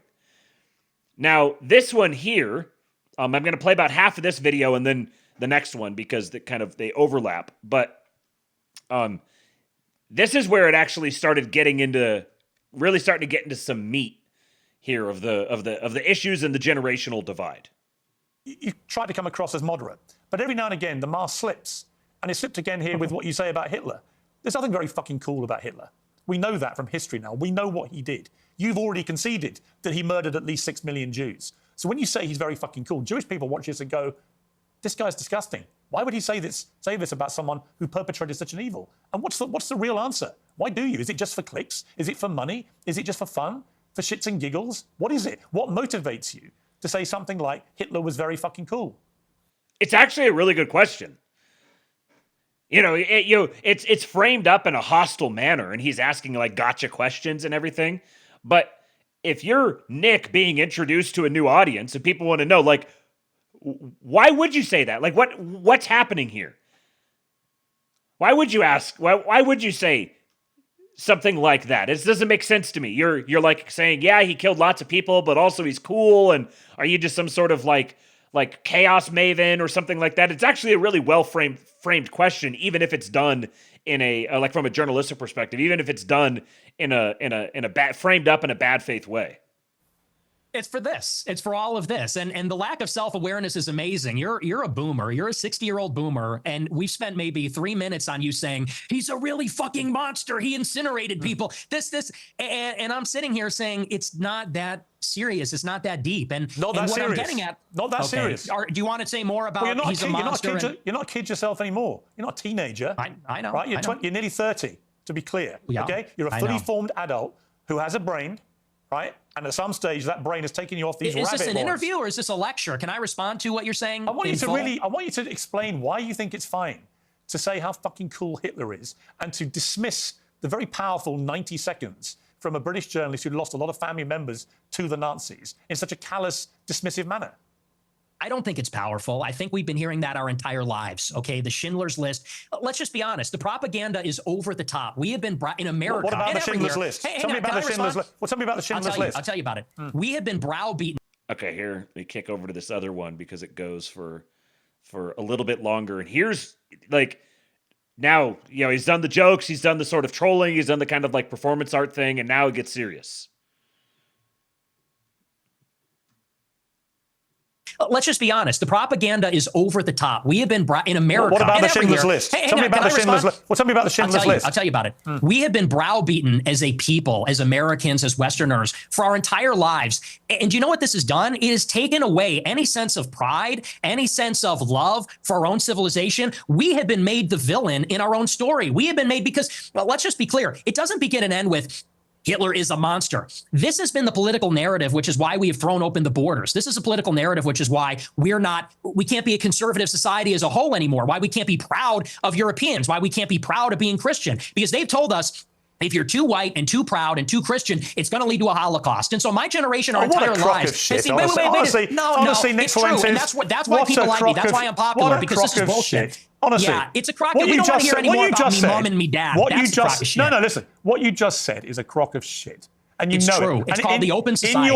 In your gut, you know it is. You weaponize this stuff. You know. You weaponize this stuff for money, but you know when you say something like what you just said. I'm banned from banking. I'm banned from banking and credit cards. You know what you're talking to? I do it for money. By the way, how much money you make? Your company's worth $100 million. Your company's worth $100 million.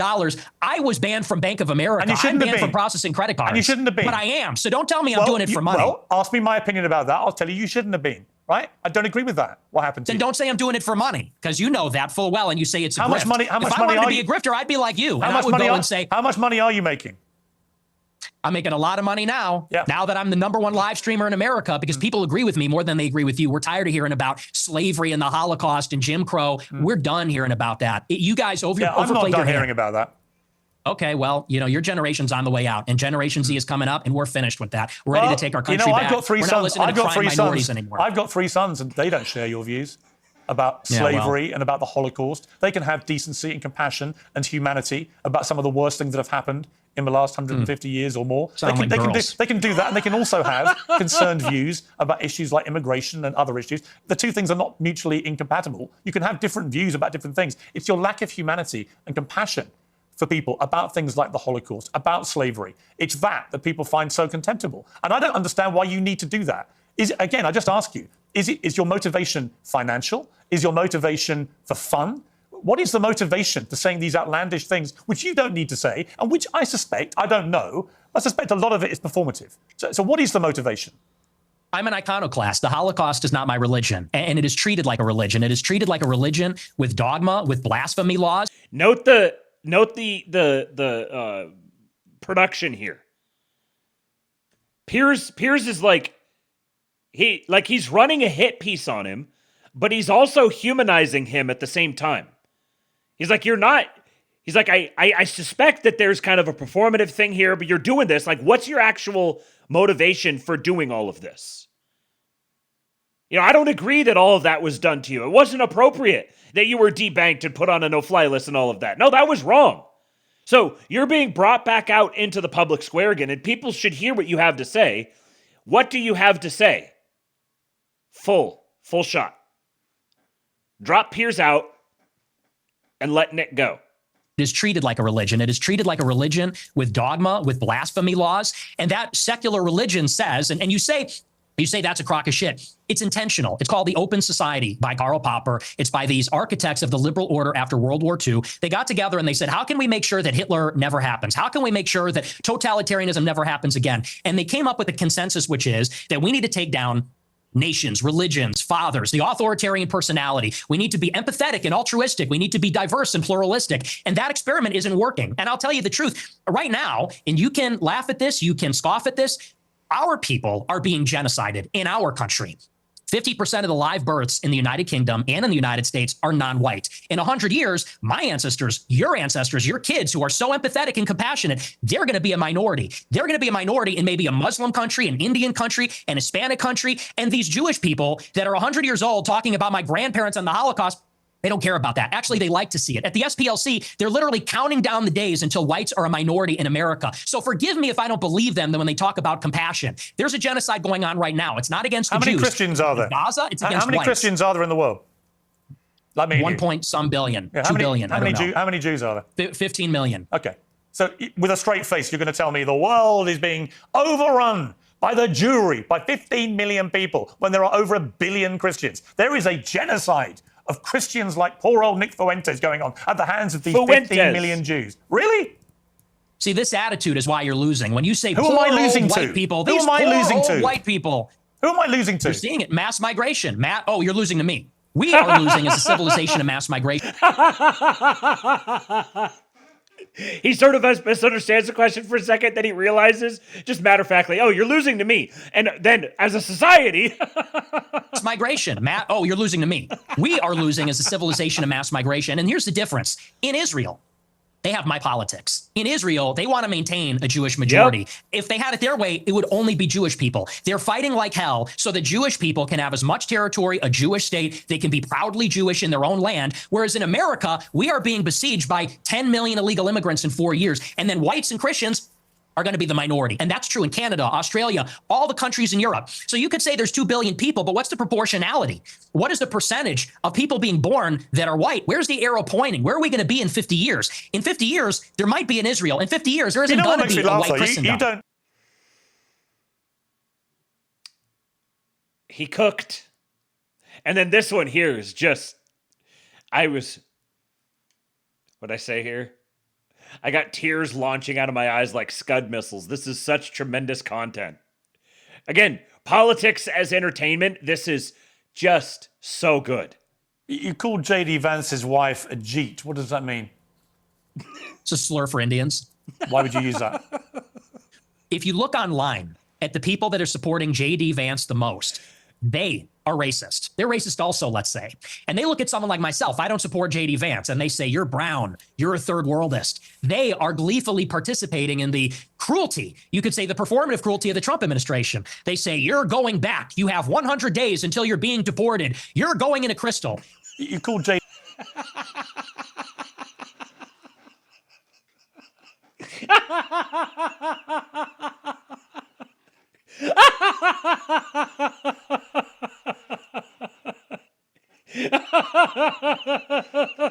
The people who support J.D. Vance are telling me you're going in a crystal. And I'm just imagining the boomers who listen to Piers Morgan being like, what the fuck is he talking about? You're going into Crystal? Is this like meth or something? What's happening? Oh, and then this is the closing out of the interview. I've given people 2 hours of the way you are. You're unashamed about a lot of it. I don't think I have a problem. I think I'm cheerful, boisterous. Look, unlike you, I'm willing to be a little well, I guess you're willing to be provocative, but I'm willing to be very provocative, and I'm a free thinker. And I don't like to be tone policed. I don't like to be told about, people are going to tone police and play moral cop about you can't make this joke or you can't make this statement. And I think that's just about being intellectually open. I'm a believer in openness. And I like ideas. I completely agree. I think you should be perfectly free to express yourself exactly how you see fit. My problem is how you see fit with some of the things that you say. And we've been through a lot of them. And I think people who don't know you very well will have been shocked in parts and surprised in other parts. But in totality, they can see you for what you are. I think we've got a lot nearer to what the real Nick Fuentes is in the last 2 hours than we probably have seen from your other recent interviews. Would you agree? No, I mean, the clip thing, we've done the clip thing. We've all seen the clip show. Everyone's seen the clips. You think you're the first one to do the ADL rap sheet. So here you said this, and then here you said that. I've been playing that game for 10 years. So this is honestly more of the same, to tell you the truth. Nick Fuentes, I appreciate you coming on Uncensored. Thank you very much. Thank you for having me. This is, again, it's just two guys at the top of their own respective games. Apex predators tussling in the mud. Now, there is a dark side to this, because as much as I do have an appreciation for Piers and understand what he's doing, I understand the role that he's playing, and I think he's self-aware in that role. This is what's going on in his country. This is from the The Sopranos Frame in Order Twitter account. This is a personal reflection, one I'll share only once, as there are pressing matters I must address. I will not reveal my real name or precise location, as that would be very unwise. Born in England to Italian and Australian parents, I hold deep affection for both Italy and Australia. Yet, having drawn my first breath on English soil, my love for this nation runs deepest. Proud as I am of my white European heritage, I cannot remain silent amid the troubling transformations afflicting this country and its people.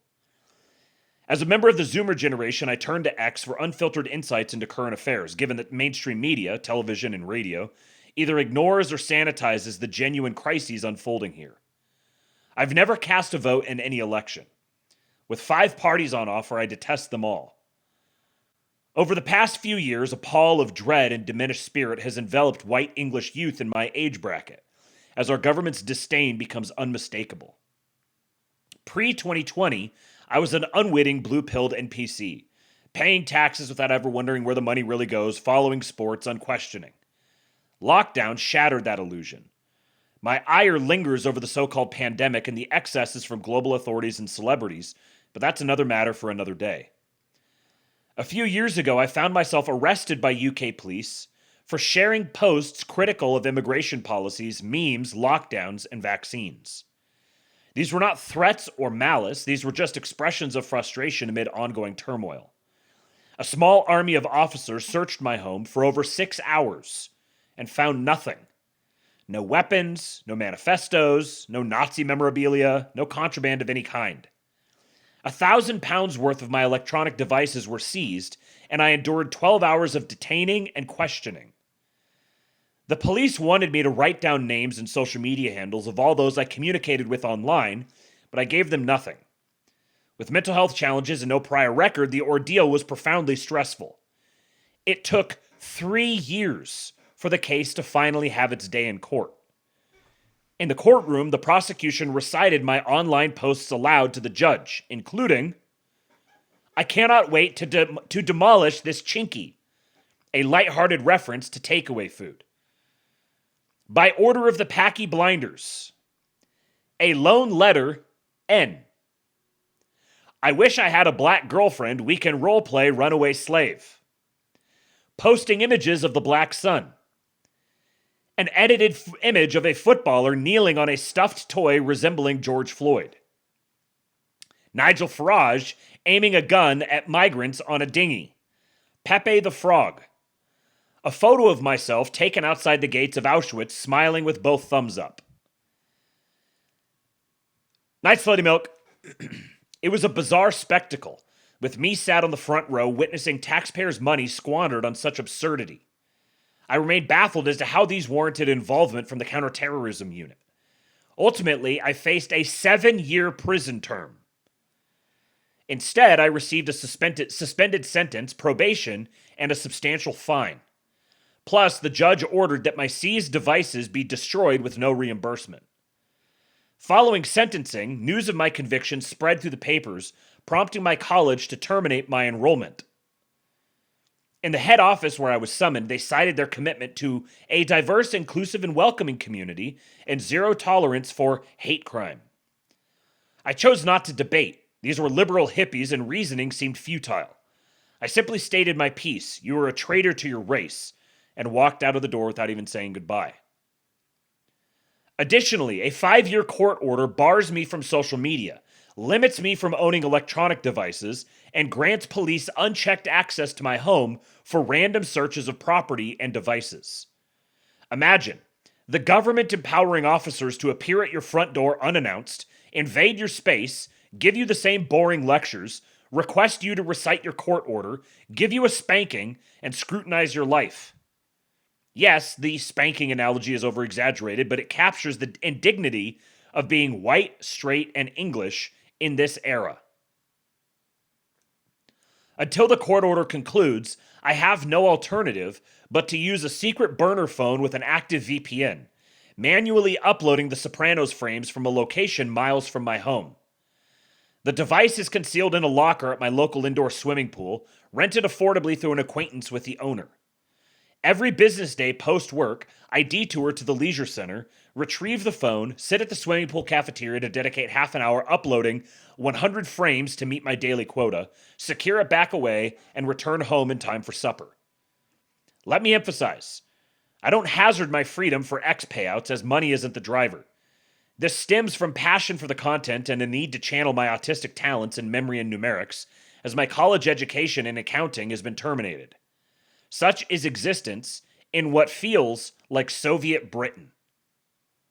This year alone, we've witnessed escalating arrests of white individuals for mere words, rising incidents of Pakistani grooming gangs preying on white English girls, unchecked dinghies of migrant criminals arriving ashore, assaults on those displaying English national flags, layered taxes funding illegal newcomers, police shielding pro-immigration marches, and a faltering economy.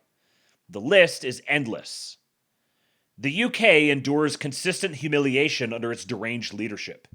Should an English civil war ignite soon, so be it. If these progressive ideologues crave a Bolshevik haven overrun by foreign predators and thieves, they'll have to battle for it. Calling me a racist or Nazi does not have the desired effect anymore, as I am now fully convinced that the good guys lost World War II, but I still have some optimism for the future of Europe. That's my unvarnished truth. Patriot spotted. Patriot spotted. Patriot spotted. Patriot spotted. Patriot spotted. Patriot spotted. Patriot spotted. Patriot spotted. They just keep going. Now I gotta say, a lot of people said this in the replies to him. He sure gave up a whole lot of very potentially personally incriminating information about himself. So it seems like it wouldn't be that hard to figure out who he is based on that. So I hope the guy stays safe. But this is the sort of thing, like this is what's going on there, and we were this far away from it getting that bad here. It still could conceivably get that bad here.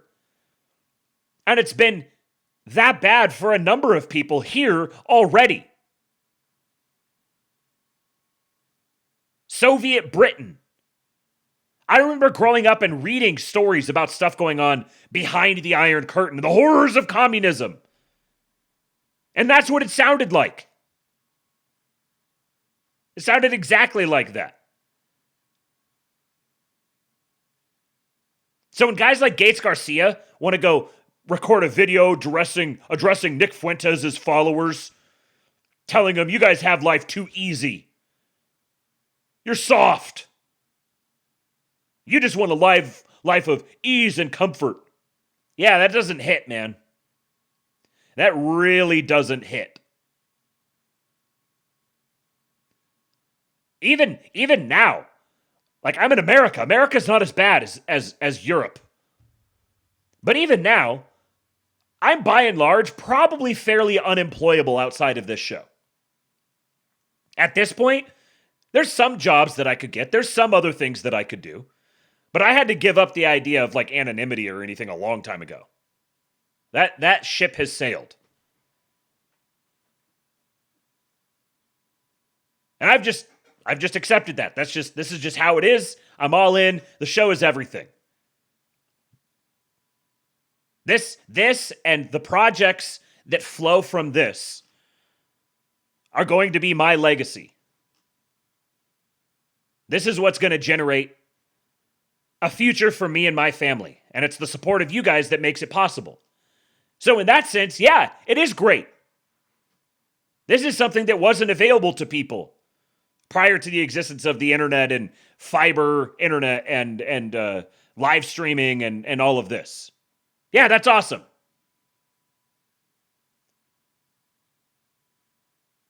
But I also live now with the daily recognition that if something happens that makes this no longer feasible, my employment options outside of this are going to be quite limited.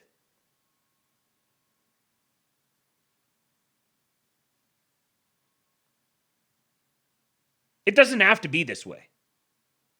It shouldn't be this way. And that it is this way is not because young guys are just like obsessed with avocado toast and playing video games and they're just soft and they don't know how to work hard. That's horse shit. As long as Con Inc., as long as the establishment, conservative Republicans, as long as men in positions of leadership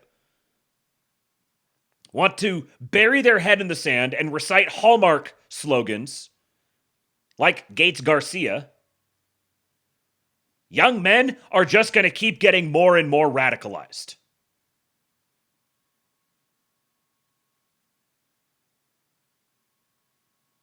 And frankly, I don't want young men to get more radicalized.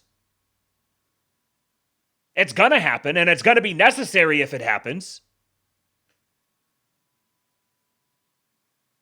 But it's time to take all of that radicalization and channel it into something productive, which means guys like Gates Garcia need to get on board or get the hell out of the way, sit down, shut up, delete your account, and go do all your like great, awesome man shit where nobody can watch you.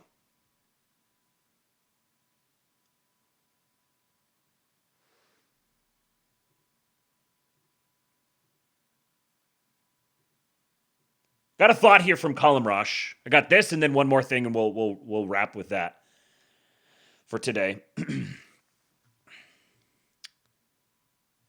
Graphic here of NATO defense spending. Obviously, the United States is a large portion of NATO defense spending, which is taken as evidence that that NATO is something that the United States is just inflicting upon everyone else. Or perhaps it's that the United States is the nation that has been the most encumbered and plundered by NATO. And actually hasn't existed for the sake of the United States at all, more so than anybody else. Colin Rush had a great thought here, and I hadn't thought about it in this way per se, but taken with all the other stuff that we've talked about geopolitically in the past, he says Europe has actually found themselves in a very precarious position. If the U.S. were to cut off NATO funding and aid to Europe, it would have catastrophic consequences to the region. And this is what's happening. We're getting very close to this with this new national security strategy from the Trump administration, formally declaring their posture with respect to Europe and the way that the negotiations are happening in Ukraine. Europe has been sidelined. They want the war. They need the war to continue. They have thoroughly and completely indebted themselves, the leadership of the European nations, has thoroughly and completely indebted themselves to the inevitability of this war to the point where they are going to be catastrophically bankrupt without it. They need the collateral from the United States destroying Russia for them, which will just so happen to conveniently also bankrupt and destroy the United States, leaving Europe there to rule over the ashes. This is their end game. We got to get everybody else to all destroy each other because we can't compete otherwise. Now they're talking about going to war with China. The stupid EU faggots. Because they just have to go to war with someone because they can't accept that they are going to be beholden to someone else and there's no way around it. This is a fact of geography. So if the U.S. actually cuts off NATO funding and aid to Europe, then the EU would need to increase military funding by at least $250 billion, straining already bloated budgets. This money would have to come from a decrease in social welfare programs. And I would say it could also be an increase in social welfare programs, but that money going away from the people who actually would need the social welfare programs, who are actually have built their lives around the existence of these social welfare programs, so that it can be funneled around. Like one thing I just heard about recently, I think it's with a lot of the Indians, the come over to the United States. They're given these federal grants and loans. It's just grants to start businesses because they're like minority-owned businesses. And then, so the men start the business using government money, and then the women go get government like food stamps and then spend them at the businesses. So they're just funneling federal money back to their husbands through the company that the husband is running because he got federal money to do it.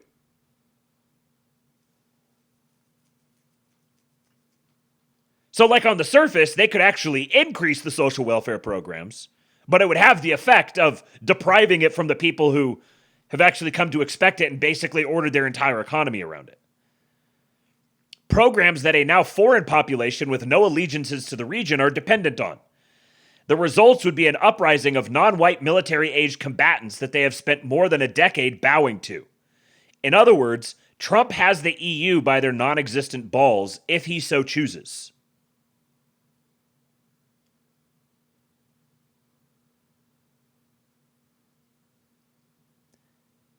This is why they want to destroy Pete Hegseth. This is why there is a constant, relentless, all-out campaign to discredit Trump and demoralize his supporters. That's the end game. Because if he's permitted to continue on his current trajectory, it represents an existential crisis for the European leadership. And for their proxies / handlers who happen to have American passports, but who are traitors to their own country. It's really that simple. You can argue about policy this, policy that, whatever, but it's clear to them, it's clear that it's clear to them Trump is an existential threat to them. And if he's permitted to continue following through on everything he's doing now, it represents the death of the EU.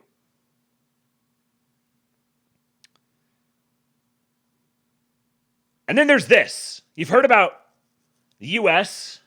as the new Rome? Well, here's a new way to think about it.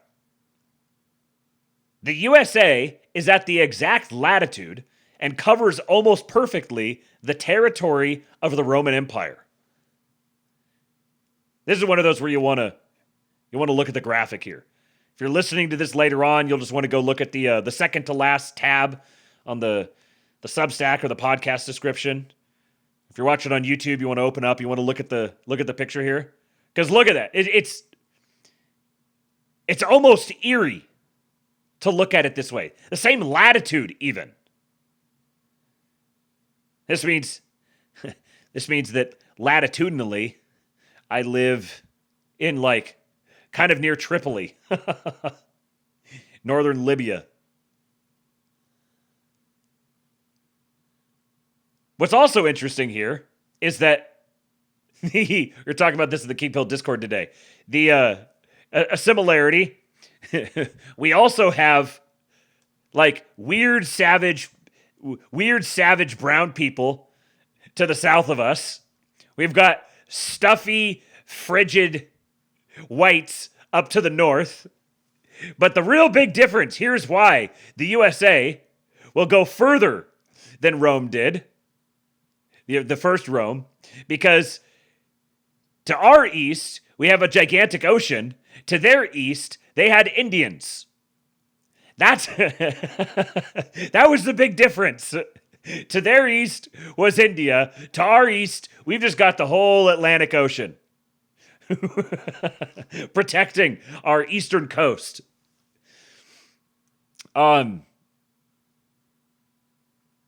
Yeah.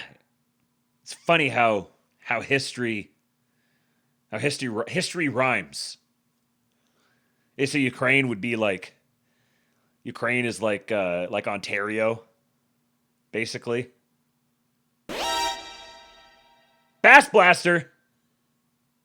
As I've said, the only solution is a competent engineered plague aimed at completely depopulating the third world, cutting off the browns, and slowly strangling their babies.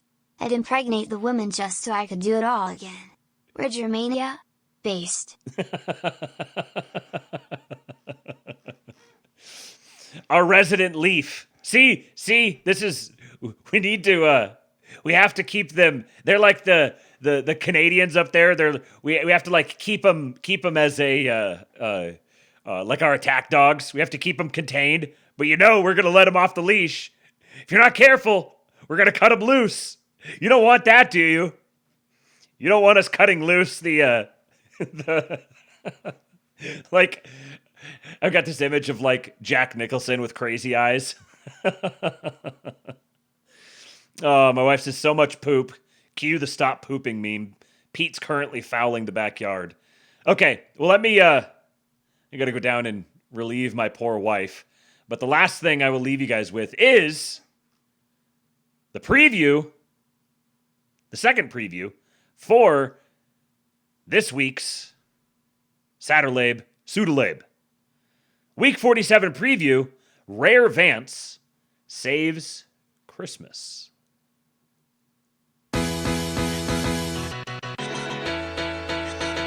Banger song! Hey, I hear the voice of the preacher from the back room, calling my name and I follow just to find you. I trace the faith to a broken down television. Propaganda time! And I've trained myself to give up on the past, cause I've frozen time between hearses and caskets. Lost control when I panicked at the acid test. I wanna get better. While my friends were getting high and chasing girls down parkway lines, I was losing my mind because the love Never do! The love that I gave, wasted on a nice face. In a blaze of fear, I put a helmet on a helmet, counting seconds through the night and got carried away. So now I'm standing on the overpass, screaming at the cars, hey, I wanna get better. Christ is King! Oh my God, it's so good!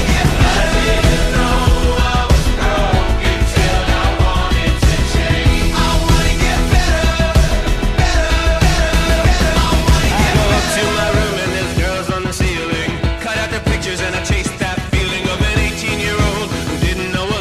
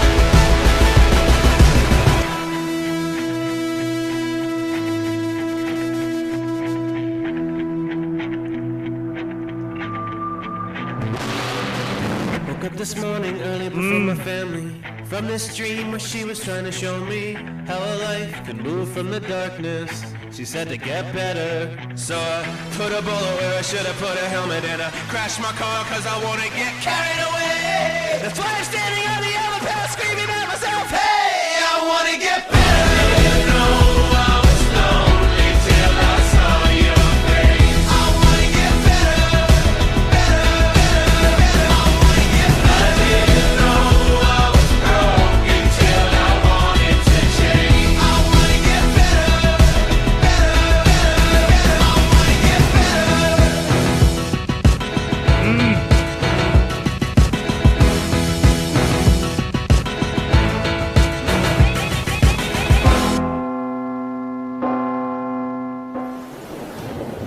Oh!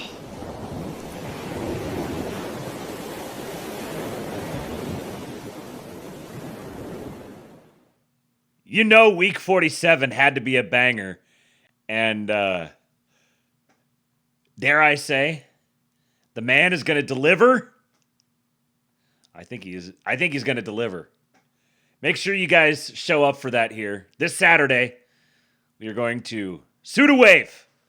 It'll be a Sudalabe on the Saturlabe. Thanks for sticking it out with me this long, guys. Almost 5 hours. Didn't expect to go 5 hours tonight. I had a whole another 40-minute video that I thought we might be able to get through, but I had lots of things to say. So we're flooring the nostalgia. Yes, nostalgia maxing. Straight from the man himself. So I appreciate those of you who stuck it out for the full 5 hours. You guys are patriots. 57,314 Patriot points credited to your accounts. Soon you'll, I don't know, we'll figure out a way you guys can cash in your Patriot points eventually. But all of you guys who stuck it out to the very end, consider yourselves credited. And you know, even those who came in late, but you caught the end, you get the exact same award because we're Bible believers here. Real ones will get that reference. All right, guys, make sure you go follow me on Twitter at KingPilled. If you'd like to support the show, you can use tips.kingpilled.com to get to the Streamlabs link, or you can go to Venmo or Cash App. Just look for at KingPilled or buymeacoffee.com/KingPilled. And reminder that if you would like to send me Bitcoin, I'm very happy to take your Bitcoin. The Bitcoin address will be down in the description if you're on YouTube or one of the podcasts, or you can go to the Substack. You should also subscribe there. It's free. KingPilled.substack.com. Go find the Bitcoin address, and you can send me your fake internet money. I'm happy to take all the fake internet money. And I'll be back tomorrow for another episode of the show, assuming we'll see how things go with Pete. But do say a prayer for him, and you could say a prayer to Saint Modestos for him. Very much appreciated. Deeply in your debt if you do that. So thank you to all of you. I will see you guys. Oh, join the KingPill Discord, kingpill.com. And I will catch you guys in the next episode of the Astrolabe. For now, I leave you with Hulk. When they took a shot at my hero, and they tried to kill the next president of the United States, enough was enough. And I said, let Trumpomania run wild, brother. Let Trumpomania rule again. Let Trumpomania make